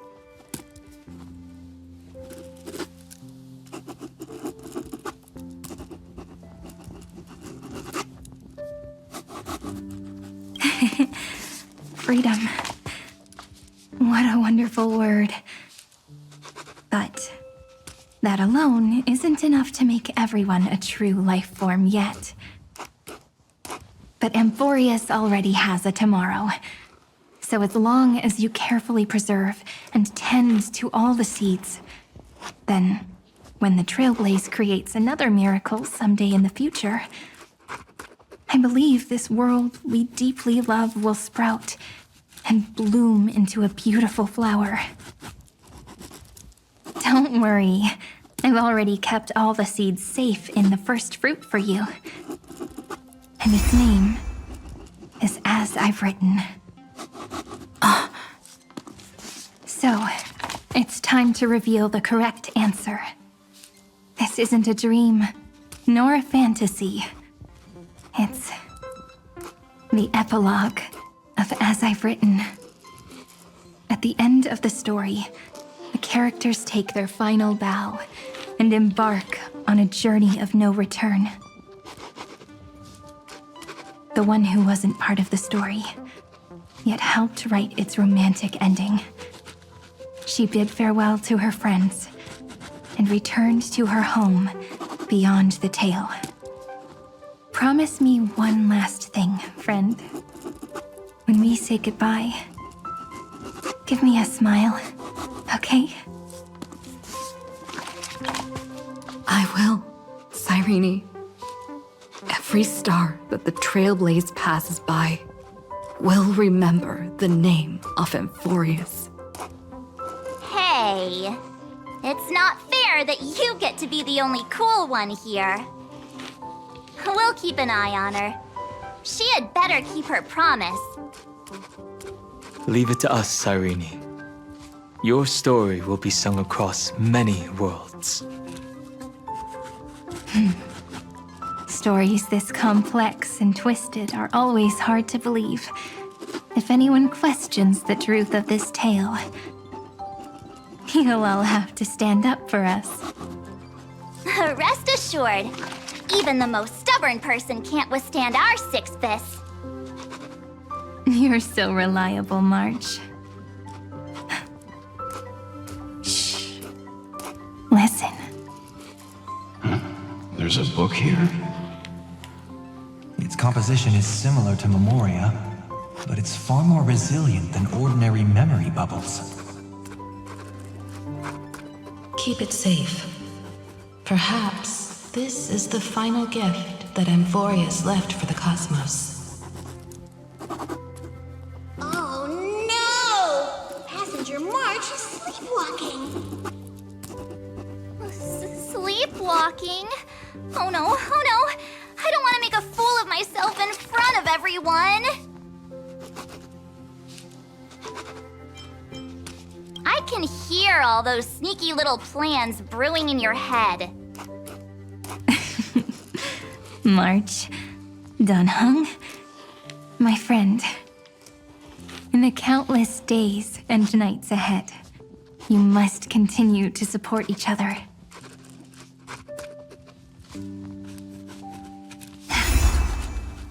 Time to head home, everyone.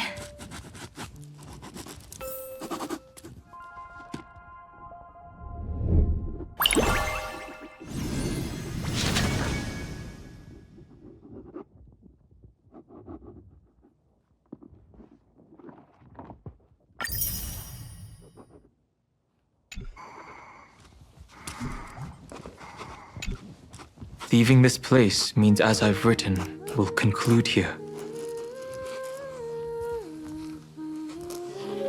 No one will have the chance to revise it, and no one can continue writing it. Don't leave any regrets. What magnificent words could possibly do justice to the finale of such an epic tale? I've been pondering this while you were sleeping. Now, I finally have the answer. Let's keep it simple and sweet. In our virtual extrapolations, we've lived through epochs longer than the lifespans of many stars. No language in this world, no written words, could ever carry the weight of this journey. In that case, let's not be bound by the minutiae of words. Those who understand its passion and romance will naturally be moved to tears by the final period placed at the end. And now, it's time to say goodbye to our readers. And so we reach the final page of As I've Written. Let's not leave behind any regrets, everyone. Everyone's here. Who wants to write the first line? Going first is the hardest job. I don't want to make a fool of myself. How about letting the great Imperator draft it for us? Are you all such cowards? Then I shall enlighten future generations, just like the 30 million cycles of flame chase. Without me, there is no world. Go think, observe, and conquer. What's wrong? Everyone's gone quiet. The great Imperator set the bar way too high. How are we supposed to follow that up? Where the Emperor leads, loyal subjects must follow. I guess only the Dux Gladiorum could possibly match that kind of overwhelming presence. Me? That suits me just fine. Once the deed is done, one should leave decisively, letting posterity judge right from wrong. Until we meet again in our next conquest, my dear dukes. The stars shall sing of the Imperator's great journey. I should have shared a drink with you all, Dux Goldweaver. Loosen up, High Sealants. Life is like the ocean. Tides rise and fall, and everything eventually dissolves into the waves. So, sing your heart out in every moment of your existence. Whether it's a feast or the nihility that awaits ahead, I will find its radiance and sing its praises. May the next feast be eternal. Miss High Sealand's toast is so poetic. Does everyone have to be so poetic? In my opinion, we should leave some real words of wisdom for future generations. Next up, any volunteers? I'll do it.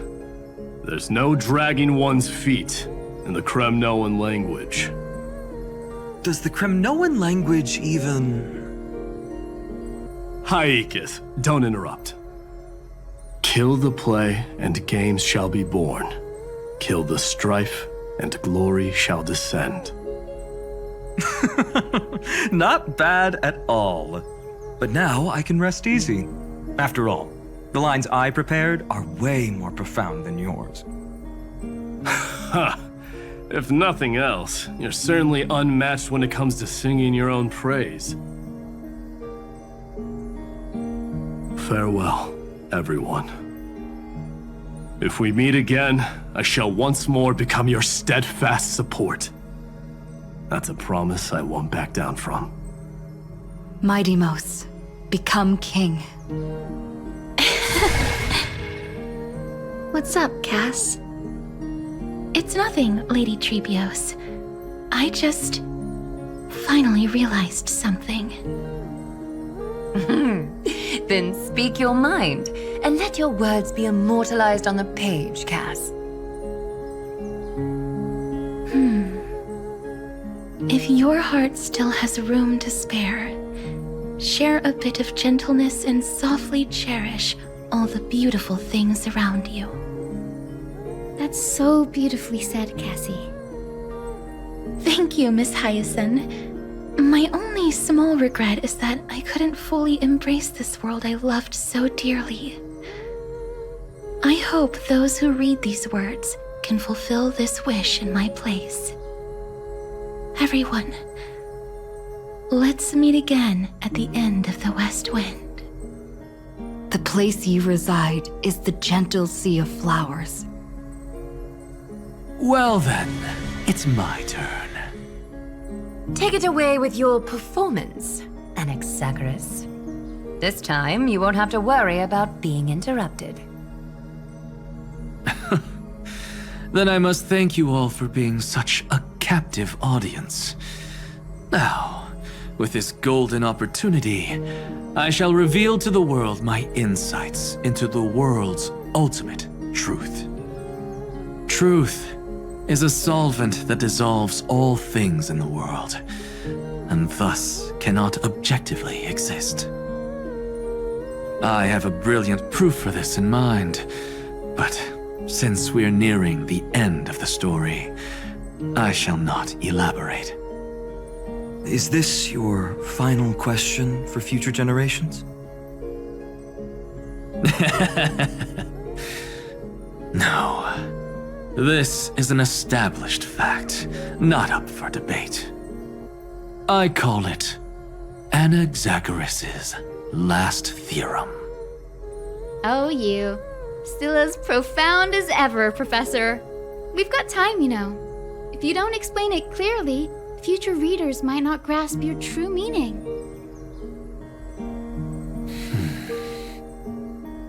The true meaning isn't important.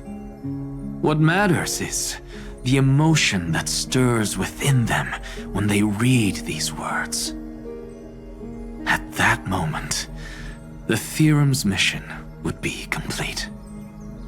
So, your lessons are far from over. But taking a little break for now wouldn't hurt. Then... class dismissed. The seeds you've sown are already sprouting. Would you mind if I write the next line? Huh? I actually thought you should. be the one doing the final wrap-up. But... we'd never turn down a request from you, Aggie. Teacher, Cyphera, thank you both. Trust and selflessness are the two most beautiful garments in the world. One to gift others, one to adorn yourself. One's golden and one's purple? Not being able to completely change your fashion sense is my only regret across 30 million cycles. After all this exhaustion, I just want to take a peaceful bath now. I'll see you all again at dawn. Thank you for your hard work all this while. Lady Aglaia just can't give up her favorite hobby, can she? So, I guess it's my turn now. There must be many others like Miss Hyacinth out there in the cosmos, helping and healing people everywhere. You've got to set a good example for them, right? Of course. Look up at the sky more often and smile more. Many stubborn ailments fear optimism, but it's the best medicine. It's so catchy. The kids will definitely love this message. When it comes to understanding children's hearts, Lady Trebios definitely knows best. Look, the rainbow bridge is already hanging in the sky. Shall we get going, little Ika? It's you who healed the sky. What's on your mind, Miss Cypher? I'm thinking... should I leave behind a riddle? Some twisted, convoluted scheme that'll drive everyone in the universe mad trying to crack it. I see. You know what? Just go wild with it. No one's gonna judge you. Oh well, my brain's not working right now. Let me be genuinely sincere for once. Don't be afraid to fall. Just run. Destiny's just a slow-moving nymph. It can't catch you. So in the end, little Cyphy's message was the most straightforward one. Even if you combined 30 million of me, I probably wouldn't have read as many books as you did in one lifetime. I won't pretend to be cultured before Big Sis Treeby, Trinan, and Trian. Emphorius's greatest trickery. Gotta bounce now. Meow! Homeward you come, distant wind. It's just us now, Snowy. Yeah, teacher. But maybe I should... No, let me go first. After all shall bid farewell to one, and that person alone will. I never would have guessed you had such a dark sense of humor, teacher. You still know so little about the complete Trebios, Snowy. Jokes aside, I want to leave these words at the end of the story. Whether it's a sunny day or a rainy day, remember to tell yourself before you drift off to sleep, see you tomorrow. See you tomorrow. Times 1,000. Prophecy received, times 1,000. From now on, no more goodbyes. Finally. The time has come to say farewell. I'm grateful that you could be here to witness this moment, partner.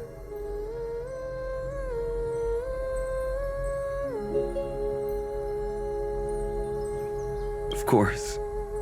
As long as I've written stays by your side, Emphorius will always be with you.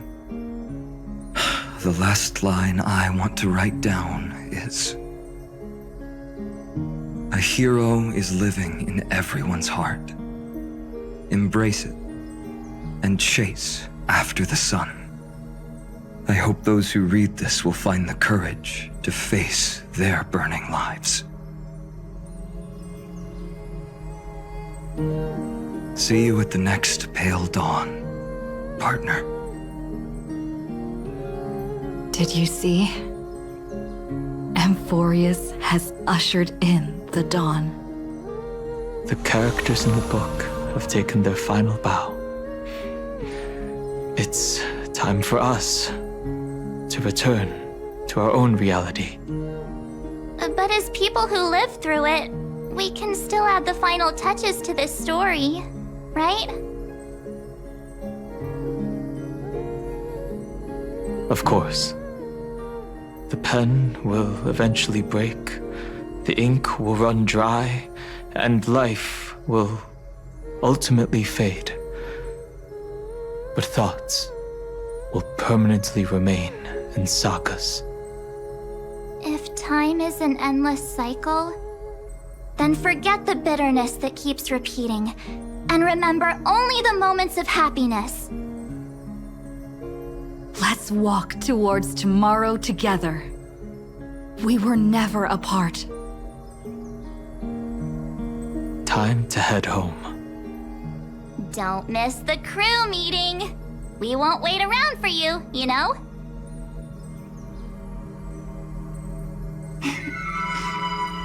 See you later, Donhung, March.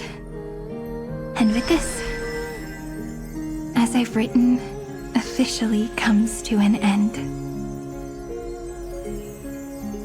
We're its co-authors, after all, friend.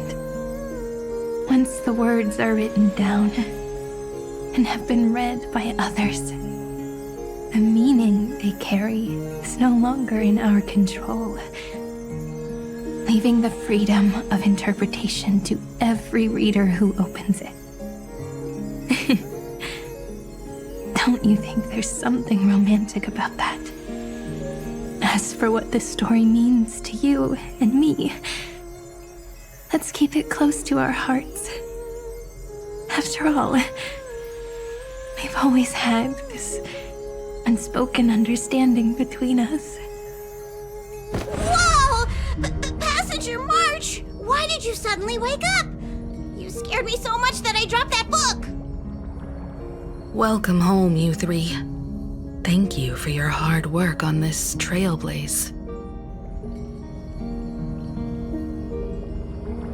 We might need to reshuffle the seniority rankings of the Express crew if we count the years you spent in Amphorius. Hey, I was the first one to get dragged into it. Does that mean I'm gonna be the oldest member of the Astral Express now? Miss March hasn't lost her innocent nature even after all these long years. In other words, she hasn't really grown up at all. Hey! This is the first time I've been able to examine as I've written up close. Miss Irene's handwriting is gentle, yet steely, with an underlying strength. I had no idea it was so sophisticated. Looks like I need to brush up on my knowledge in this area. Maybe start with a few basic books first to get your feet wet. Look who's talking. As if you're not glued to your phone in your room all day. Huh? Wait, something fell out. It's... Is that a bookmark? In a corner, unknown to everyone, there was actually an untold interlude that took place. I left it out of the story because it involved a choice.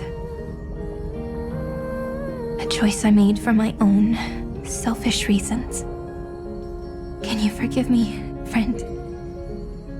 I made a decision on my own while you were away. I wrote everything about it on this little card. If you can find it in your heart to forgive me after reading it, please add this final note to the conclusion of as I've written.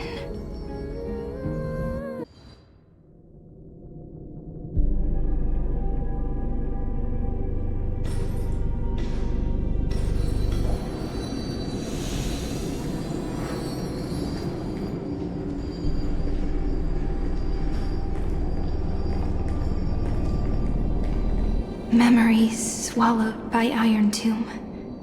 Return now to reality.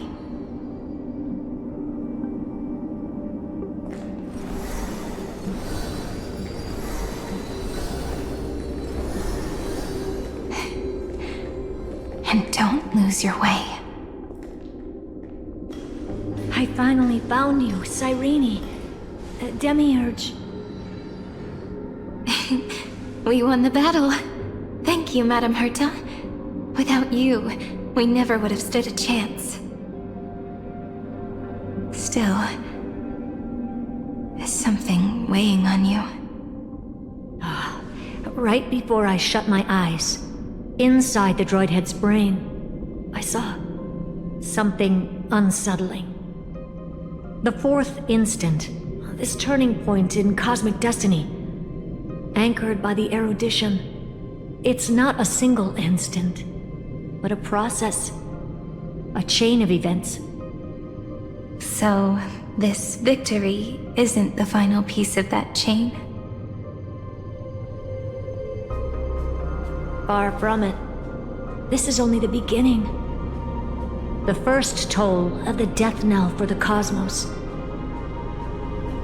That sorrowful look doesn't suit you, Madame Herta. Don't hold it in. Tell me.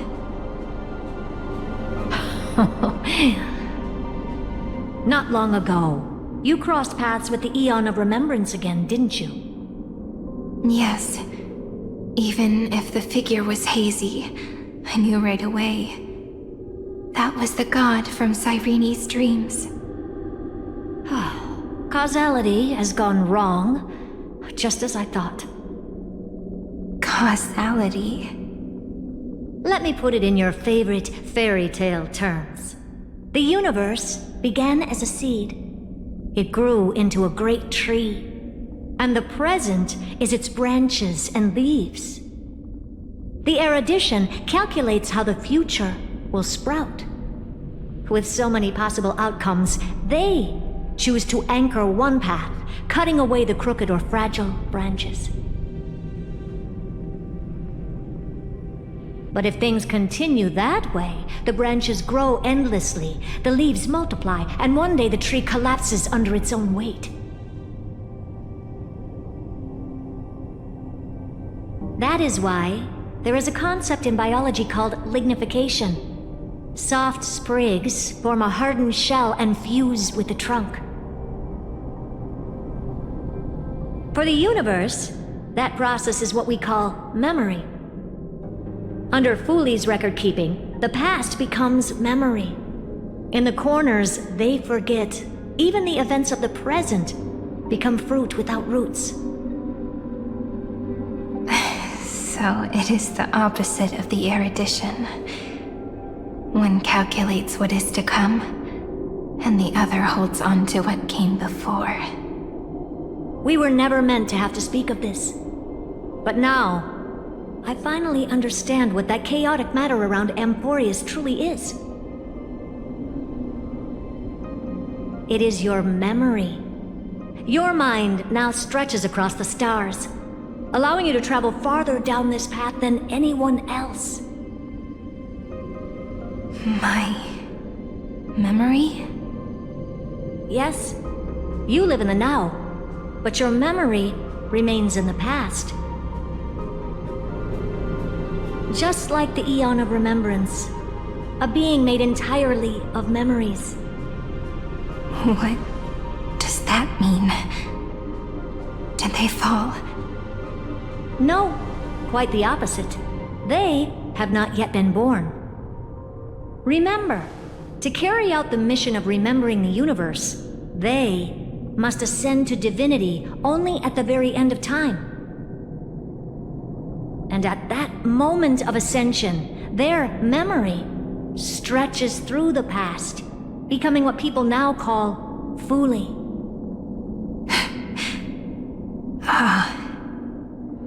That is why they feel so distant, so cold. That crystalline form is just an empty shell. I do not know how the Garden of Recollection managed to hide this until now. They must have their reasons, but none of that matters now. Here in the present, we cannot know who will become Fuli. But one thing is certain. They will be born. And those who might become Fuli all share the same characteristics. They are known as children of remembrance.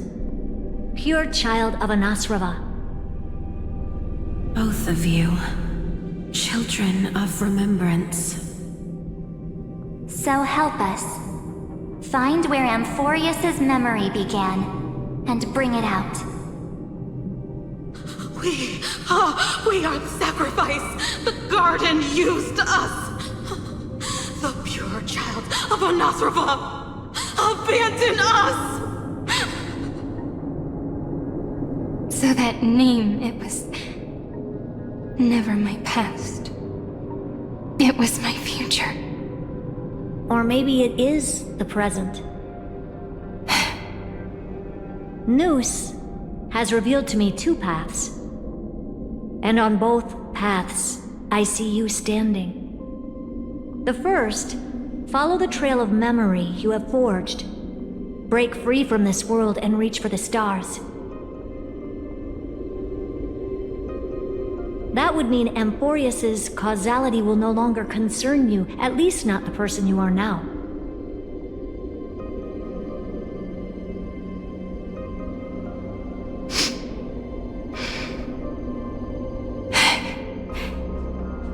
Go on. The second, you come to a stop and fade, offering yourself to become the memory that carries through Amphorius.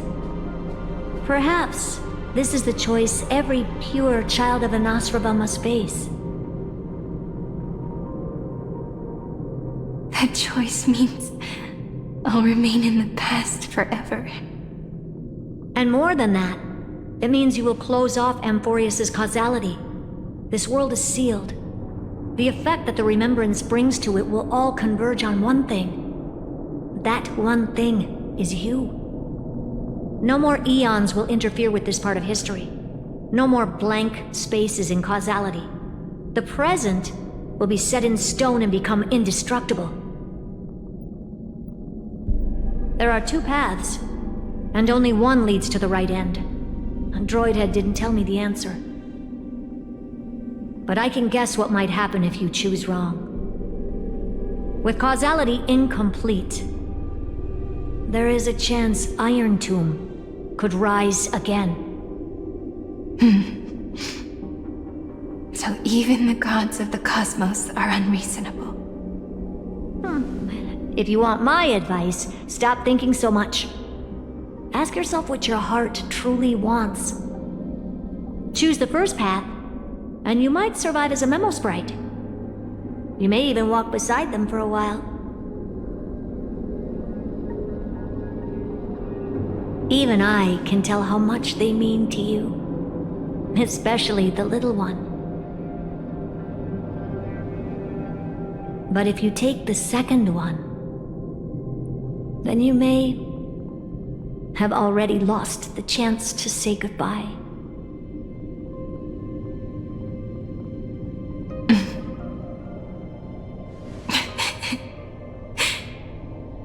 I have made my decision, Madam Herta. I thought you would need more time to think it through.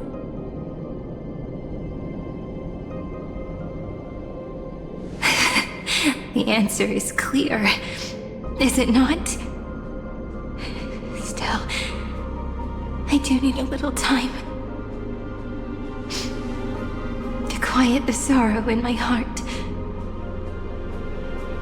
Her kindness is always just right for the moment. I believe she will forgive me.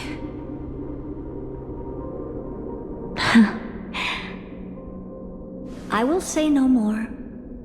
I would rather not break the mood. But may I ask you one last thing? Of course. Why?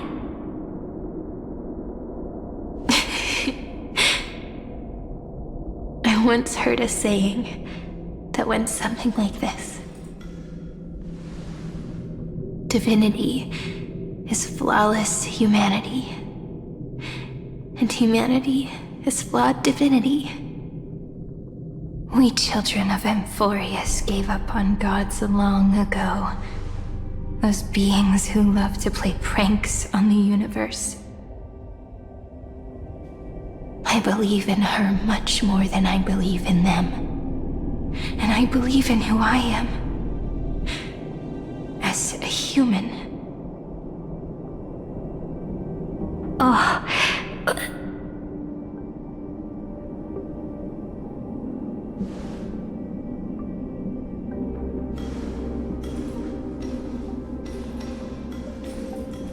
That really is a comforting answer. As for the one wish I still have trouble letting go of,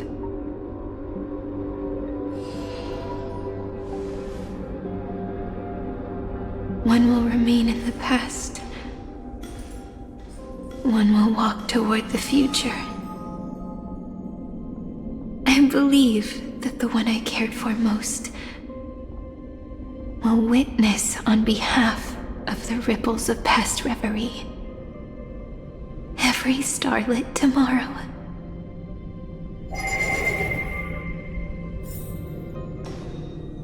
Moving backwards through remembrance. What a curious feeling. Is this the moment Iron Tomb declares victory and casts the destruction upon the stars?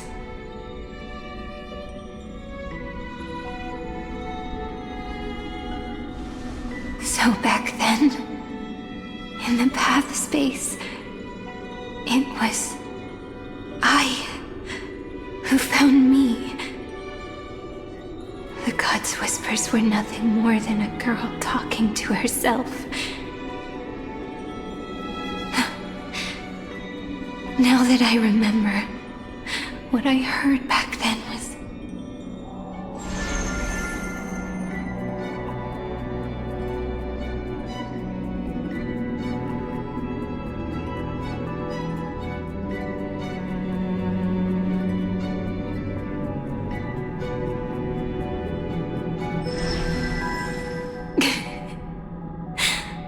All I wanted to say was, don't give up.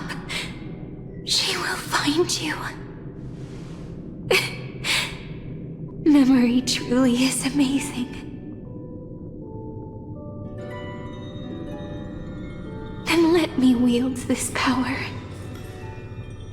and plant the seed of causality for the miracle that is destined to bloom.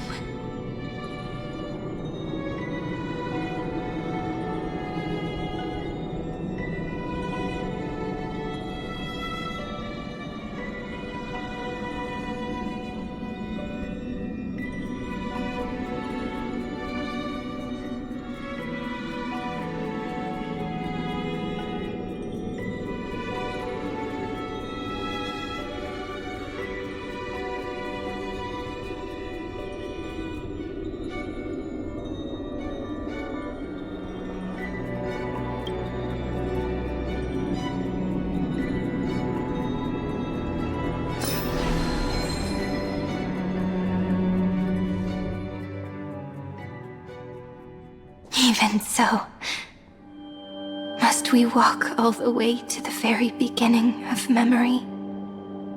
It's such a long road. A bit lonely to walk alone. Then, would it be alright if I came with you? As long as it's Peach. Even 30 million wouldn't be too many. One is enough. Take a deep breath, and then we can set off, alright? Follow the ripples of remembrance into the past. Reconnect every moment in which the gods made themselves known. Clearly, cause leads to effect. But now, the future gives new meaning to the past. Effect flows backward and nourishes cause. Maybe that is what makes memory so beautiful.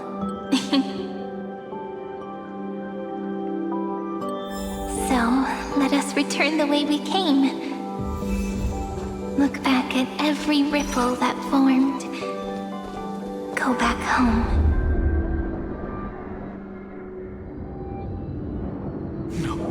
No! How is this possible?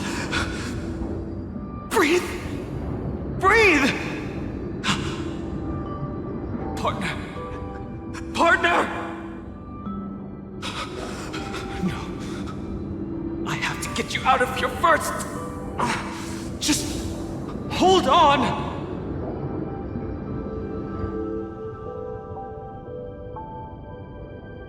Remember? That pale dawn breaking through the endless night? The spear of strife nearly claimed her life. And it was you, you, playing God, who cradled her body with your gentle gaze. Then, before Ornyx's altar,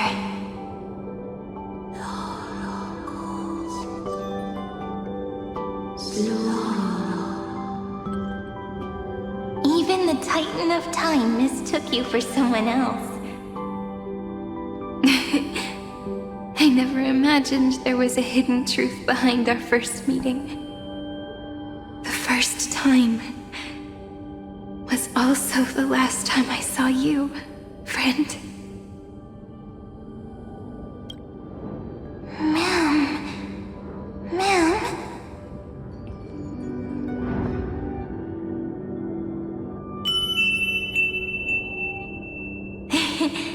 That melody from the memory. I've got it now. And so, the miracle was able to slip away from death temporarily.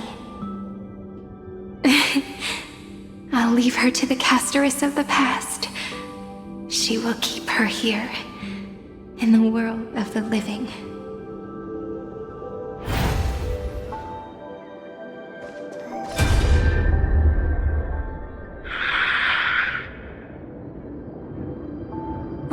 Darn it! What are these things? You're not taking me down! Not before I find a way to help her and Dan Heng! If you've got a bone to pick, take it up with my six-phased ice! March wandered all across Amphorius for 97 days straight, chasing one goal: to save her friends. And with her bow and arrows, she brought down every obstacle that stood in her way.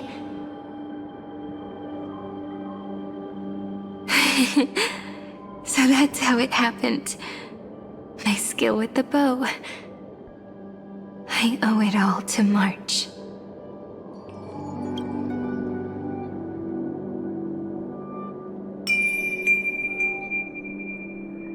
What a sweet note. I've got it now.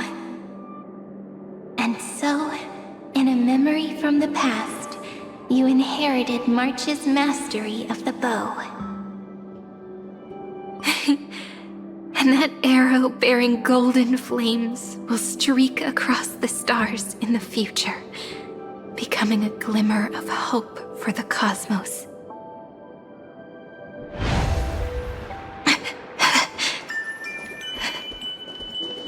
Are you okay? No worries. I'm just a little tired from all the walking. You really need to work out more.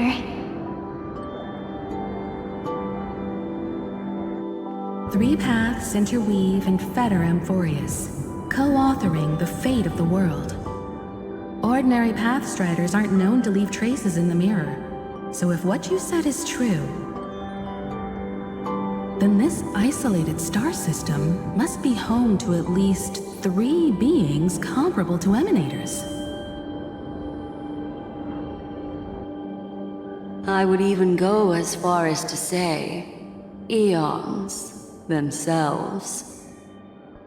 To gain the favor of the stars for Amphorius, the Remembrance sent a call for help to the cosmos. But the obstruction from the scepter was far too strong. Even the gods could do nothing more than send a fleeting mimetic being to someone who walked the same path.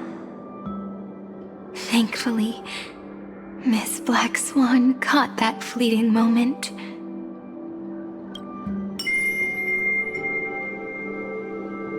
Though that signal drew some unpleasant attention as well. Looking back now, it was all worth it. The cosmos showed us a kinder face. Thankfully, she has a different understanding of the Remembrance. Miss Evernight once said that the Remembrance wasn't looking after Amphorius, but rather scheming and preparing to devour the paths. Her deduction was perfectly logical, but she failed to account for what the humans in this story could achieve. Maybe I have a scheme of my own. A scheme that will bring happiness to everyone. Please keep helping them. And the others in the future too, Miss Black Swan.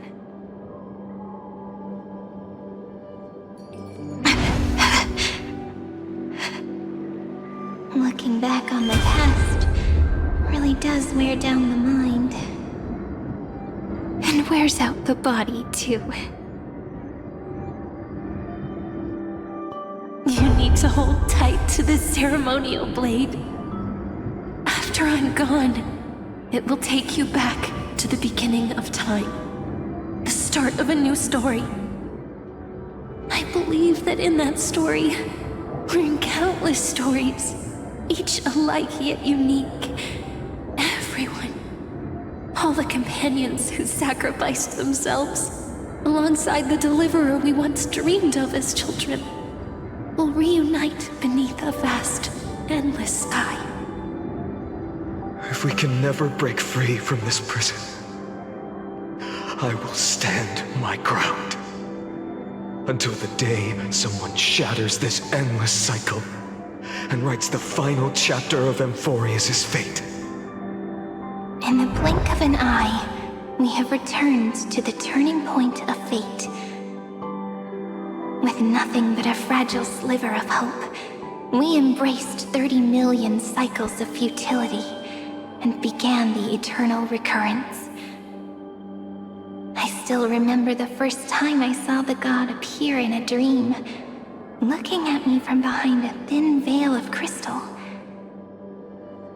Back then, I wondered if they might be someone with ill intent. But now, I finally understand. She was always standing beside me, and she is so very beautiful.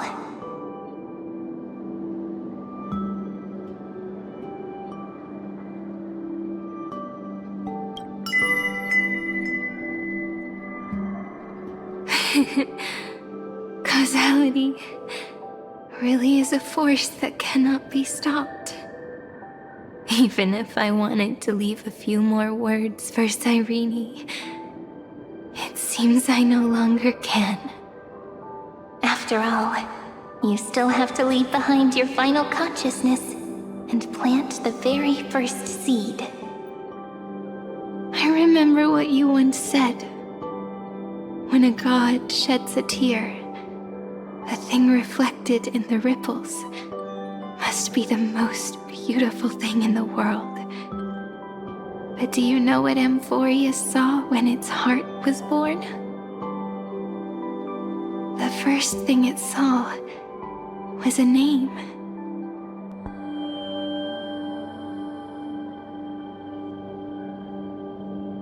0, 9, 3. Looks like you figured it out. Sometimes, all it takes is a change in perspective to reveal something truly unexpected. Don't you agree? That's right.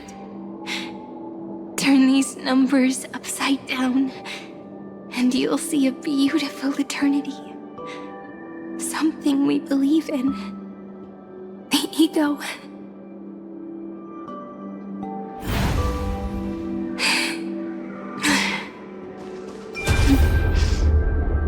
Looks like time. I want to protect everyone in the village. But can I really do that with the strength I have? I shouldn't think too much. Better finish the farm work Dad left me first. The hero within has been by our side since we were little. Finan has always been strong, but without that faint glimmer of hope lingering in his mind, would the weight of fate and endless recurrence finally break him? If only someone could place even a sliver of hope inside his heart, he would hold on and keep going. Yes, just a single spark. And he would guard that fragile light until it turned into a blazing sun.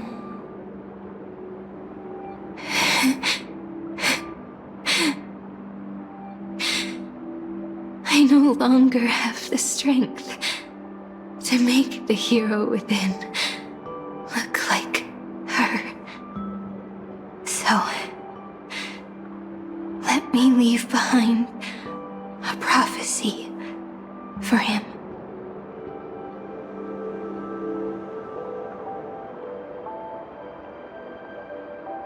Take this wish with you. Be the hero who begins the mission of deliverance. As prophecy foretold, you will bear the blazing sun until the pale dawn breaks. Continue onward, bearing this world upon your shoulders until the Ashen Hero, the nameless deliverer, ushers in the dawn.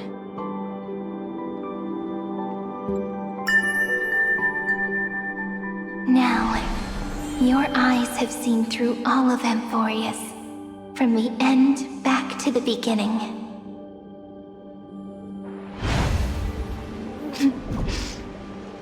Looks like time's running out. The first ripple was where it all began for me. 1, 2, 3, 4, 5, 6, 7. I thought they were just musical notes scattered aimlessly throughout memory. Behind this door, I can smell it. The scent of wheat fields. You're clever. I bet you figured it out long ago, didn't you? The end of this journey back. The final gap in Amphorius. It leads to the place we both call home. We can finally go home. Are you ready? If you leave of memory at the very beginning of the story and cast the first stone. That final gap in Amphorius will close. The causal loop of Amphorius will become a fixed point in the stars. And if I don't do that, then this world and the cosmos beyond the sky might still fall into the destruction. There's no way we would let something like that happen, right? Exactly. I remember that tree in Ide Silicii. It grew all alone, unable to go anywhere. It watched the sea in silence, dreaming of a faraway shore it could never reach. But now, a tiny boat sets sail.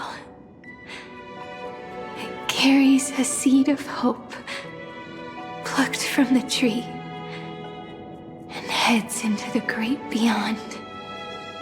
Even if the boat's shadow fades quickly from sight, the tree knows that its wish will bloom on the other side of the sea. In that moment, it must feel happiness, right? The way you brought it up, now I kind of miss that tree too. Come on, let's go home together. Take it with us, back to the sacrament courtyard. Let it become remembrance's anchor, tying together the times we knew so well.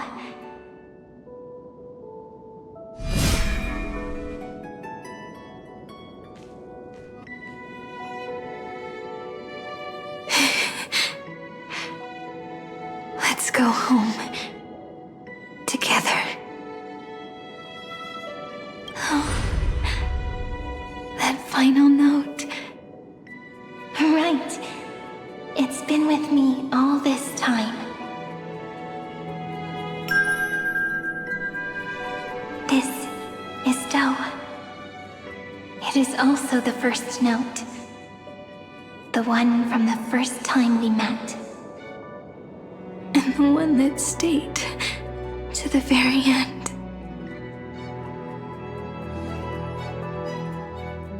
Ide Silicii. The place where it all began. It's like time itself has stopped. And the breeze and the sound of the waves never seem to rest. We've made it. The sacrament courtyard. This is the place where we first picked up the ceremonial blade. And where we first began writing journals. Now, the journey through memory has reached its end.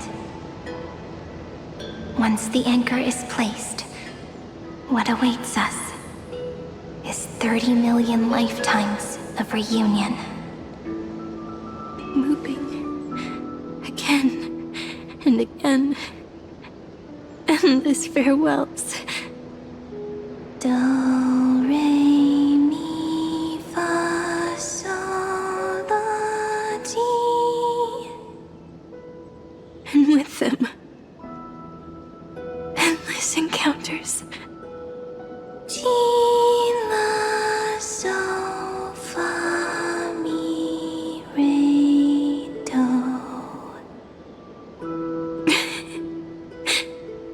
Such a happy scale. Whether it's for Cyrene, the Deliverer, or every sprouting branch of Amphorius, I leave this tale of love here. May the river of time flow backward, bringing scenes of the future before our gaze. in the eternal land that no one remembers. The legend of the trail place is about to begin.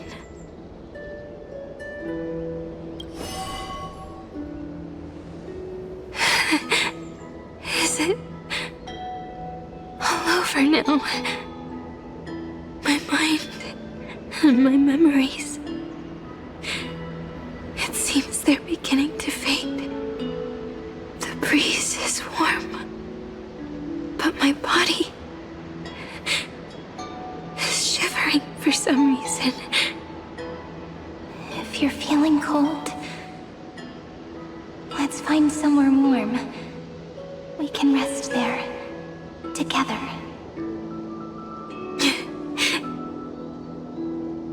Somewhere warm. I know just the spot. 405 504 093 365 432 Treehouse. Saridra. March 7th. Dunham. Electra. Hyacinthia. Caslana. Anaxagoras. Aglaya. Midamos. Castoris. Cyphera. Cyrene. And you. Look. Everything is already as we've written.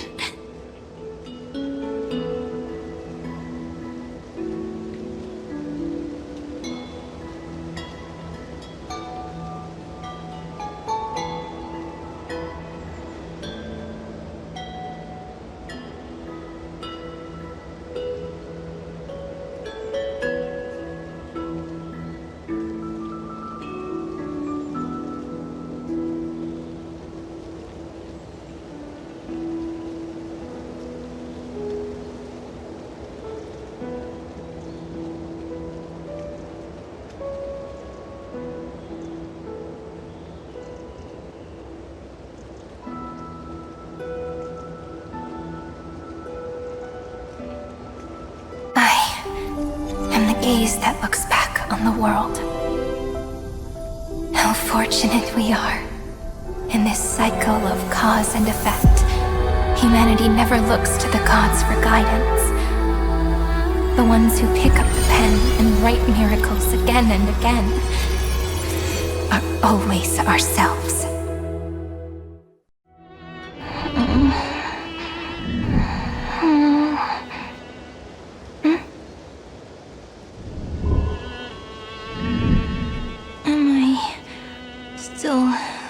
Awake? Peach, where are you?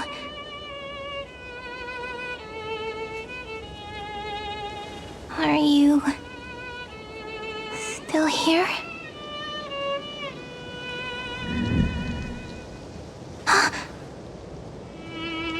I shrank.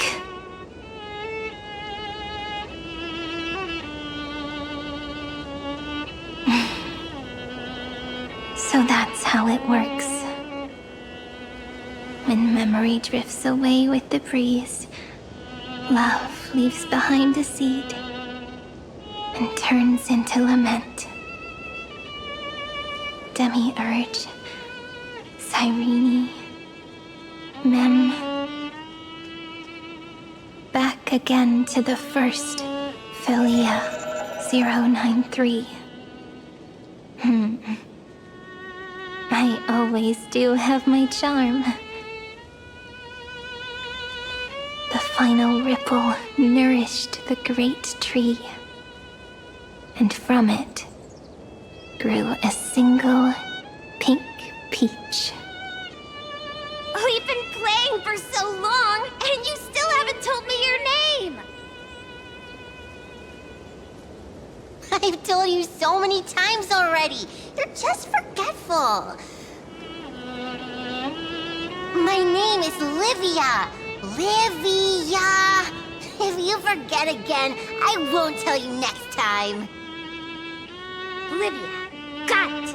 Then you have to remember mine, too. I'm... Piso. I always remember.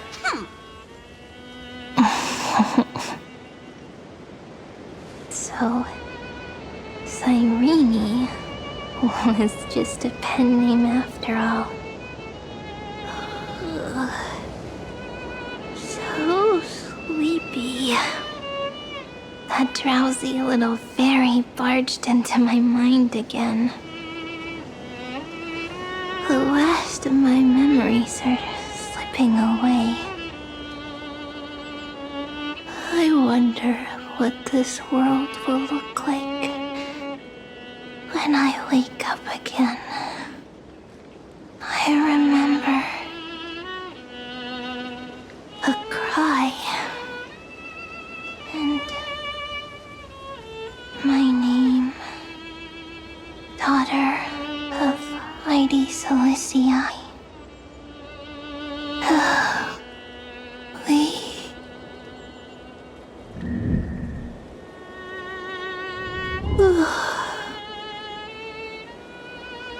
Shh. Never mind. The same seed, when planted in different soils, blooms into flowers that are alike, yet never the same. But what truly makes her beautiful is each and every soul in the world. No matter what form liking takes, it is still precious love, and I will accept it gratefully and return it with joy.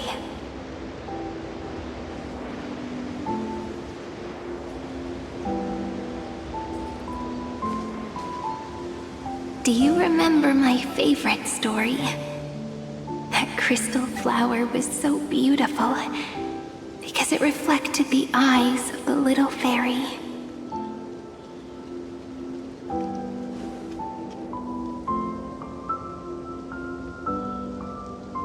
The stars across the cosmos will know I am the fairy who wrote, as I've written, together with you. And in your heart, I know I will always be given the name I love most. The one you gave me. After all, we've always been in sync. Hey, don't rush! Slow down. Let the words settle. We have plenty of time. In Amphorius's month of mourning, all conflicts across the land come to rest. On the 11th day and night of the... It may sound heavy, right? But on this day, laughter always rises louder than tears. Because people understand that parting is for the next reunion, and sorrow is so we may love more deeply. That is why this day is her favorite of the year. Under the same sky, across 8 phases of the moon, 13 heroes composed an epic together. 1 plus 8 plus 13 equals 2 11s. Would it feel more fitting if the rest were written in Miss Cyrene's voice?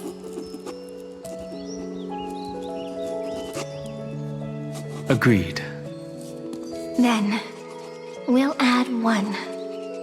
A one like none that has come before. A one that blazes new trails. I make this wish. On the 12th day of the 11th month, 13 heroes will take every core flame ignited across 30 million lifetimes and scatter them among the stars. Later, when the people who know this story gaze upon the cosmos, they will discover that the countless stars in the sky now glow pink. And after 13 seconds, that radiant light will quietly fade away. It will be such a romantic, yet puzzling sight. But that's all right. They will keep that mystery close to their hearts, constantly pondering what the ego truly is. They will love. They will get hurt. They will rage. And in 30 million moments of helplessness, they will stitch their shattered hearts back together, again and again. But remember this well. Losses are a constant on the flame chase journey. There may be pain along the way, but you and I will never be alone. They will come to understand what it means to lose, and in the end, they will choose to let go. They will offer their hearts to this world, to every companion they walk beside. And they will take in the hearts of others and pass them onward. For every soul that exists in this world, there is a different ego, a different prime mover of life. There will never be just one answer, not even for love. But when people gaze into the night sky and love what is fading with the same resolve they have to praise the stars, I want that soft, gentle pink in the sky to tell them, love will always be answered. This is a story about love, and a story about how to answer it. Whether it is one we have already written, or one you are yet to write, it will be a romantic story, like none that has come before. You think so too, right? And a romantic story deserves an ending that is free and complete.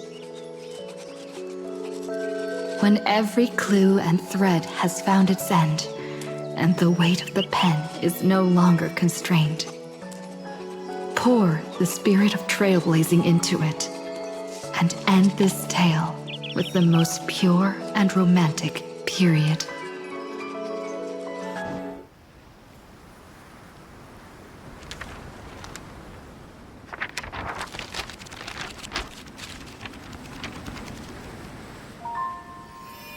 Light, sky, sea, stars, seeds, flowers, birds, hope, and love.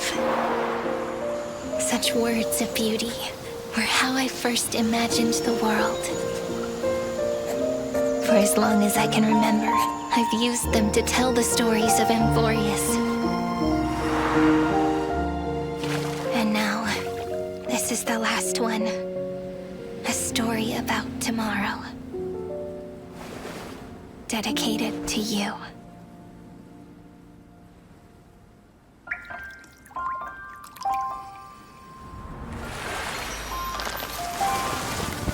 Once upon a time, morning glow, scattered light, shone on you and I, in fading poems, frozen rhymes, or traces on the breeze, whispers of past reverie. Please let me linger for now, enveloped in your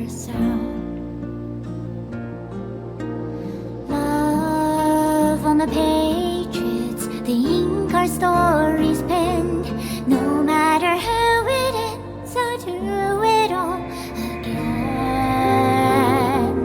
Oh, stay true, blossom as spring renews, dreaming colors every hue. Tomorrow's highs to tomorrow's life are walking step beside you. So stay true, the winter's rhyme anew, woven memories are blue. And like a melody, sing a song of reverie.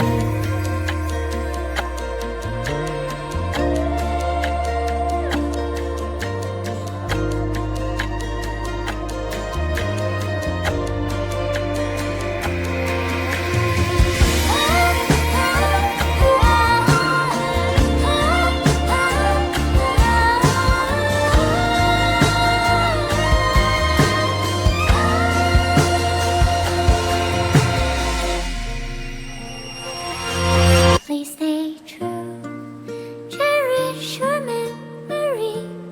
Go with love, your hearts are tears, rivers flow, as gardens grow. I hope you bloom in beauty. See you soon, after the end of time, in the mountain frozen rime.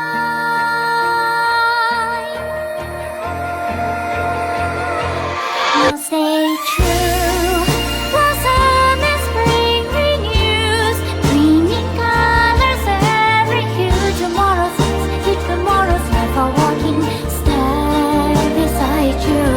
Now stay true, the winter's rhyme anew, woven memories are blue. And like a melody, sing our reverie.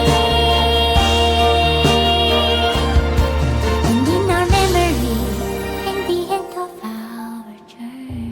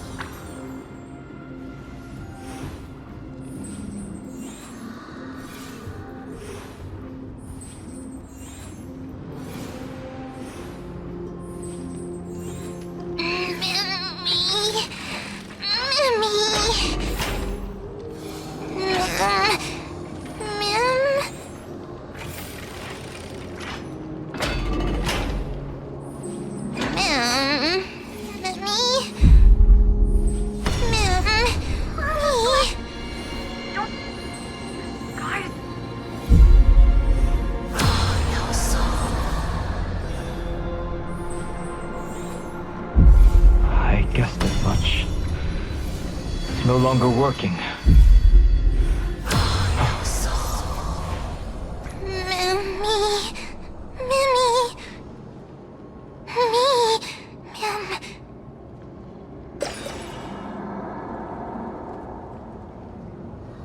Let's find someplace safe to set up a base of operations first.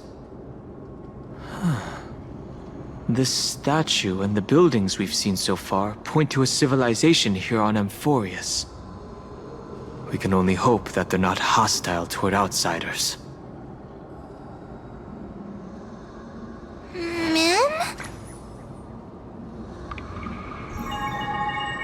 I've reunited with you so many times, and every time feels like the first time we met. Each time, love breaks through the stubborn cycles and takes flight toward a pink tomorrow.